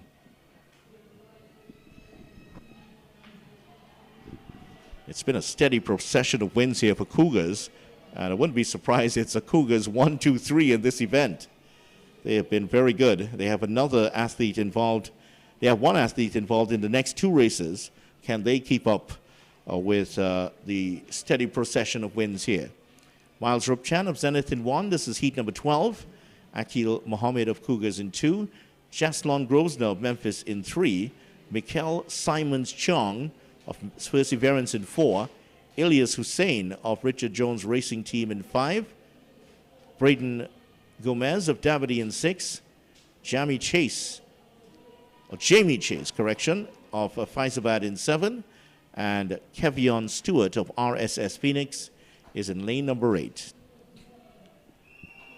And you're looking at that starting line and you're seeing the Perseverance uniform. That's a commentator's boon to have a sort of uniform like that. It's so easy to spot. Perseverance and, of course, the Burnley outfit. Those are the 2 uniforms that are the best for commentators. Not that the others aren't, but they really do stick out.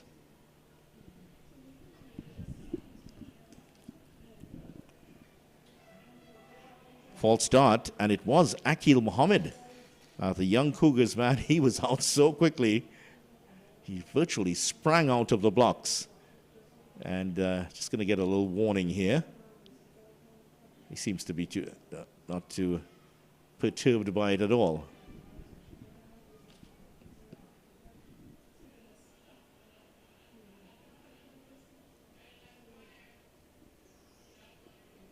So they're just reminding the young athletes that they need to wait until the gun goes off.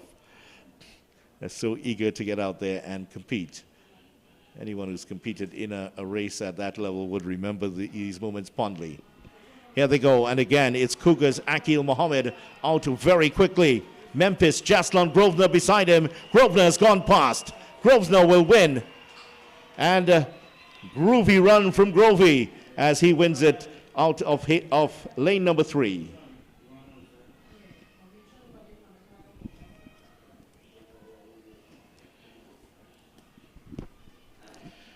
We go now to the last heat of the boys under 9 80-meter dash, and Teus Simon of Fulfilling Athletic Dreams, he is not involved in this race. Here is the remaining field.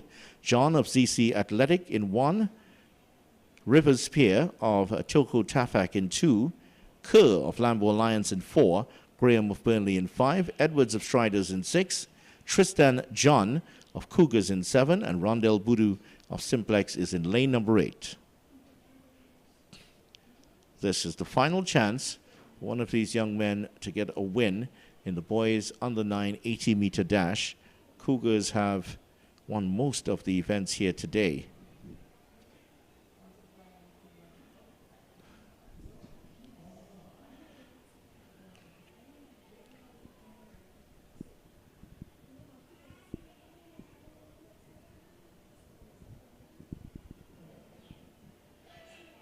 Heat 13, the final in this particular event, the boys under 9. 3 across the middle. Lambos, Kerr, Graham, and Edwards are the 3, and it is Lambos Graham that gets the win just ahead of Edwards. Cougars, John was just behind in 3rd. So that was the end of competition in the boys under 9 80-meter dash.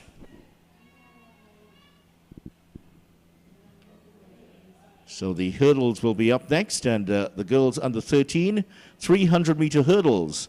That is what we have for you next year on Wave TV.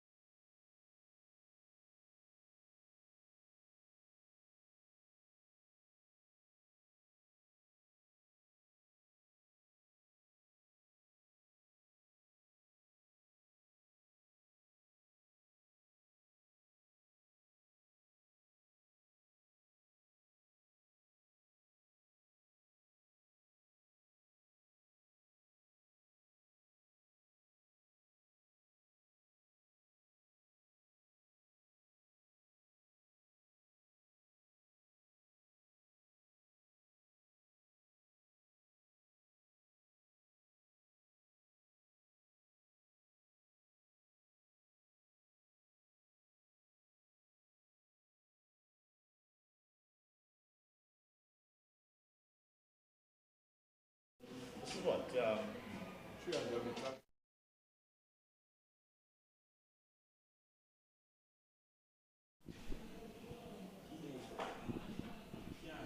Girls under 13 300-meter hurdles coming up. Here are the competitors in this one. Lane number 2, Etana Stewart of RSS Phoenix. Janae Saunders, correction, of Kaizen Panthers in 3. Gloria Henry of RSS Phoenix in 4. Shannon Cox of Mason Hall in 5. Shania Baines of Kaizen Panthers in 6. And Jonelle Walcott of RSS Phoenix is in lane number 7. And the Gloria Henry, she's won the MVP in the last 2 years in the under 11, now competing in under 13, hoping to complete the glorious performance here for Henry. She's in lane number 4. And here we go, the girls under 13 300-meter hurdles. Henry starting to go well already. She's over the first hurdle. Gloria Henry in lane number 4. Ahead of her still at the moment, Baines and Walcott. Henry still continuing to lead here. And now she's taken over the lead as she comes into the straight. 2 hurdles to go here for Gloria Henry, the RSS Phoenix athlete, getting across the penultimate hurdle with a big lead already. She just has to negotiate this final one. She's over. Just 40 meters to go, 20 meters, and there is another victory and another championship for Gloria Henry of RSS Phoenix. Triumph for her in the girls under 13 300 meters. Second place to Etana Stewart, and got across the line there to win the silver for the Phoenix RSS Phoenix.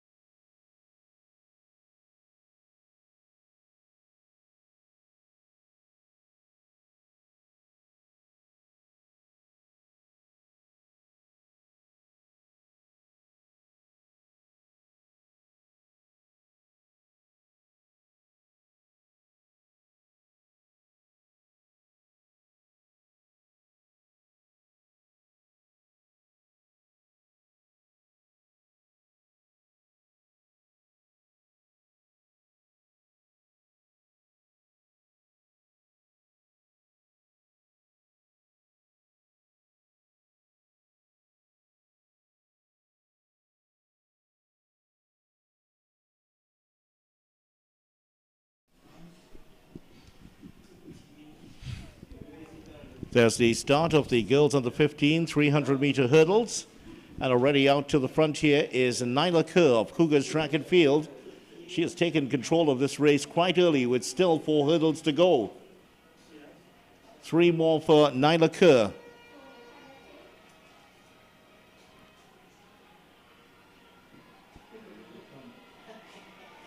Kerr has some company behind her. They're trying to catch up with her.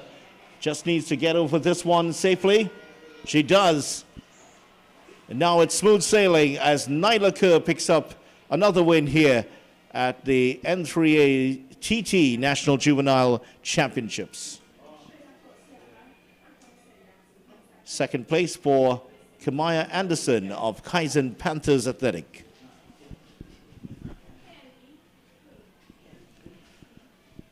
That's a good win there for girls under 15 300-meter hurdles. Next we go to the boys under 13 300-meter hurdles. And here's the field. Uri Grandison of RSS Phoenix. Imali Nelson of Kaizen Panthers in lane number 2.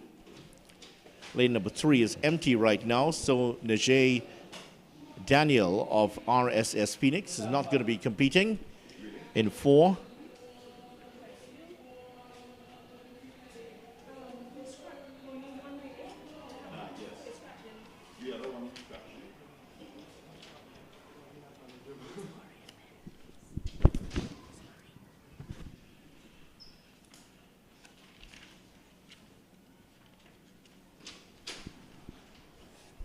Boys on the 15, Tijuan Dick of RSS Phoenix in 1, Sean Hart of Cougars in 2, Snow Sebastian McKenna of Kaizen Panthers in lane number 3, Nikhil McGill, of Burnley in 4. 5 is occupied by Curlin Henry of RSS Phoenix. Isaiah John of Burnley Athletic Club is in lane number 6, and Neil Allen of RSS Phoenix is in lane number 7. DeAndre Henry of Mercury is in lane number 8. Fastest time in the boys under 15 prelims was Nikhil Gill from Burnley, 44.62. Well, actually, that was second fastest. The fastest was by Isaiah John of Burnley, and he was in lane number, he is in lane number 6.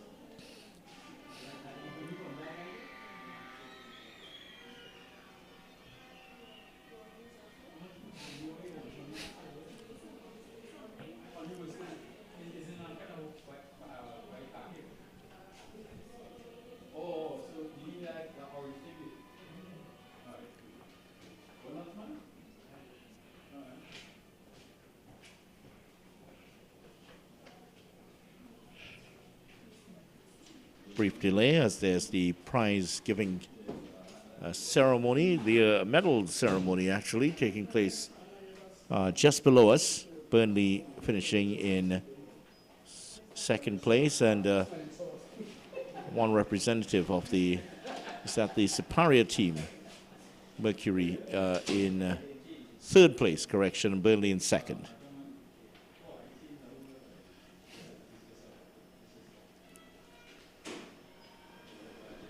Boys on the 15 300-meter hurdles underway, and the favorite, Isaiah John, already going well here.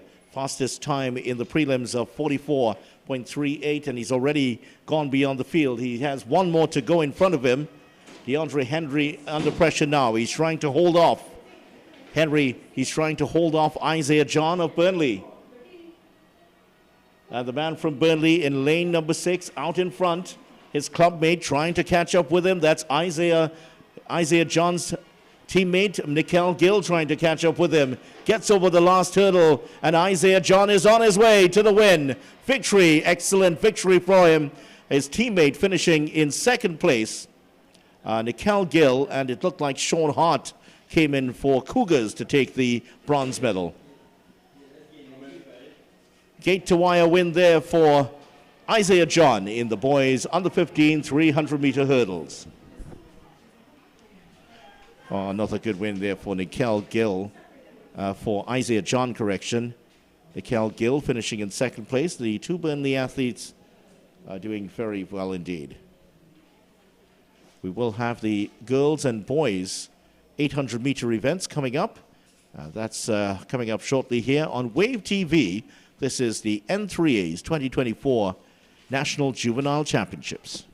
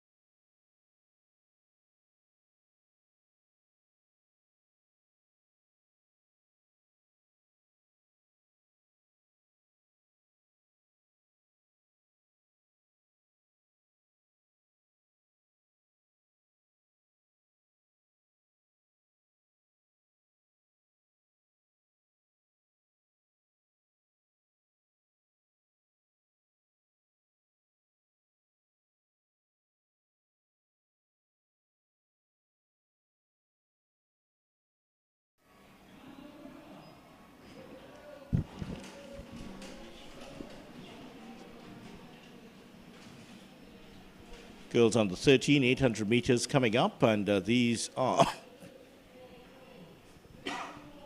time finals. Section 1 coming up here shortly. And Section 1, Solange Grandison of RSS Phoenix in lane number 1. Kilana Cummings of Wanawake in 2.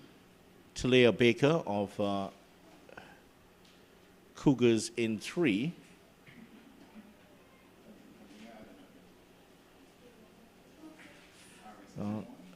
Yeah, it appears that they might have accumulated the two events here, the girls under 13 800-meter races.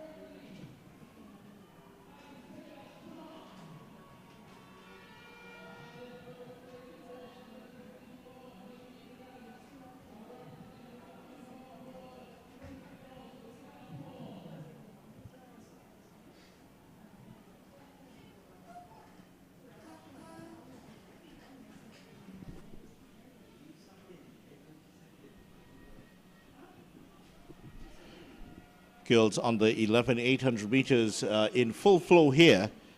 And it is the Cougars athlete, Akila Green, who's led for the last lap.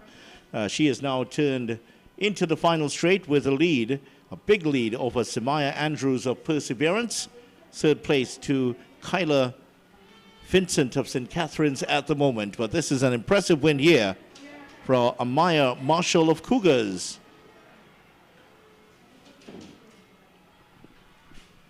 There it is, victory for Amaya Marshall. Akila Green, correction, Akila Green of Cougars getting the win. Kyla Vincent of Samaya Andrews of Perseverance and Kyla Vincent of St. Catharines.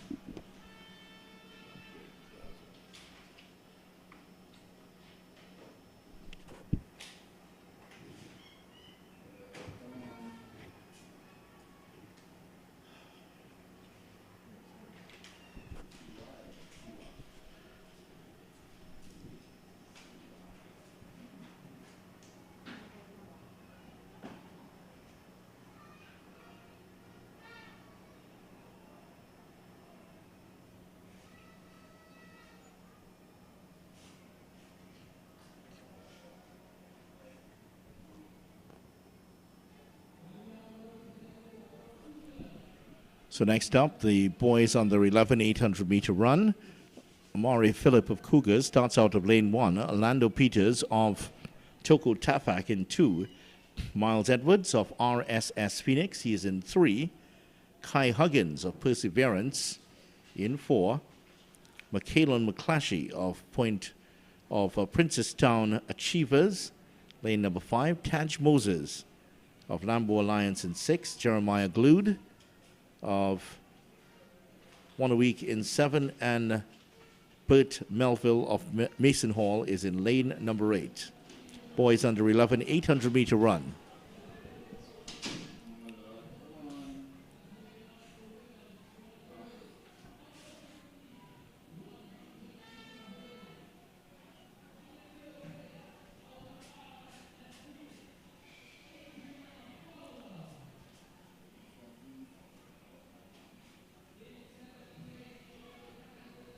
Race held up slightly because of a couple of presentations being done at this time.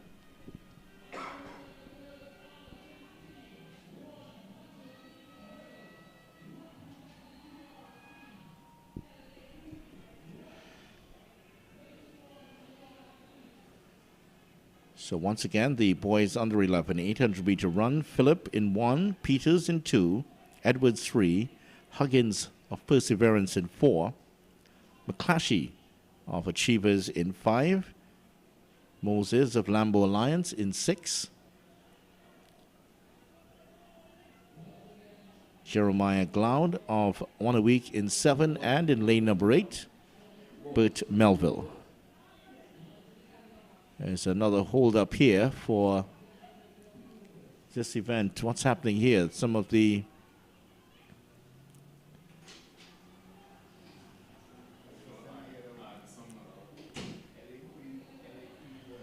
I'll see what's happening here. They are going to combine the races, it seems. So let's give you the names of the runners who were to be running in Section 2. Joshua John of One a Week. Ajani Charles of RSS Phoenix in lane number 3. Jaden Moses of Toko Titans in 4. Gabriel Caesar of Abilene. Kason Patel of Richard Jones Racing Team. J. Armani Stewart of Zenith. Carrie John of Burnley. Those are the racers for the boys under 11 800-meter run. So they have decided to combine the races here in the boys under 11 800 meters. So this one is a, well, it's all about the top 3. There we go. Just getting the youngsters ready for this one. Boys under 11 800-meter run, simulating closely how it will be at international level for them.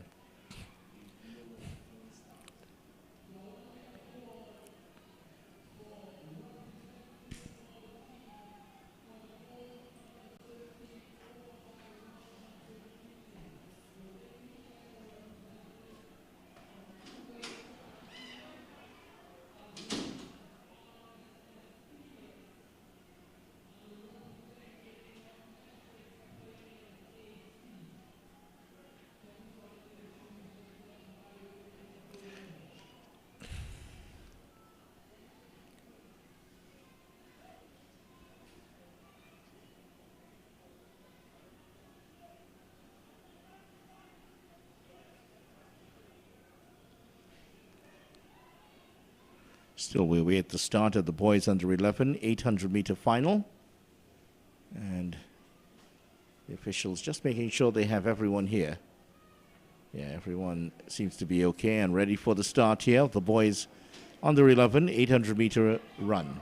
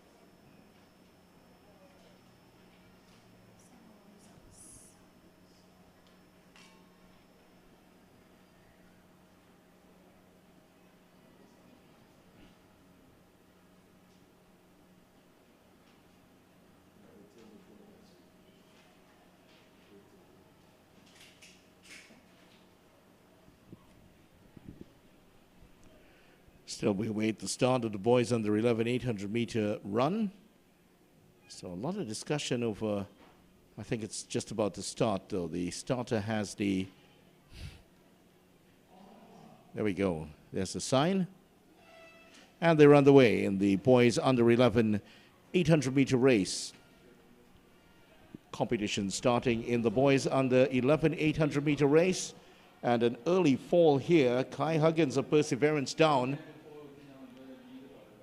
But he decides, he and the other youngster, they're at it again.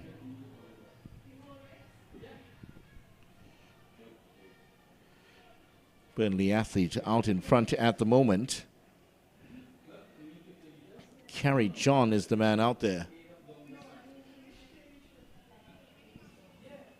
Carrie John has the lead with 600 meters to go.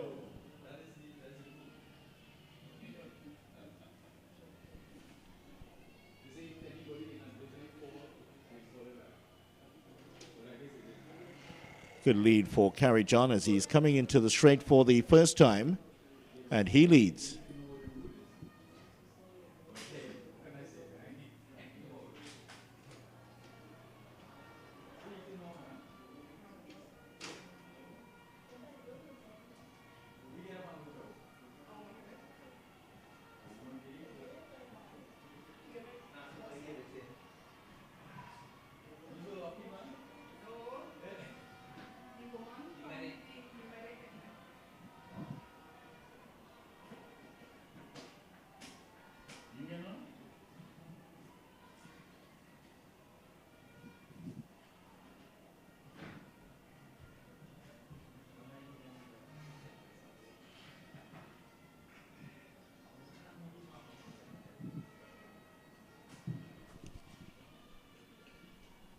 So the top three at the moment, Carrie John of Burnley in first place. Miles Edwards of RSS Phoenix catching up in second place. Bert Melville was in third for Mason Hall, now dropping into fourth.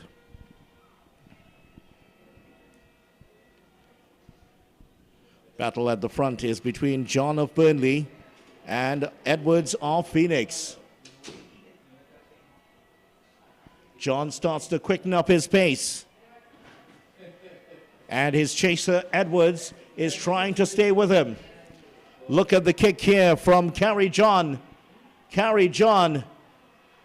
John is carried to victory here by the kick, and he will take a pretty good and professional win here in the boys under 11 800-meter run. Second place for Miles Edwards of RSS Phoenix. And a big battle for third. Oh my, he's gotten it. Bert Melville of Mason Hall comes back after being left behind in fourth, comes back to claim the bronze medal.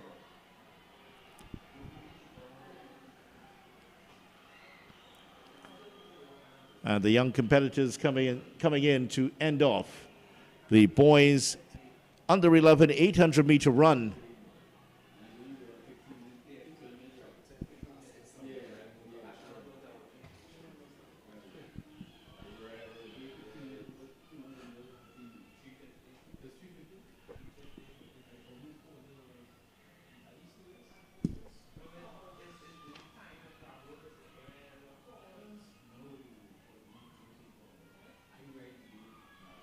Next up, we'll have the girls under 13 800-meter run.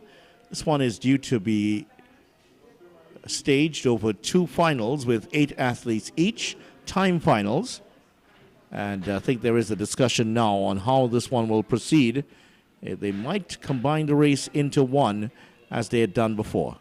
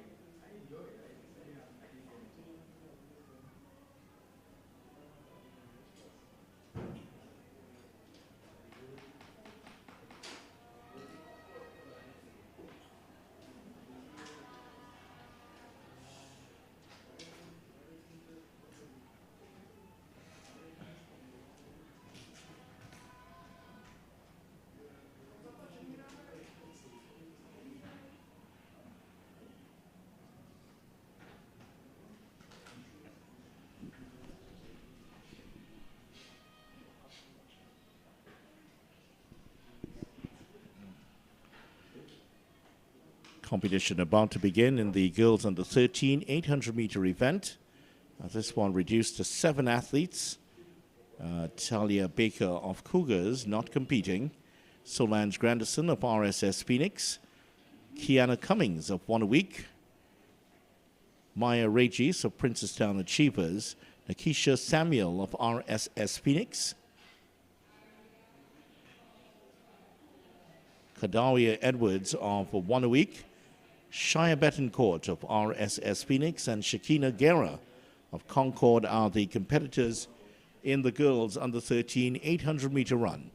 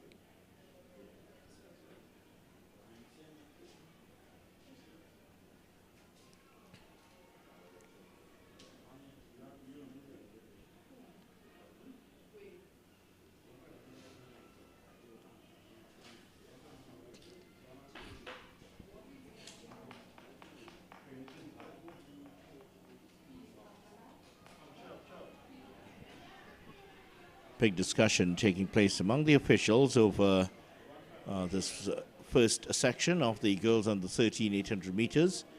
They're just trying to sort out one of the technical issues about this race.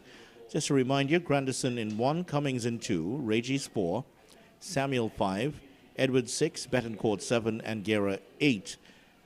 Talia Baker of Cougars not competing. She's due to be standing in lane number 3. So I think they're ready now. They have made their decision. The starter, however, has walked away from his place. Now he's ready to start. Yes, so we are ready for the start of the event. I think the discussion was over. The athlete who was not there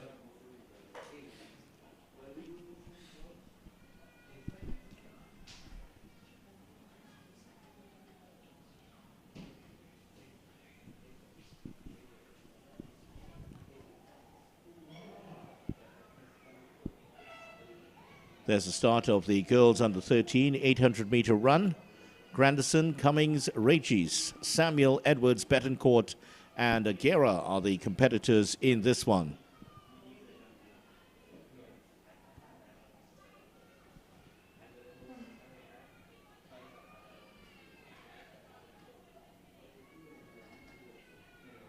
And as they break the lanes, Lakeisha Samuel of Phoenix out in front. She is joined by her Phoenix teammate, Solange Grandison. And in 4th place, another one of the Phoenix runners, Shia Betancourt. 2nd place at the moment is Kiana Cummings.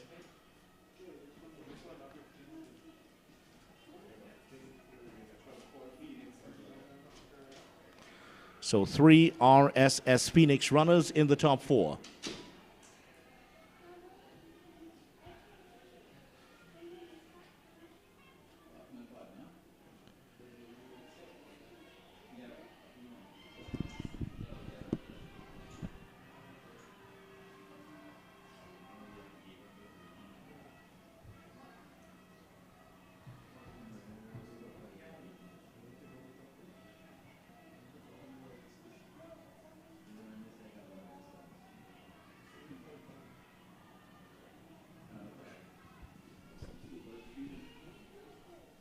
Concord's Shakina Guerra now goes to the front.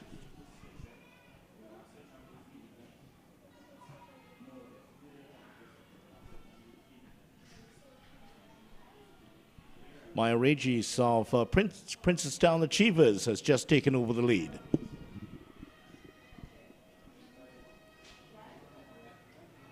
Samuel of Phoenix in 2nd. Grandison of Phoenix in 3rd place as they come round towards the 200-meter mark.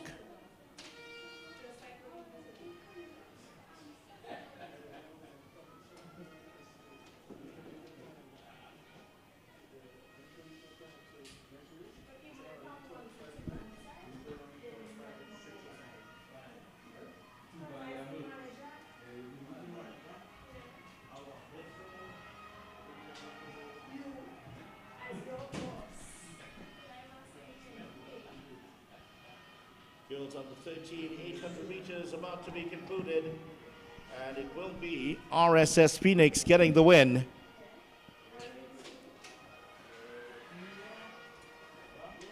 And there's your winner.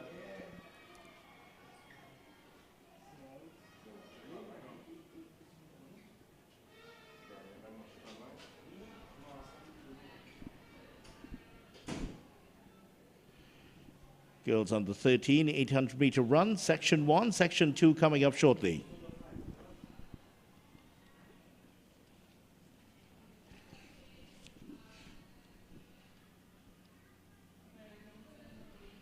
So section 2, Jonelle Walcott of RSS Phoenix in 1, Aaliyah Griffith of One a Week in 2, Brittany Morgan of Cougars in 3, Amia Young of Zenith in 4, Chennai Moore of Cheetahs in 5, Nyasha Boxhill of Cougars in 6, Etana Stewart of RSS Phoenix in 7, Ania Lane of St. Catharines in 8, and Azaria Peters of Toko Titans is in lane number 9.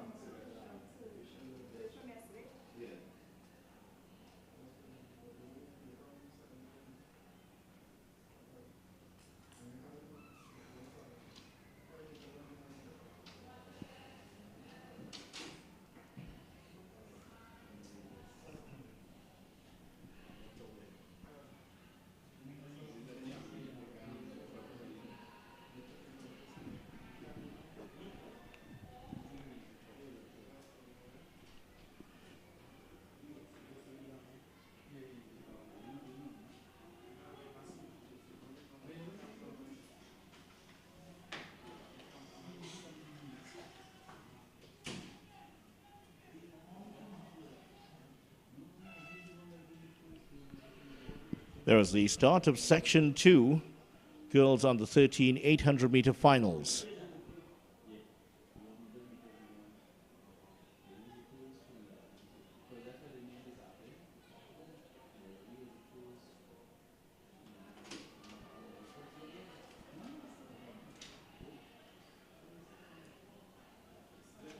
Chennai Moore of Cheetahs out in front, and Aaliyah Griffith of One a Week in second.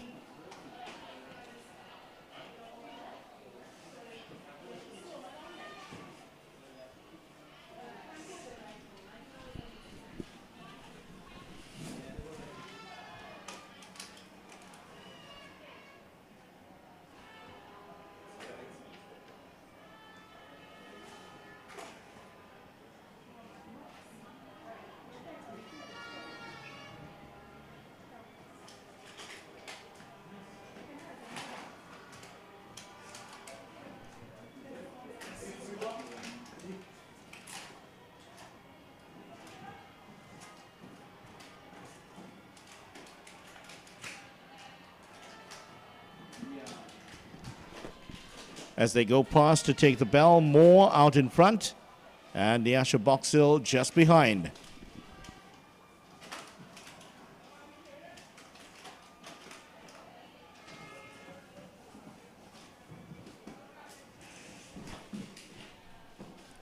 In third place at the moment, Aaliyah Griffith of One a Week.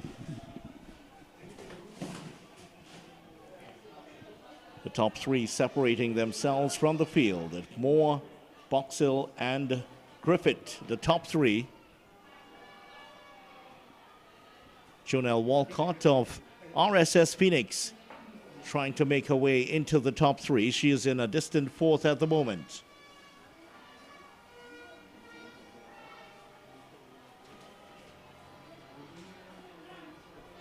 New challenge for Moore. And there is, that is a fine bit of running there by Boxhill of Cougars, who's blown past.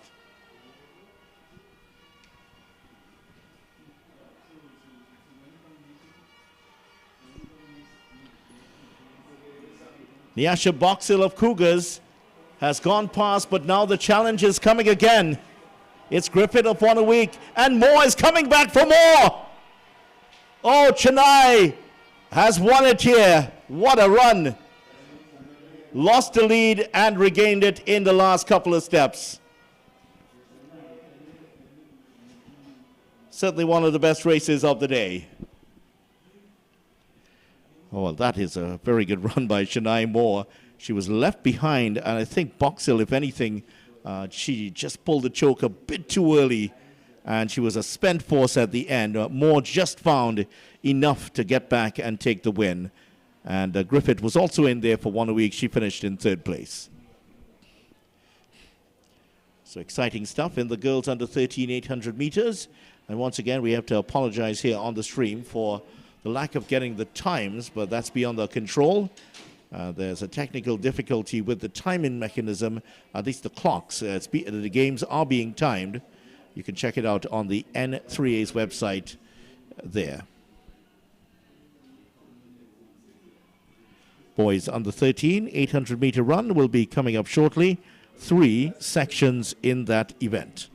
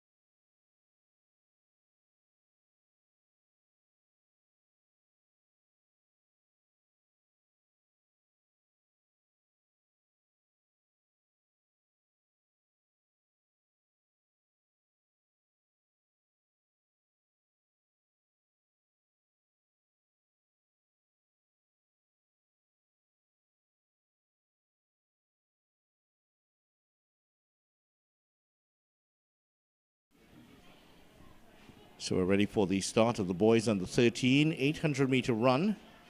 And no Macasey McClashy of Princestown Achievers. Emmanuel Rivers of Alpha is in lane number 3. No Zane Suknanan of Richard Jones Racing Team. Samuel Francis of Lambo Alliance is should have been in 5. Terrell Rennie of Memphis in 6. Seth Sylvester of Cougars in 7. And Sham Sinet of One a Week is in lane number 8.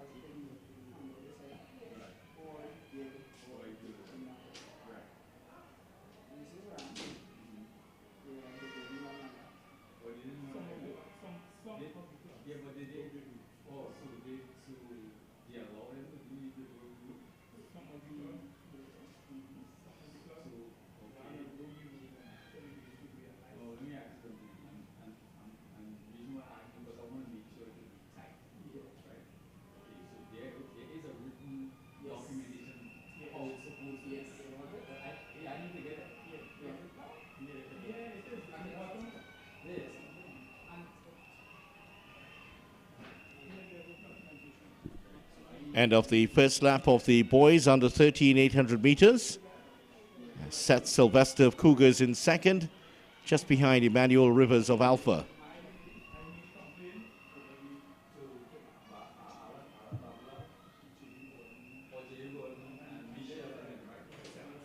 Shem Sinet of One a Week in third place, just ahead of Terrell Rennie of Memphis. Battle at the moment is between Emmanuel Rivers of Alpha and Seth Sylvester. That's how they go. 250 meters to go.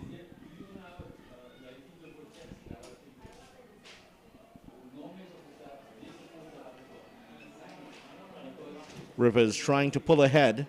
Sylvester 5 meters behind. Does he have enough here to come back to win this one?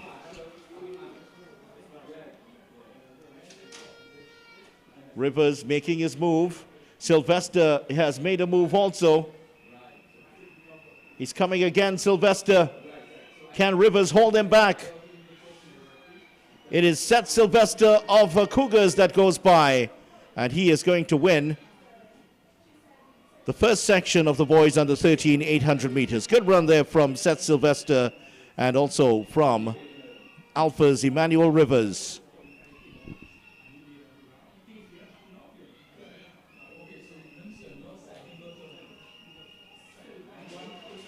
Shamsinet of 1 week coming in for third. Terrell Reddy. He's in a battle with Samuel Francis, and Francis may have just come ahead there for fourth place.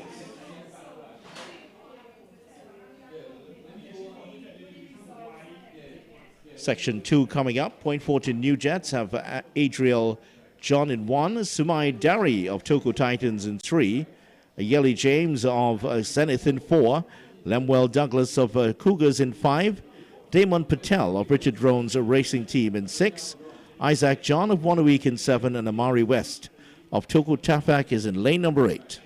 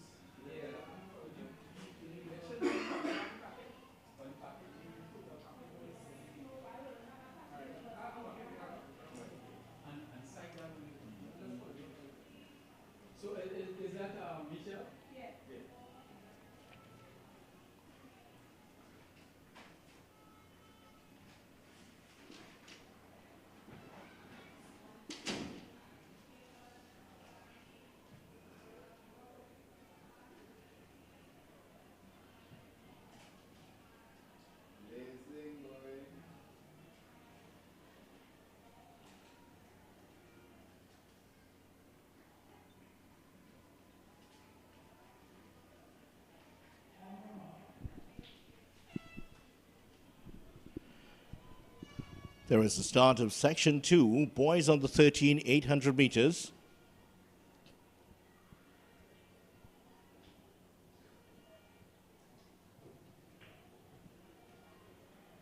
Ayeli James going early here, and he has an early lead. In second place at the moment, Adriel John.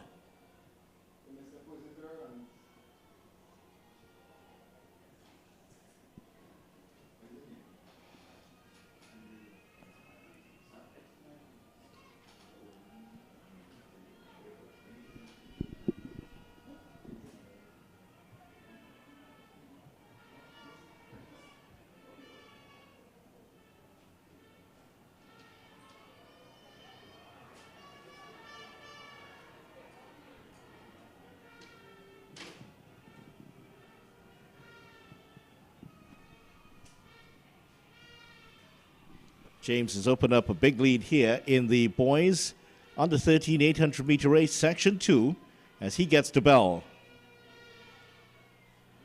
Adriel John of Point Fortune New Jets is a distant second. He comes for the bell also. Damon Patel of Richard Jones Racing Team in a battle there with Isaac John of Wanawek. Also in the mix, Lemuel Douglas of Cougars and Sumai Dari of Toko Titans. Going past the line for the first time and getting the bell, here's Toko Tafak's Amari West. Heading up towards the 200-meter start line now. That's Zenith's Ayeli James, who has left the pack in the distance. Battle for second place developing between Adriel John and Damon Patel. John just holds off Patel, but you might feel another attempt is coming. Coming to the line here, last 50 meters, Ayeli James, dominant win here in the boys on the 13, 800 meter section 2. And he looks like he can run another 800 meters in the same speed. Here is Adriel John of Point Fortin New Jets, holding on to get second place, and a battle for third here. Damon Patel just holding on to get third place. Lemuel Douglas of Cougars coming in fourth. Fifth, Isaac John of Wanawake. Here's Sumai Dari of Toko Titans. And just one more competitor to go in the boys under 13 800 meter event. Great run by Zenith Ayeli James, getting out early and holding his lead and extending it throughout the race.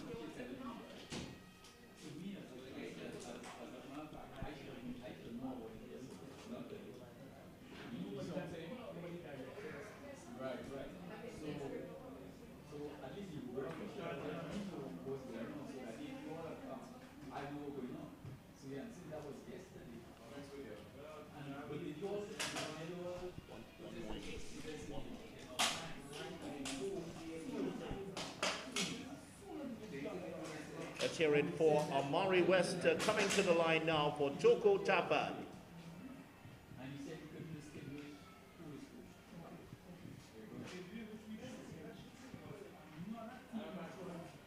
Amari West coming across the line. That is the end of section 2, boys under 13 800 meter finals.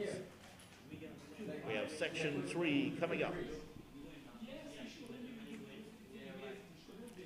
The field for section 3, Lindsay of Wanawake in lane number 2, Howe of Lambo Alliance in 3, La Rosa of Mason Hall in 4, Mungru of Abilene Wildcats in 5, Joshua Bernard of Fulfilling Athletic Dreams in 6, Lafoucard of Cougars in 7, and Hamid of the Richard Jones Racing Team is in lane number 8.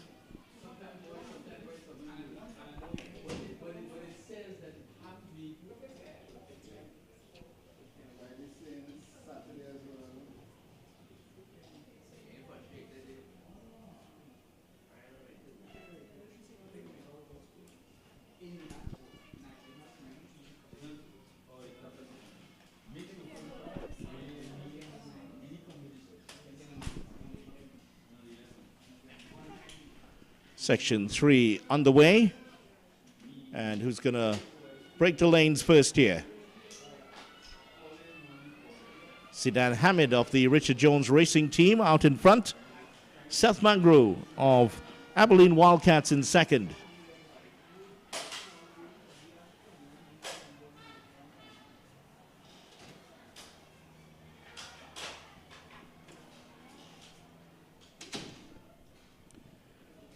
So that's the top two coming into the turn. Hamid of Richard Jones Racing Team, and just behind him, Mungru of Abilene Wildcats.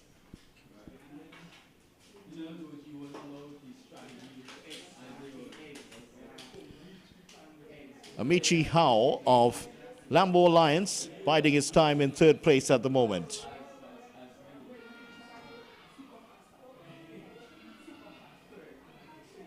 The top two take the bell. Zidan Hamid still holds a slight lead over Seth Mungru. Third place, Amici Howe. Joshua Bernard of Fulfilling Athletic Dreams in 4.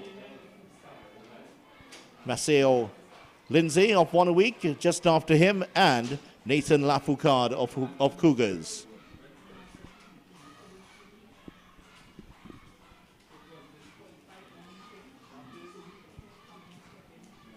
The top two continue to hold sway on the backstretch.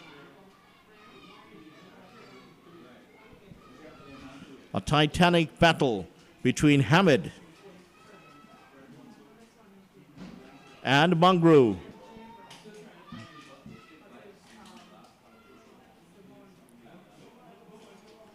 Here's Mungru making a move on the turn. Hamid trying to hold on. Mungru has gone past. He is first coming into the straight.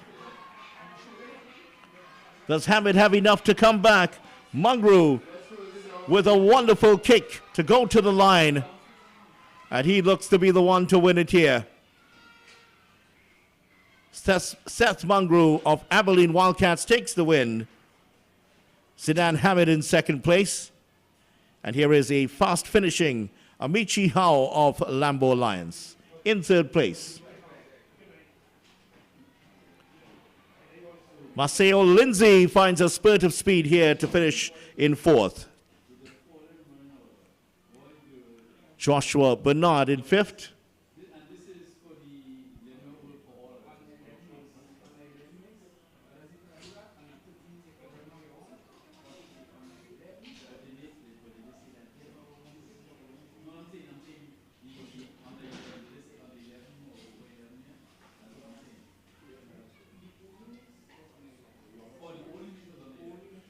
And coming into the last 40 meters here, Nathan Lapuka. Let's hear it for him as he completes the race.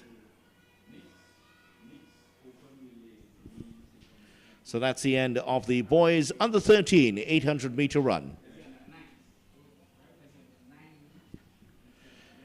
So the end of competition in the 800 meters for this event. This, of course, is the 2024 Entry TT National Juvenile Championships here at the Hazley Crawford Stadium.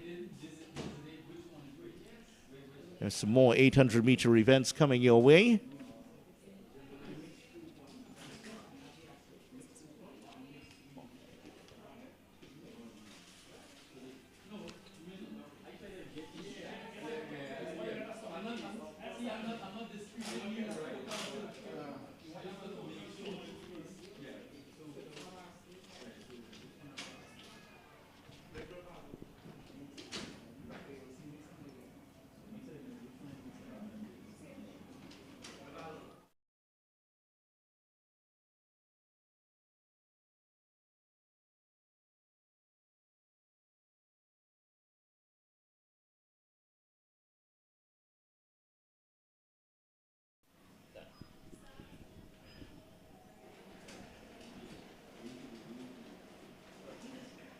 Just about ready for the start of the girls under 15 800-meter runs. Stewart of Phoenix, Ramsing of Mercury, Nancis of RSS Phoenix, O'Shea Cummings of Zenith,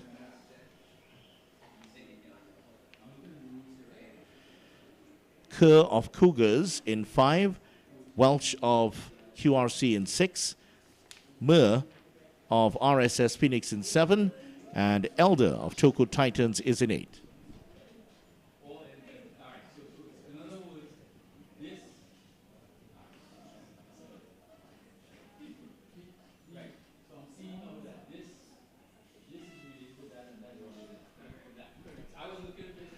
There's the start of the girls under 15 800-meter run.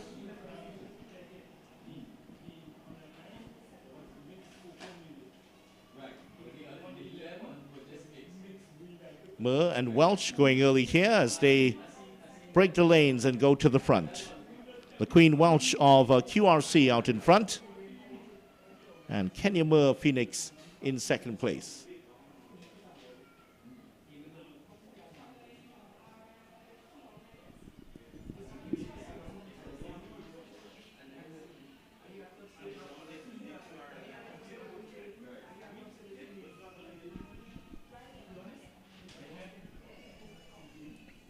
So the Queen Welch holding a slight lead over Phoenix's Kenya Murr at the moment. Third place is O'Shea Cummings, and in fourth, lurking in fourth place, is Naya Kerr. Those two are the ones to watch here, Cummings and Kerr. They had a titanic battle yesterday in the 1,500 meters, with Cummings just holding on to win over Naya Kerr. Difficult competitors to shake off is Naya Kerr. They go past the bell for the first time, and now the pace starts to quicken.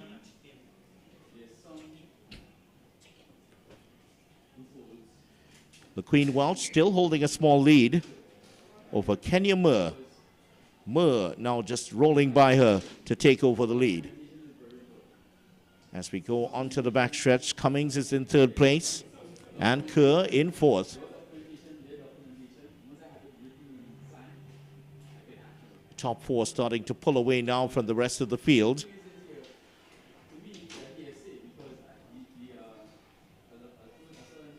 The Queen Welch is not quitting at all.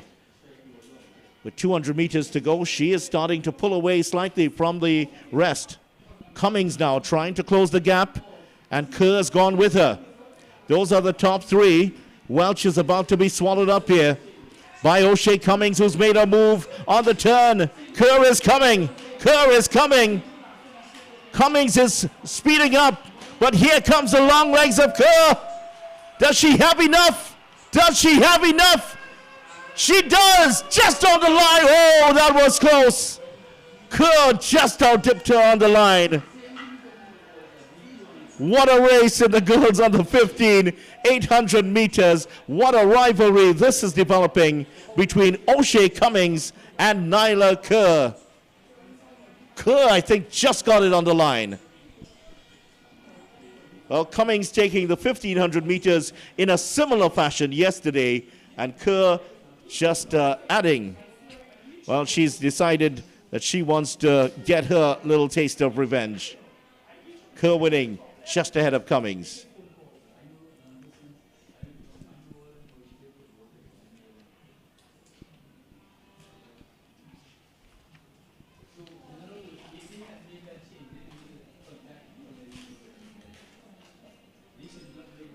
Well, coming up, we have the boys on the 800 meter run. Lejar, Ronaldo Lejar of 1 a week in 1. Zuriel McNeil of 1 a week in 2. Aiden Khan of 1 a week in 3. Jadani Williams of RSS Phoenix is in 4. Zaid Hamid of Richard Jones Racing Team in 5. Jamal Bailey of 1 a week in 6. Mikal Surrett of Phoenix Athletics in 7. And Joachim Nancis of RSS Phoenix. He is racing out of lane number 8.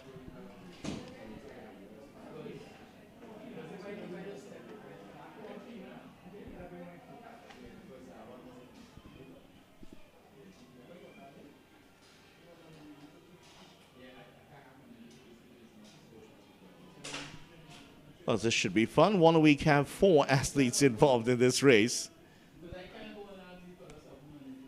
Ronaldo Lejar.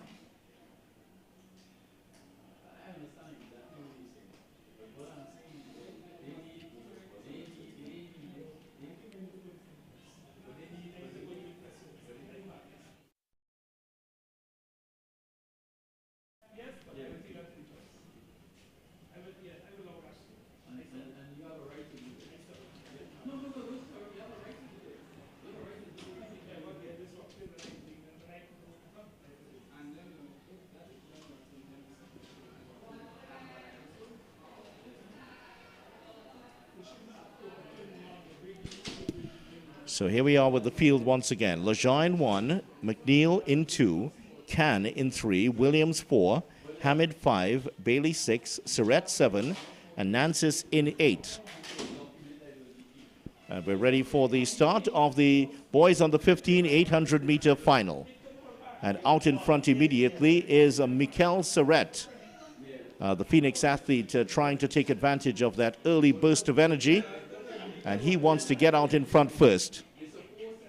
Ronaldo Lejar has surprisingly taken the lead here. Lejar heading up towards, with 600 meters to go. Lejar has opened up a bit of a lead here. And the rest of the pack have settled into a group. They've decided to let him go. And they will try to reel him in later on. Mikal Surrett.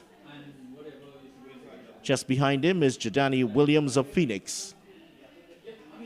And the 1 a week guys, there are 3 of them in the group behind.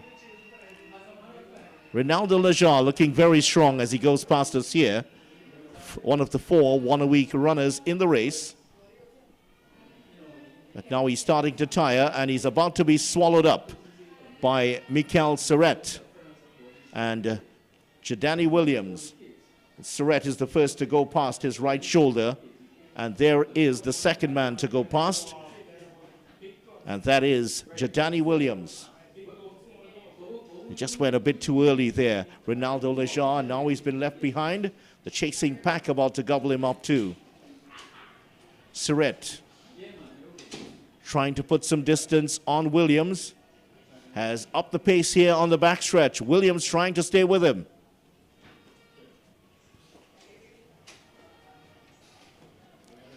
Williams has survived the onslaught, and he is starting to prosper now. Williams of RSS Phoenix. Surratt has held him off here. As they go into the turn, a series of attacks on the backstretch, and Surratt has come out unscathed, at least for now.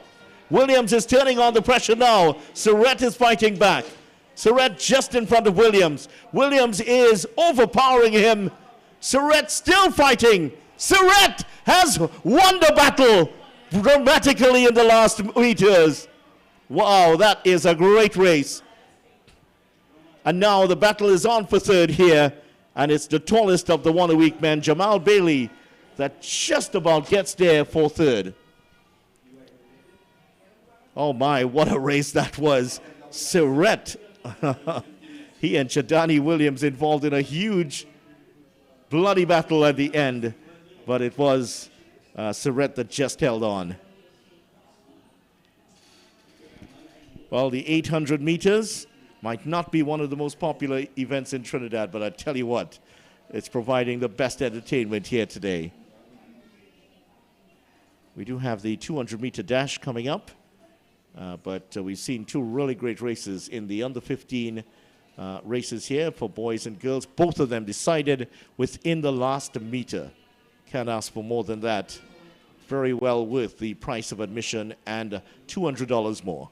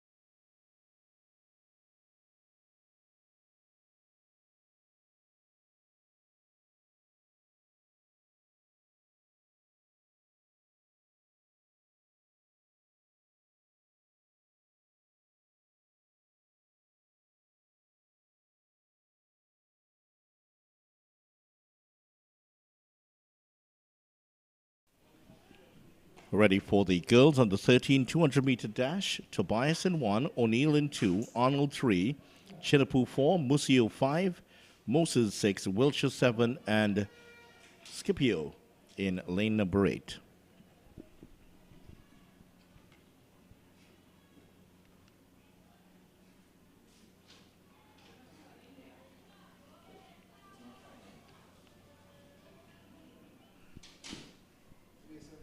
This is the final of the girls under 13 200-meter dash.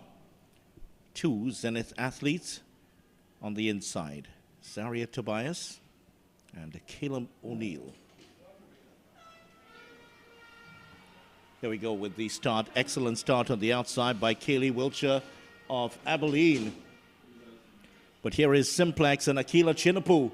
Akila Chinapu coming through the middle. She is in a race now against Wiltshire of Abilene, but Wiltshire started to fall back and Chinapu has blazed to the front. Chinapu taking care of business here in the girls under 13 200-meter dash and racks up another championship. Well, there was little doubt that she was going to win after the first 50 meters of the race came to the front, and as she burst off the turn, it was all over at that point. It was just a matter of how far she would win by.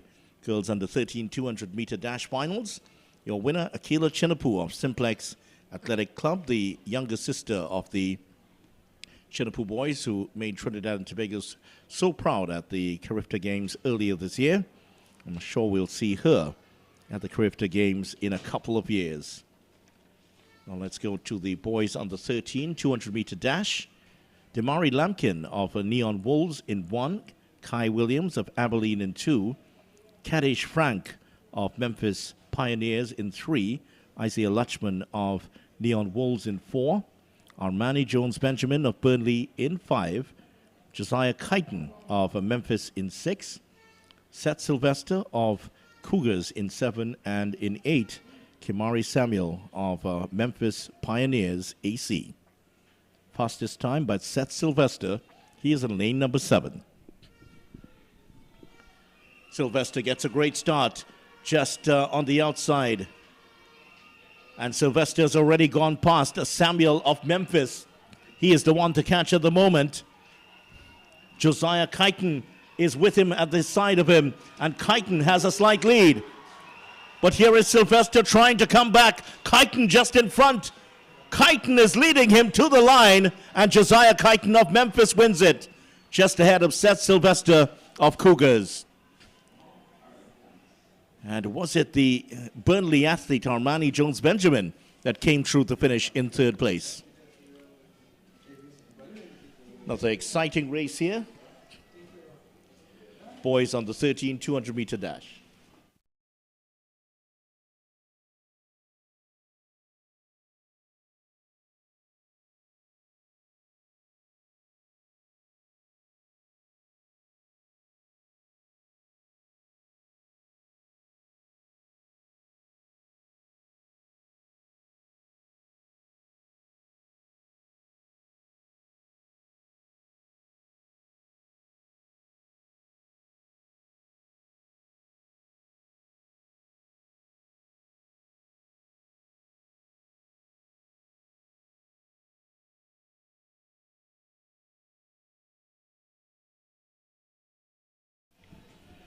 Girls on the 15 200-meter dash, Malia Cupid of Zenith in 1, Renisha James of Mercury in 2, Solil Caruth of Concord in 3, Eden Chiwa of Memphis in 4, Zaya Tobias of Zenith in 5, Precious Halford of Simplex is in lane number 6, Chelsea Joseph of Point Fortin New Jets, she is in lane number 7, and Deja Reed of Reed of Zenith Athletics Club is in lane number 8. Girls on the 15 200-meter dash. The athletes are on the line. I'm not seeing Chelsea Joseph, though. In fact, there she is. Chelsea Joseph had just gone on a practice run down the track. Real clutch of athletes in the background.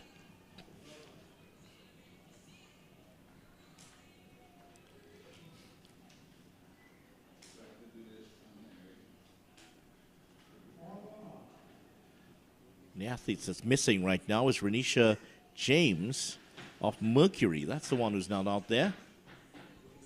They're on their marks. Cupid in 1, Caruth 2, Chiwa 4, Tobias 5, Halford 6, Joseph 7, and Reed in 8.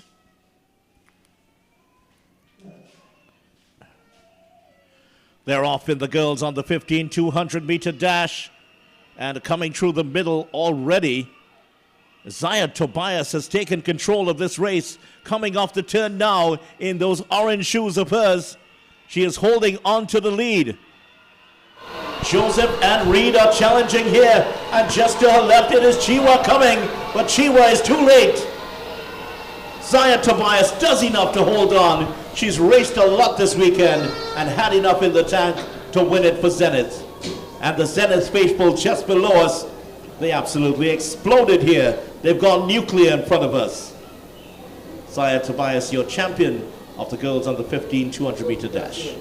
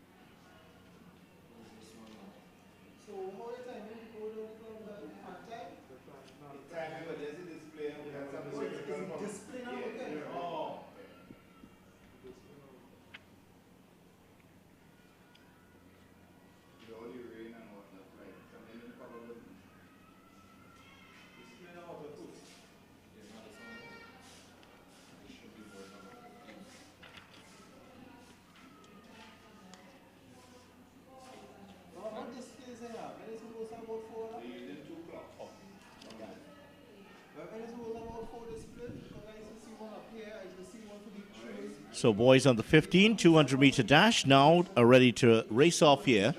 Let's give you the field. Isaiah John of Burnley in 1. Josiah Rogers of Cougars is in lane 2. Mikel Gill of Burnley in 3. Kareem Charles of Siparia in 4. Jaquan Douglas of Zenith in 5. Jaden Goodrich of Burnley in 6. Michael Paul of Concord in 7. And Aidan Davidson in 8. Fastest time in the prelims was Jaden Goodrich at 23.50. Michael Paul strode across the line, easing up. He got 23.89. And Jaquan Douglas, 23.75. The action is in lanes 5, 6, and 7. Don't rule out a maverick result here, though. There they go with the start of the boys on the 15 200-meter final. And the big three have gotten going. Douglas, Goodrich, and Paul. It is Paul that is struggling at the moment here. Goodrich of Burnley out in front. Douglas just behind him. And Burnley are exploding here. Here's Paul coming. It's too late. Burnley win it. Jaden Goodrich wins it from Michael Paul. And Zenith Jaquan Douglas finishes in 3rd. 200-meter, the bragging rights will go to Burnley this year. They had 3 athletes in the race, and Jaden Goodrich won it. Exceptional run there by Jaden Goodrich, getting the better of Michael Paul of Concord. This is a showdown that we were waiting for the evening. These athletes ran exceptional in their preliminary races. Well, it was thought that Michael Paul would have been a favorite, but he's had a huge volume of races this weekend. Yes, certainly. I think he was really struggling coming into the turn, wasn't he? Yes, he was. He sort of ran a bit like Jareem, kind of building up at the end of the race instead of executing earlier on. Yeah, Goodrich was the one who really took control of it very early. From very early, yeah. Even as he was going into the turn, you saw that he was just ahead. Yeah. And he just exploded off the turn, didn't he? Boy, was that exciting to watch. Definitely was. So that's the end of competition in the 200-meter event. At least for now. We should have the relays coming up soon. So stay with us here as you do have the relays coming up in just a little bit. Event 77, I'm seeing, girls on the 15 1,000 sprint medley. That's the 1, 2, 3, 4 That is coming up next. A 100, followed by a 200, 300, and then a 400. Well, that is going to test a couple of brain cells I have remaining here after such a long weekend. Stay with us here. We'll have more coming up.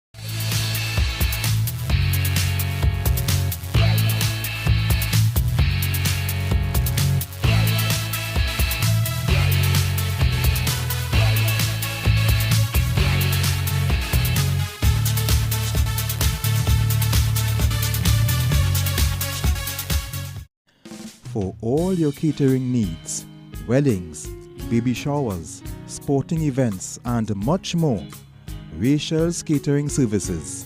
WhatsApp at 715-0696.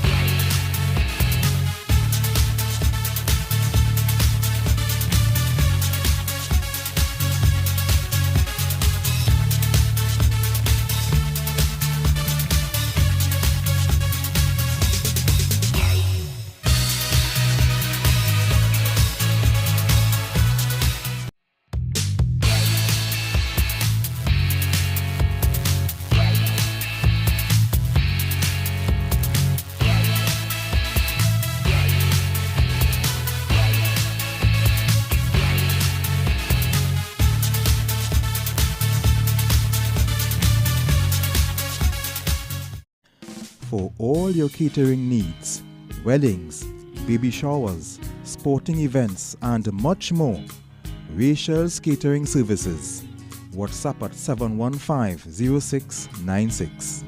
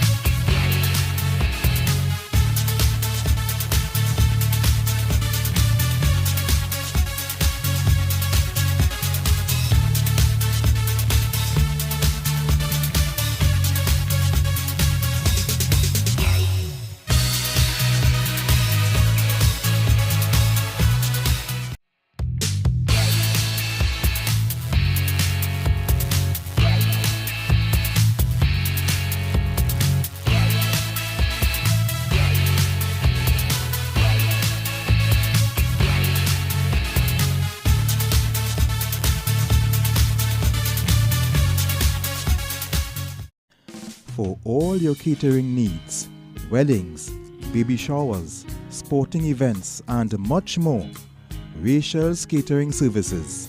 WhatsApp at 715-0696.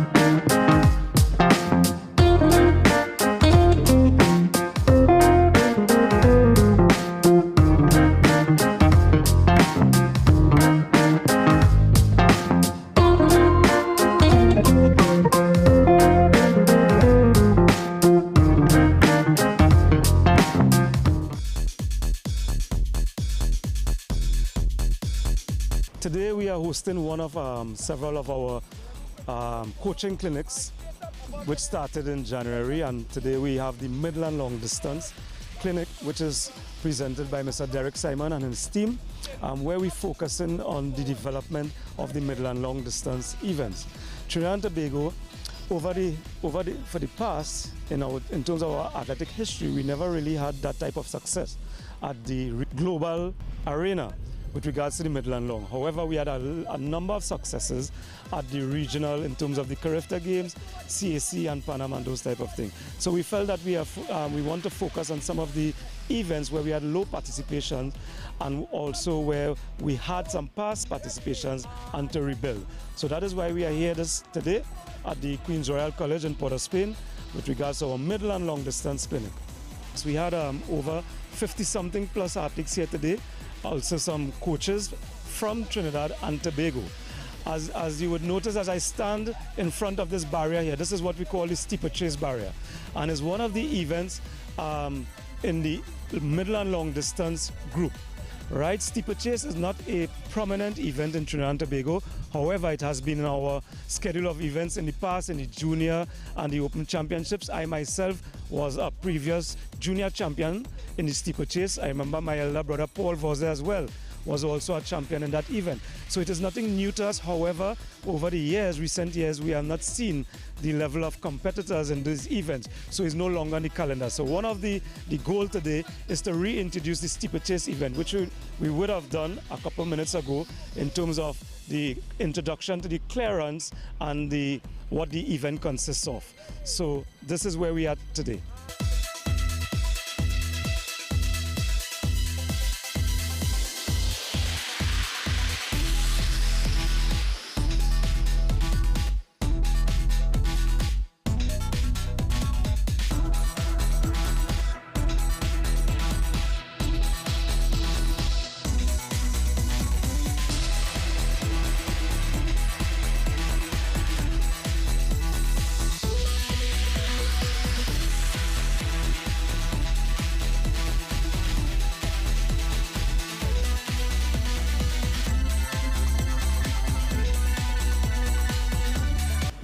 Well, today's session was very informative, very knowledgeable. At the end of the day, you're never too old or too young to learn.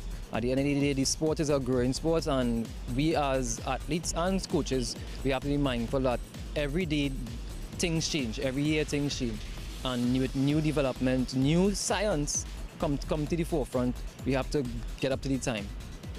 Yeah, well, it's important that coaches and athletes be up to date with the time, because at the end of the day, things change, times change, and we have to change with it. We can't just live in the draconian days that we are accustomed to.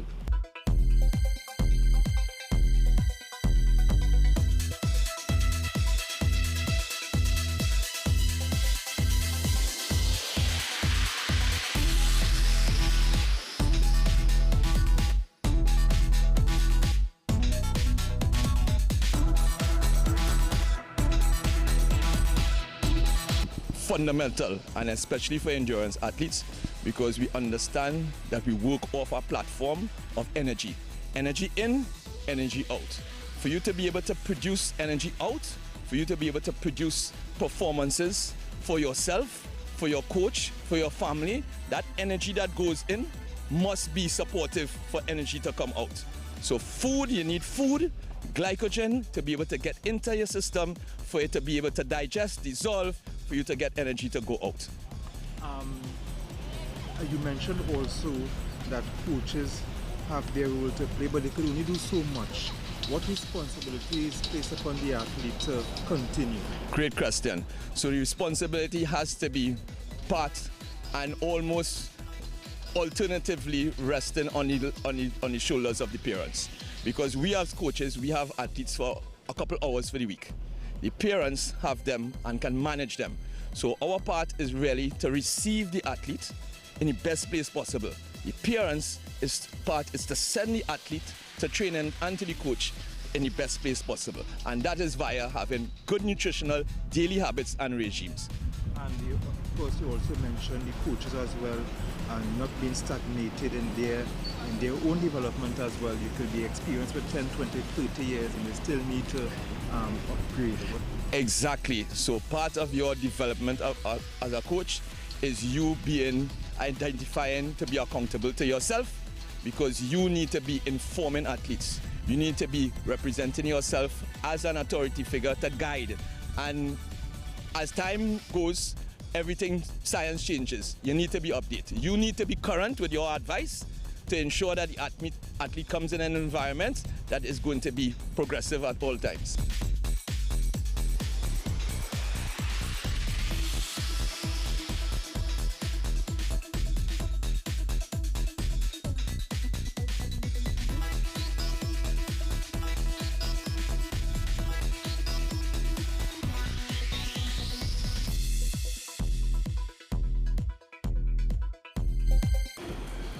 Biomechanics bending is not bending from your waist, because there's a magnetic chain, and especially for sprinters, that you get a recoil and reverse out of that pressure coming off the ground. And in that kinetic chain, if you bend over like this, an ideal kinetic chain, when you make contact to the ground, that recoil comes through fluidly straight up to your shoulders for you to move forward. If you bend like this, it's going to get trapped and muffled right here. It's not going to get converted. And you're going to be engaging your back and your core. Start there, silent. I said, picture Michael Jackson. Well, that was a whole scene. People say, who's Michael Jackson? What's the next thing? I said, picture Michael Jackson when he's doing the lean. I said, that lean, that tilt forward, a 5-degree tilt, was to be from my ankle still maintaining that line and penalty chain. Sat right there with him. He said, stay silent for about a minute. So when you learn that, I say we learn what we learn.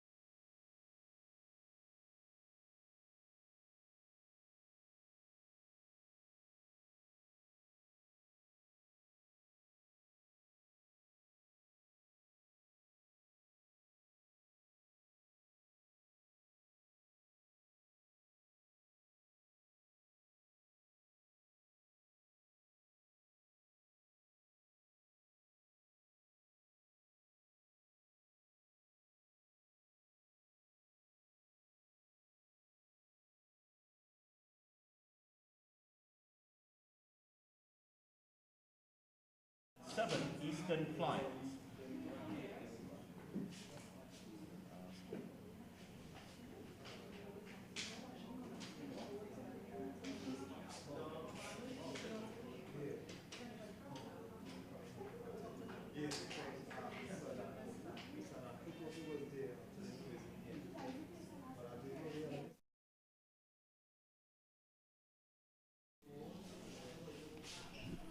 So here we are, the girls under 15 1,000 meter sprint medley.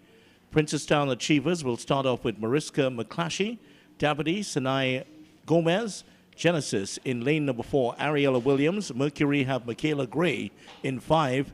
6, IG Fast Lane, Khadija Charles, and in lane number 7, Javier Dadier will start off for Eastern Flyers.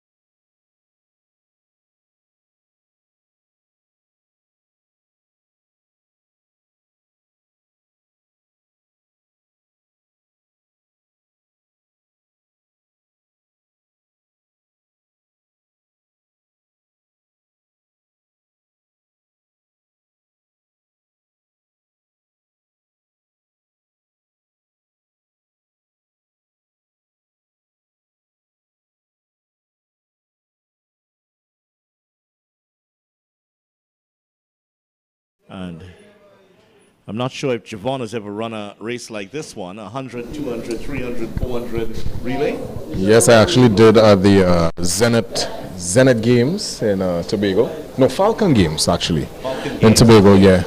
So my leg was the 200. You were running the 200? Yes, there, I ran the 200. In the context of this, he would have been running the second leg.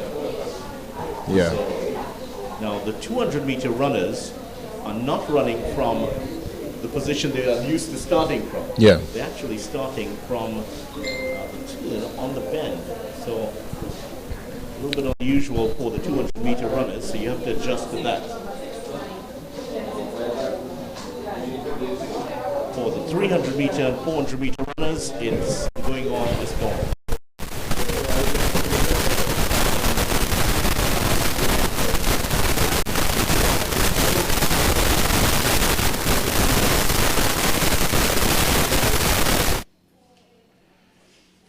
So we go with the girls under 15 1,000 sprint medley, and they're just about ready to start, I believe.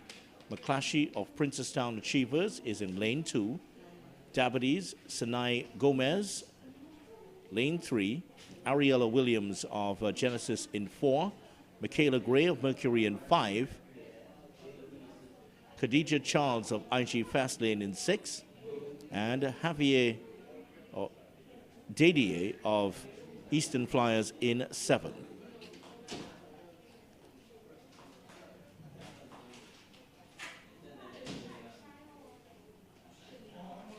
So there we go. Finally, they're on their marks here after a long delay. Here's the girls of the 15 1,000 sprint medley. This is the 100 meters into the 200s.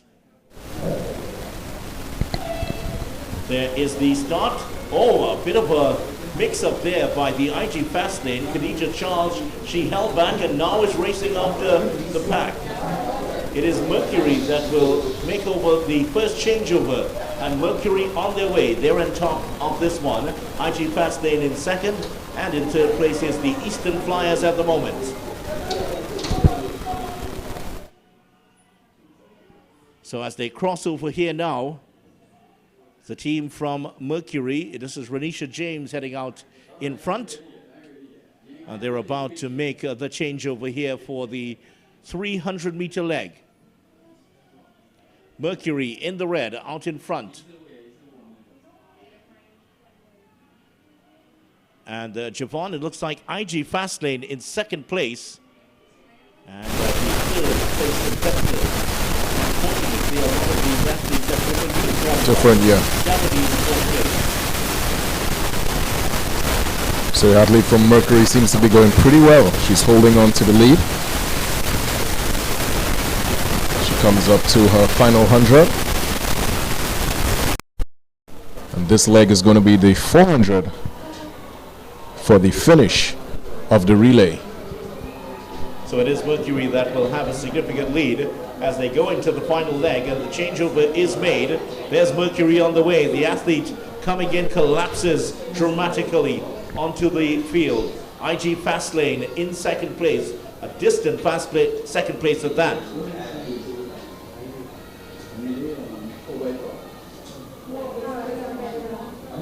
Mercury athlete just approaching the 250-meter mark.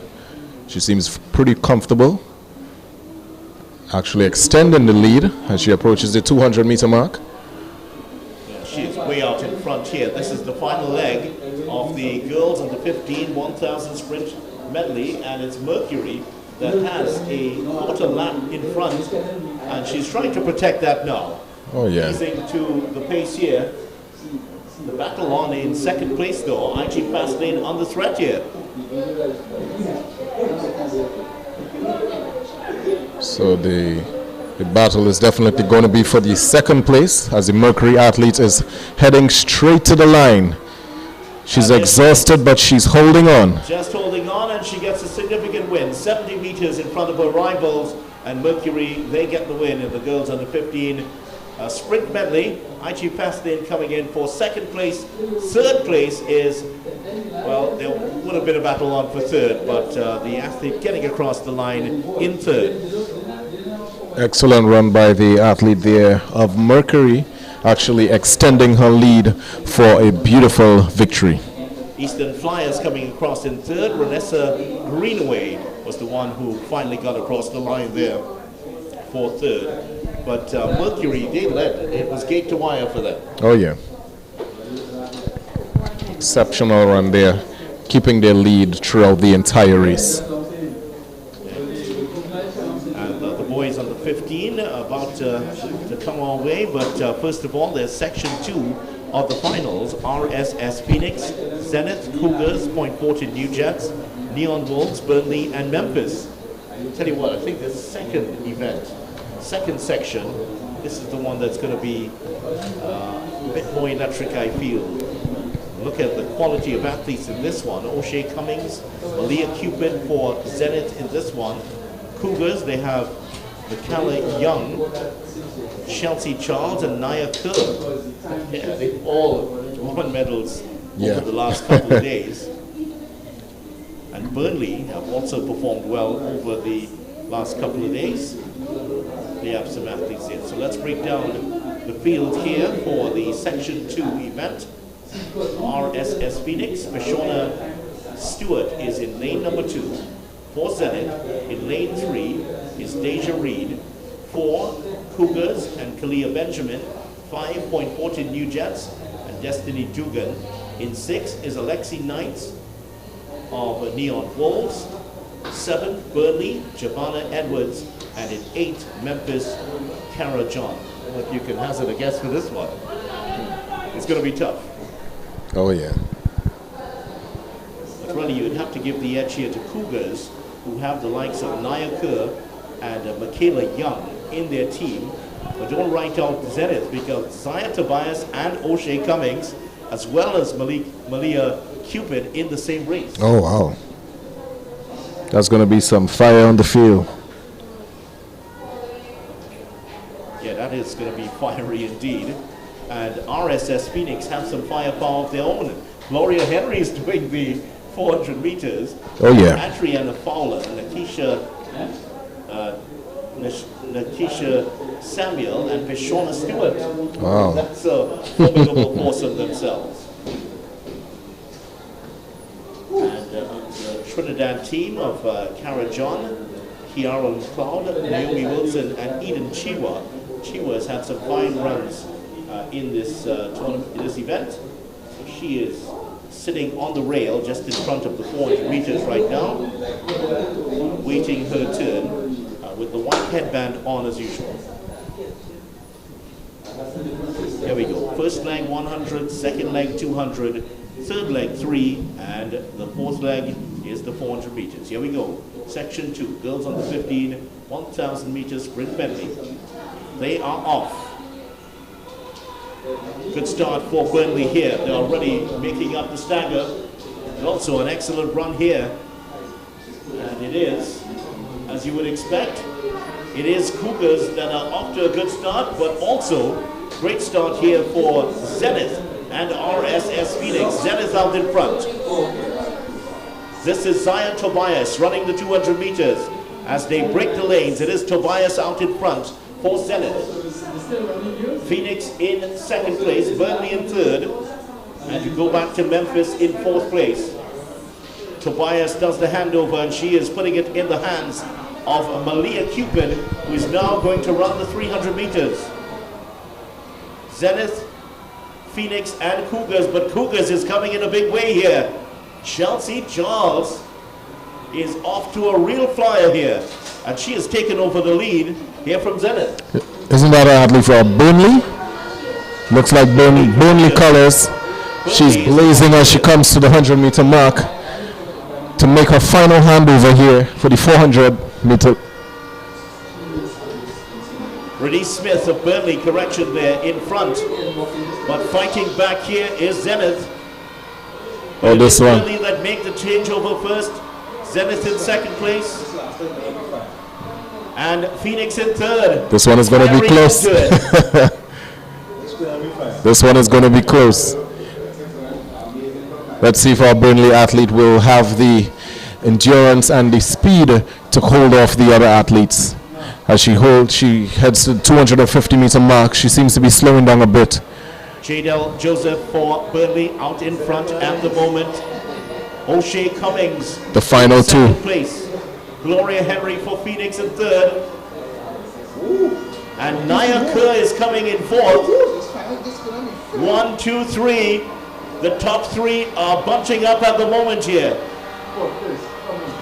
Kerr is coming. Oh my God, Kerr is really firing along in a big way. Cummings in second place. Phoenix and Henry ahead. Phoenix look like they will take this one.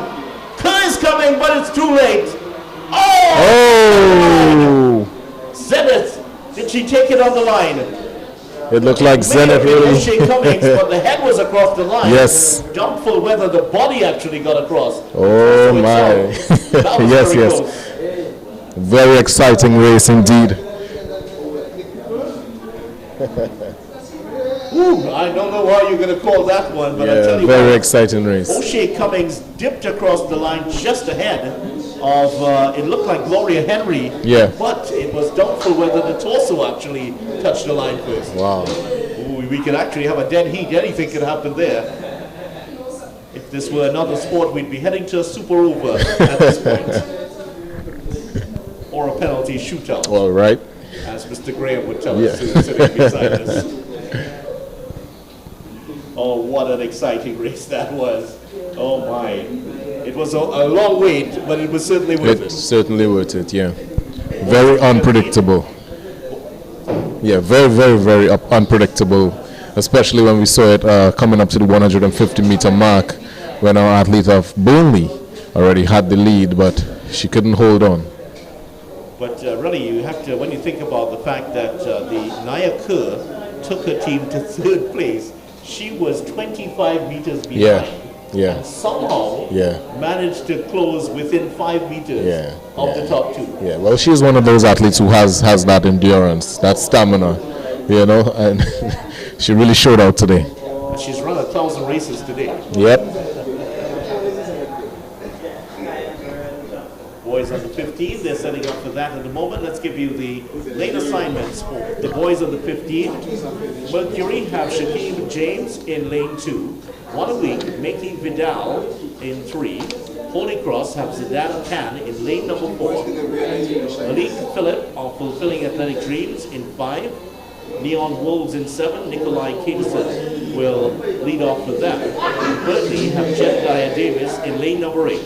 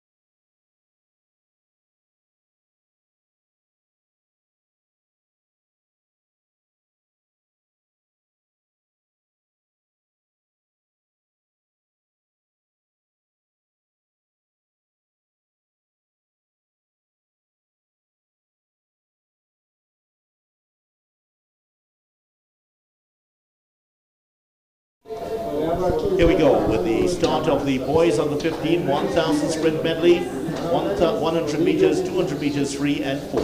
Mercury 1 week, Holy Cross, Fulfilling Athletic Dreams, Neon Wolves and Burnley are the athletes, are the clubs for this.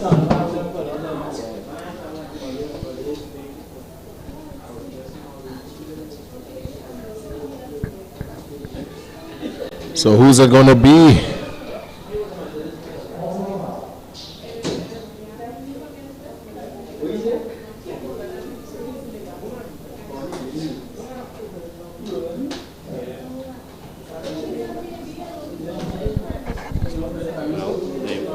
Stand up here. That's Mick. Fell in the block. Yeah, he was actually anticipating that the gun would go off and just tripped over. Oh, yeah.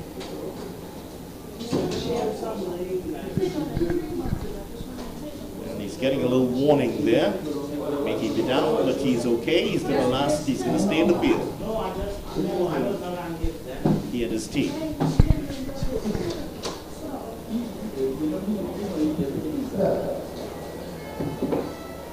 There is the start of the boys on the 15, 1,000 sprint relay. Burnley have started the fastest here, and they will make the first changeover. It is Burnley with the first changeover, followed just behind by Mercury. Burnley out in front as they break the lanes now, and it's Burnley that's flying across. And the athlete from Burnley points across to his supporters as he runs by. Boy, does he have some swag. That takes a lot of confidence to do that. Well, let's hope that they go on to win. Because Right. that might not be appreciated after. Burnley making the second changeover here. And it's now in the hands of Dario Tavernier, who's had a brilliant tournament. He looks pretty comfortable on the back stretch there as he comes to the 200-meter mark. This is probably going to be a comfortable race for him. Yeah, it's looking pretty easy here. He is running the 300 meters, and Burnley, they have Isaiah John now in contention here. So this looks like a 30-meter. Correction. Tavernier across to Adams, Brathwaite Adams, who's off and running. And he's running pretty well. Looks like a 30-meter lead as he heads to his 300-meter point. We have a little fall there by the athlete of Zenit, dropping the baton. But look at the athlete from Burnley as he heads to the final 200-meter mark. That is Adams, Brathwaite Adams. He is out in front. Mercury, they have DeAndre Henry trying to track him down, but he has 20 meters plus to catch up. He's not going to catch him today, barring something untoward. Brathwaite Adams now slowing up, looking across, and he sees that that Henry is starting to put on a bit of speed here. But the Burnley man is so far ahead, he's not going to be caught today. He's slowing up, tying up a little bit, and getting across the line. Brathwaite Adams for first place. Mercury across in second, and across in third now.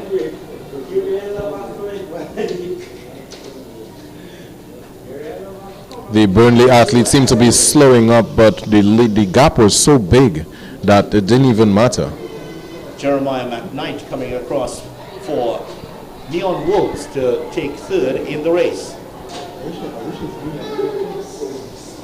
Well, the Burnley guys, they certainly were in control. They have two teams in this race, don't forget.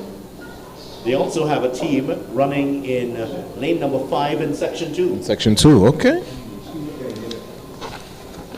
Very dominant performance there by Burnley, taking the lead in each of their legs.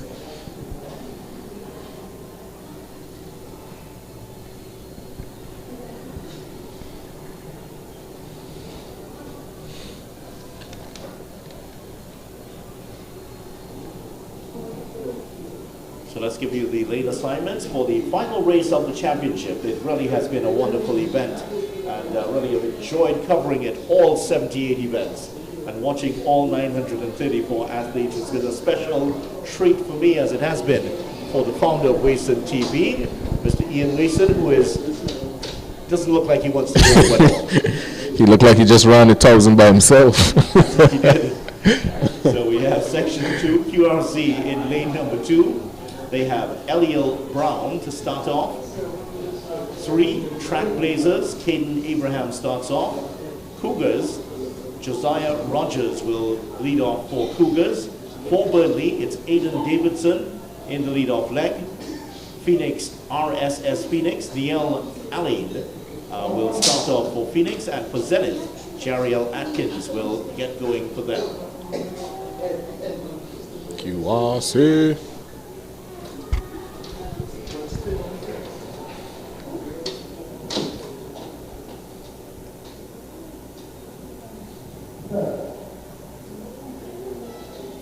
They're off. The last race of the day is going, and Burnley has also gotten going here with Aidan Davidson. Will he make the first changeover? You bet your bottom dollar he does. But just to the side of him is Cougars, and Josiah Rogers is handed over to Waldron.